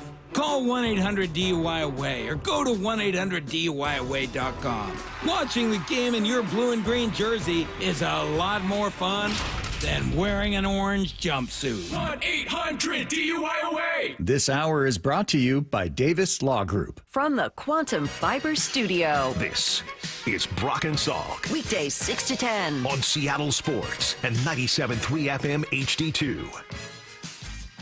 People wondering when we're going to get Michael Jordan on, or maybe Michael Jordana. That's funny. The other goat. Yeah, 2 goats in 2 days. Sure. Yeah, we'll probably get Michael Jordan on any day. Any day now. It seems likely to occur. All right, Brock and Salk show. We got trash takes coming up in 15 minutes, which will be fun. We did earlier today talk to Tom Brady. I played you some of the sound on his reaction to Bill Belichick not being on the first ballot Hall of Fame. Here's just a little bit more. It's the way it works, and that's unfortunately, he's going to get into the Hall of Fame. In the end, I'm not worried about that. And a lot of times in life, for all of us, things don't happen exactly how you want them on your timeline, but we'll all be there to celebrate him when it does happen. And he's going to have a huge turnout from so many players, coaches that appreciated everything that he did and the commitment that he made to winning and the impact that he had on all our lives. And that'll be a great celebration. It'll be interesting, too, because a lot of those players, Brock, are guys he moved on from at some point and said, yeah, we're done. I got to move on, which, as you heard, is one of those really difficult things to do, but one of the and you heard DJ say it, one of the most important things the Seahawks have done here in the last couple of years, be willing to move on. Yep. Being able to pivot. And I liked some of that intel from DJ down at the Senior Bowl as well, and talking to NFL brass and talking to decision makers. Like, what stands out with the Seahawks? That they made bold moves. What stands out about the Patriots and Seahawks? They both made the right draft picks. They both made the right acquisitions in free agency. And again, as far as Bill goes, with the X's and O's and all the Super Bowls and all the victories, Salk, I mean, just come on. It's like Ichiro. It's like Ichiro not getting a unanimous vote. It's just absurd. I mean, it's just, I would argue it's even worse. I mean, there is. Again, what are we talking about? Him and Tom Brady. You're talking about human beings, and there's human beings in that room that feel burnt from it. I get it. There was cheating. That feel that, hey man, you burned bridges. You didn't care about people. You didn't care about relationships. But that's they pride themselves on this not being about that, and they say it over and over and over again. And that's not what we do here. It's just ridiculous. We asked Tom about his description of Sam Darnold being more explosive than surgical, and he went into greater detail. When I look at Matt Stafford, for example, he's a very surgical, precise decision maker. The halfbacks are involved in the game. The tight ends are involved in high percentage throws. They can, the Rams could beat you, I would say, like death by 1,000 cuts. A 6-yard gain, a 7-yard gain, a 4-yard gain, everything to stay in the green or to stay ahead of the sticks. The Seahawks do that a little more with their run game, but they're more of an explosive passing team. They're not looking, I don't always think, for those high precision surgical throws. They're looking for more of the downfield throws, the over routes, the flag routes, off of play action that moves their quarterback. I think Sam does a great job at it, being out of the pocket where he can see really clearly. He did make some nice throws from the pocket, but from my studying, the majority of his plays come from outside the pocket. Yeah, I think there's a ton of merit to that, and I am not going to debate the GOAT on what his eyes see and the studies see. So I do think you would see a lot of numbers, though, that speak to getting everybody involved, that there are a whole bunch of underneath routes to and precision to Cooper Kupp. In this 8-game winning streak that followed that 4-interception game, I think there was a focus on getting the ball out, on making sure you take number one, as he did in that game, and turning down some of the bigger plays to just get those completions that, there have been, I forget which game it was and what analyst it was that really, I think it was Herbie, that connected his feet and his eyes on that Thursday night in D.C., where it's like, wow, look at that, boom to boom to boom, very, very surgical. He just may not have Tom Brady's accuracy, nor Matthew Stafford's accuracy, nor some of the very best to ever do it. But over these last 8 weeks, he's been pretty surgical in his precision as well. Well, and Brady, I think, recognized the whole growth idea too, right? And Sam Darnold that we see today is not the Sam Darnold that we saw a few years ago. And I thought DJ's description of the 2 plays, one where he dove on the fumble instead of trying to pick it up, and the other where he was rolling out and had 3 options and decided to take the safest of the 3, even though it was the least explosive. Yeah, those are really big growth opportunities for a player that he's mastered here now over the course of his career. And as Tom said, it can take a little while. Again, it took me a lot of years to kind of grow into the player that I was. I wasn't a finished product in my 6th year. After about 10, 11 years, I was pretty good in my 7th, 8th year. I thought I was really good in like 10th, 11th year, and then was able to keep that going for another 10 or 11 years. So still a lot of growth for quarterbacks. I mean, I think we're never finished products. We're always looking to improve our skill sets, either physically, mentally, or emotionally. We're trying to improve our leadership ability. That really transcends the loss of coaches over time. I lost different coaches, but we kind of maintained a high level of performance because I became kind of the standard bearer for what we were trying to do offensively. And that's the goal of every organization. Yeah, he really got good 10 or 11 seasons in after he'd won 3 or 4 Super Bowls. And then he really started to figure it out, Brock, so that he could be good for another 10 to 12 years. What year is this for Sammy? Is this 8 or 9? It was the 18 draft class. I know that. And he's the first in that 18 class to make a Super Bowl. So kind of in that range there, and starting last year and putting that whole season together. And right, because he had some full seasons with the Jets early, and that was hyper dysfunctional. Had, half a dozen starts or more in Carolina, sat for a year. Really been kind of 2 years here now, back to back. And getting to those years 8, 9, and 10 where things slow down.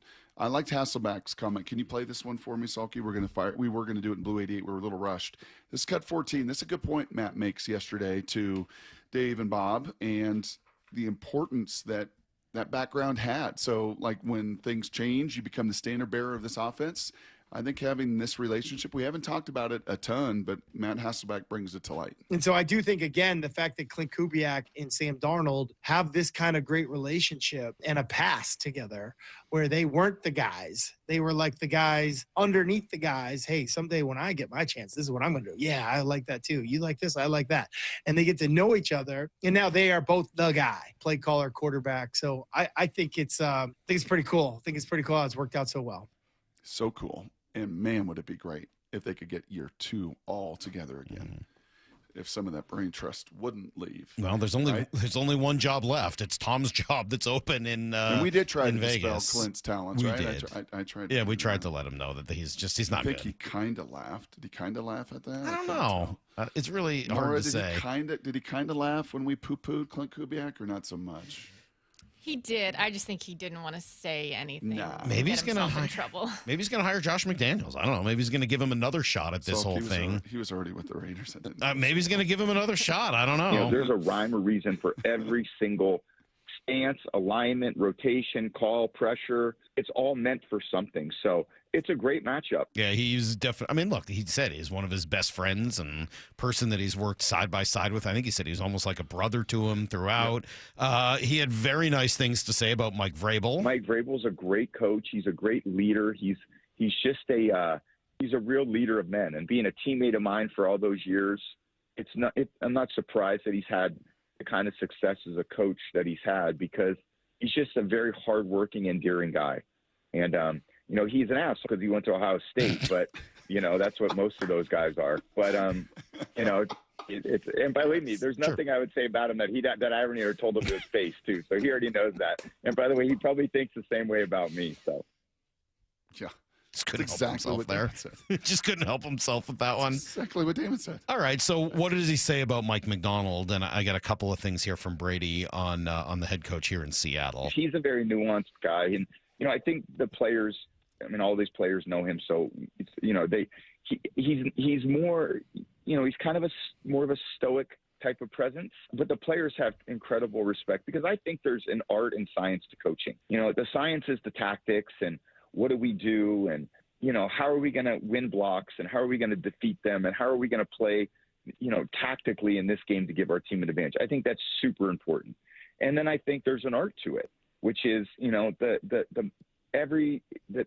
touch and feel of a coach. What does the team need to hear today? Do I need to be a little harder on them? Do I need a little bit easier? Do I need a little more, do I got to crack the whip, or do they need a little more compassion? And I think that's the beauty of coaching is. And I've loved that. I think I've repeated that, Salk, 3 times already today and shared that with DJ. That one really sticks to me. Mm-hmm. And when I think of Macdonald, maybe this is a reach and taking it too far, and I apologize. But like the tactical side is his brain that is just constantly working. And then the art side, have you noticed like how much his eyes move? How he just is constantly, even when he's talking at times, like he's just kind of scanning information. Have you noticed his like a Secret Service agent or something? Kind of, yes. And I bet you there's a psychologist out there or a scientist out there or a scientist out there that would tell you that folks whose eyes, and I know this, when those border patrol, I've heard it, when they study people, they study their eyes, kind of the window of their soul. But it's also like, okay, if they're looking up this direction, this is the right side of the brain, and that is the kind of imaginative side, and that's the creative side. And they're trying to, versus being able to just kind of stare right at you and through you. And if you notice with Mike, man, those eyes kind of flirt around. Like he's just taking in all the information, man. He wants it all. He wants all the information. He's got that total growth mindset. And as we're sitting here in this crazy cycle of coaches with 10 of them, and do you realize there's going to be 18 new offensive coordinators? Wow. 18 new offensive coordinators, 10 new head coaches. Yeah, I saw the Jets fired their offensive coordinator today. Why? And the Broncos did too. But the Broncos at least just got eliminated. Why did the Jets wait 4 weeks to fire their offensive coordinator just to make sure that the best of the best weren't around anymore when they wanted to hire someone? That is the craziest thing I've ever seen. I saw that and was like, talk about dysfunction. Hey, let's wait a month and then fire our coordinator. Oh, my God. Here's one last one from Tom Brady. More on Mike Macdonald and his success. Coach Macdonald, again, he's so young in his coaching career, but he's had tremendous success in a short period of time. And I give John a ton of credit for, he's just an incredible executive, how he's turned over the roster and maintained the culture. There's just been so much success over time. So, again, it all starts at the top and trying to do the right things every day in order to be successful. And Seattle's done an incredible job of that. Can't imagine how hard that is to try to hire that next coach. Quarterbacking, Salk, and there's a huge bust rate. We know that with franchise, top 10 quarterbacks, first-round quarterbacks. What is it, a third of them maybe, right? If that, and then even when Goff and Wentz seemed to hit in their first markets, they still moved on from them, right? It is really hard to project that. But with that, you get months and months and months. You have so much data of them playing the position, albeit at a lower level. But you have so much time on task, so many man hours. These coaching cycles, how long do you get? I get an hour Zoom, and then if I really like them, then I bring them in for a personal interview. And even then, how much? It's more than you get in college, where sometimes you don't even get to talk to them. You just say, "Hey, do you want $12 million? Yes or no? In or out?" It's wild. It's just the craziest thing, man. It is. Just completely crazy. But I do think that you also hear in there, Brock, Tom's, and some of what he got from Belichick of being willing to make tough decisions, being willing to move on. I'm sure the first time that happened with the Patriots and Tom was young and they're like, yeah, we're trading. Was it Seymour? Richard Probably Seymour. Yeah, I think that was probably the first person. Like, hey, we're going to trade Seymour. Like, what? What do you mean? He's our guy. Yeah, we're going to trade him. And we're going to trade Ty Law, and we're going to trade cut Laura Malloy, and we're going to all of those things. I mean, even up to probably first was probably Drew Bledsoe, right? I mean, just that cold view of, I get it, I understand how much you love these people, but we've got to do what's best for the team. And John did it. He did it this past offseason. Maybe he was forced into it a little bit, but he did it with Geno. They did it with Ryan Grubb. They did it with DK Metcalf. And I think you would all agree that right now today, the results have been pretty spectacular. All right, quick, we got trash takes. You guys have your trash takes for today? All right, every Wednesday at 9:45, we hear the worst takes from the week. And the man with the worst takes on the show, me, I get to decide which is the worst. We call it trash takes. Together. Y'all look like trash. Trash takes. It's a bunch of trash. Oh, gosh. I thought it was trash. On Brock and Salk. That's a terrible take. Maura, you're the reigning champ, I think, again, right? As always. I believe so. Maura's so good at this. I mean, the sound hound is just... It was Terry Pagula last. All right, so let's put Maura at a disadvantage. Try to handicap her a little bit here. Okay. Maura, you go first. It's a Okay. tough spot to be in. I don't know how it can't be Bill Polian. First, the story comes out from ESPN that he gave a speech and said that Belichick should serve a one-year penance for Deflategate and Spygate. Then he told SI's Matt Verderam, that's totally and categorically untrue. I voted for him. And then he talks to ESPN and says he didn't say that Belichick should serve a penance, but he doesn't remember whether he voted for him or not. Sir, get your story straight. I know you're 83 years old. If you're too old to remember what you've done, then maybe you shouldn't still be voting. I mean, he had the rules changed back in the day because the Patriots manhandled the Colts in the playoffs, and you can't be that rough on our receivers. He's just a bitter man. I'm hearing a lot of bias. And I feel like if you did vote against him or if you did make that speech, say it with your chest. Right. I think that's the most important part. Okay, yeah. I don't think you should be in. Okay, say it, Bill Polian.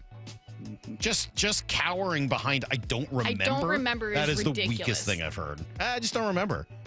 Hall of Fame? Yeah, I don't know. Who did I You hated this man for years. You remember whether you voted for him or not. Wow. Thank you, Maura. And it looks like he gets the last laugh. Maybe. We'll see.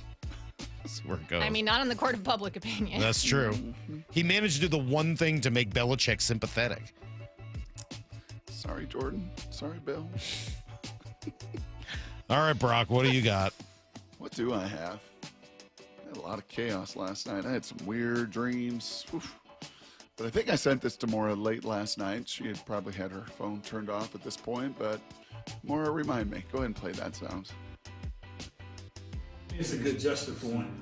He said a good gesture. No, it's cool. He getting added to the yeah, it's fun. You get to make the Pro Bowl.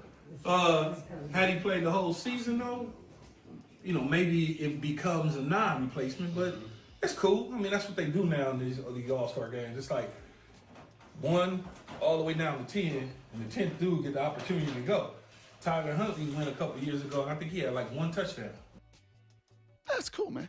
That's Keyshawn on Shedeur. It's great. If he played the whole season, he maybe have gotten voted in. Although out of 645 qualified passers this century, he ranks in passer rating 642 out of 645. But it's cool. That's not really what he said, but okay. It's cool. He did. What, did he not say it's? I mean, it's exactly what he said. But I think he downplayed. He was basically like, "Yeah, it's cool, but like it's sort of ridiculous." It's cool. It's fun. It is fine. Like, who cared? But he No, it's wasn't cool, it's like. fun, sure. I don't think I heard. Oh my God, you boggle my mind sometimes. On his epitaph, Salk, he gets to say he's a Pro Bowler. He does, but did you hear Keyshawn be like, "Yeah, totally deserved it. This is a great move."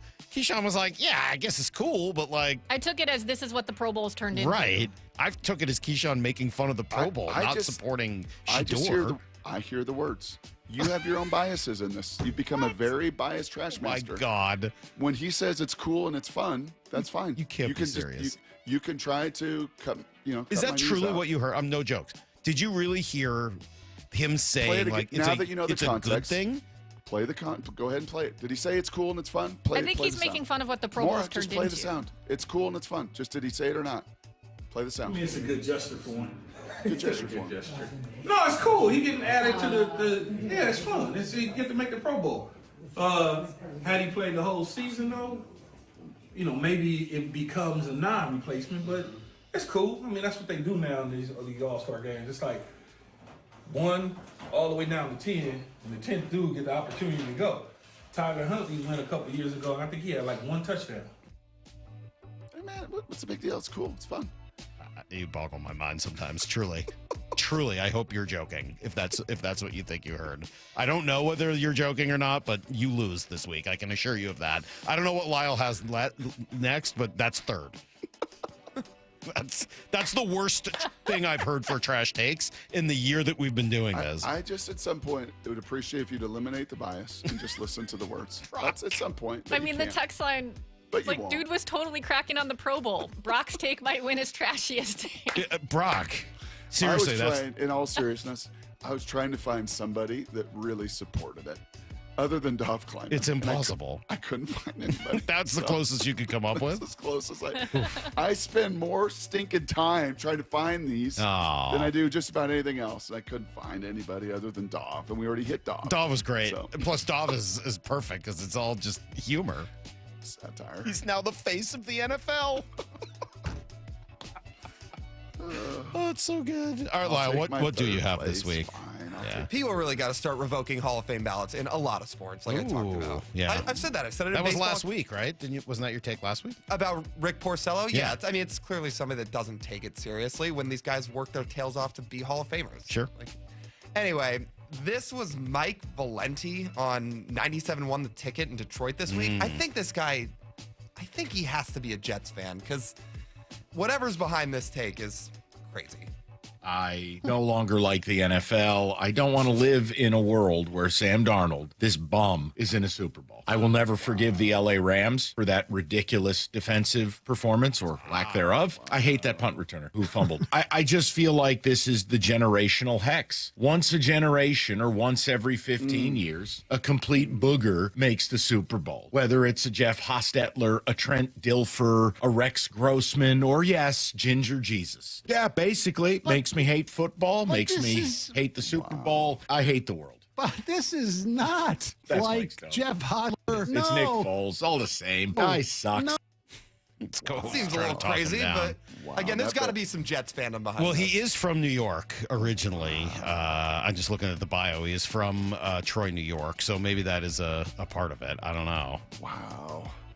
Sam Ronald McDonald. That's terrible. Ginger Jesus. Wow. He's been doing that show a really long time. Go look at the numbers with the playoffs included of Sam Darnold versus any of those guys he wants to rattle off. It is night and day. Again, the data don't matter. The facts don't matter. Facts don't matter. Look at the numbers. They don't matter. You have an opinion, and you think it's the Rams' fault. The Rams' whole game plan was to make Sam Darnold beat him. And you know what he did? He beat him. Oh, that really ticks me Man, off. this is a hard one now. All right, well, Brock, you lose by so much it's not even close because the other two are both so ridiculous.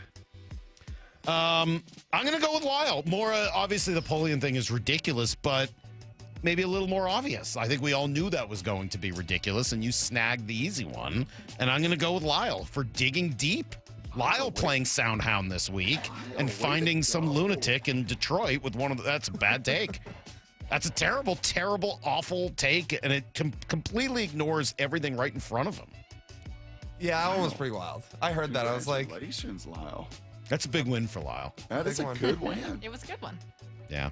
Sorry, Maura. I mean, yours is great. It was win-worthy. Oh, it's okay. I got to vent. It was win-worthy, unlike Brock's. Brock should go back to the drawing board. You try to find the sound of someone making the case for Shedeur other than Doff. It's really hard. I tried.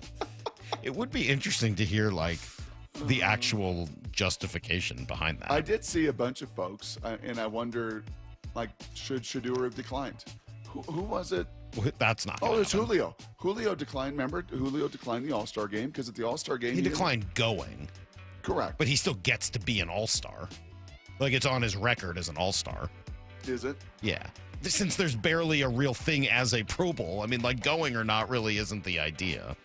The problem is people use it to vote for the Hall of Fame. I know. Maybe Shedeur's going to be in there one day. Maybe he'll be a first ballot Hall of Famer, unlike Bill Belichick. What a world. If you missed any of Tom Brady or Daniel Jeremiah today, go find that on the Seattle Sports app or on YouTube on the Seattle Sports page or on our podcast, Apple Podcasts, whatever, Spotify, whatever the best way to do that is. Brock can tell you. Brock's very some Skip Bayless. Skip Bayless trying to make the case for Bill should be suspended for That's a year. dumb. Yeah. Well, then at least come out and say that if that's what you're doing. Yeah. Yep. Own it. Ridiculous. Sit with your chest, as Maury said. We're working on a bunch of great guests for tomorrow. Nothing really confirmed yet, but if some of the guys that we're talking about end up working out, this is going to be a really fun last couple of days of this week and into next week as well. So we'll see you guys tomorrow morning at 6 a.m. Stick around for Bump and Stacy. They're coming up next. And until then, the hay. Oh, you know where it's at. Where is it, It's babe? in the Hall of Fame barn today, baby. See everybody. Get to the chopper!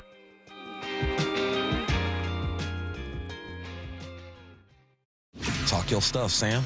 Bump and Stacy. Talk your stuff, Sam. Weekdays 10 to 2. They hating on you. They doubted you all year. They doubted this man. Oh, he hasn't done enough. Watch him play. Watch the film. National media. Get off of your couch. Stop relying on your producers. Watch the dang film, and you would have saw this coming. Sam Darnold. It's about the team. But I was so proud for Sam Darnold, man. Only on Seattle Sports on 710 and the Seattle Sports app.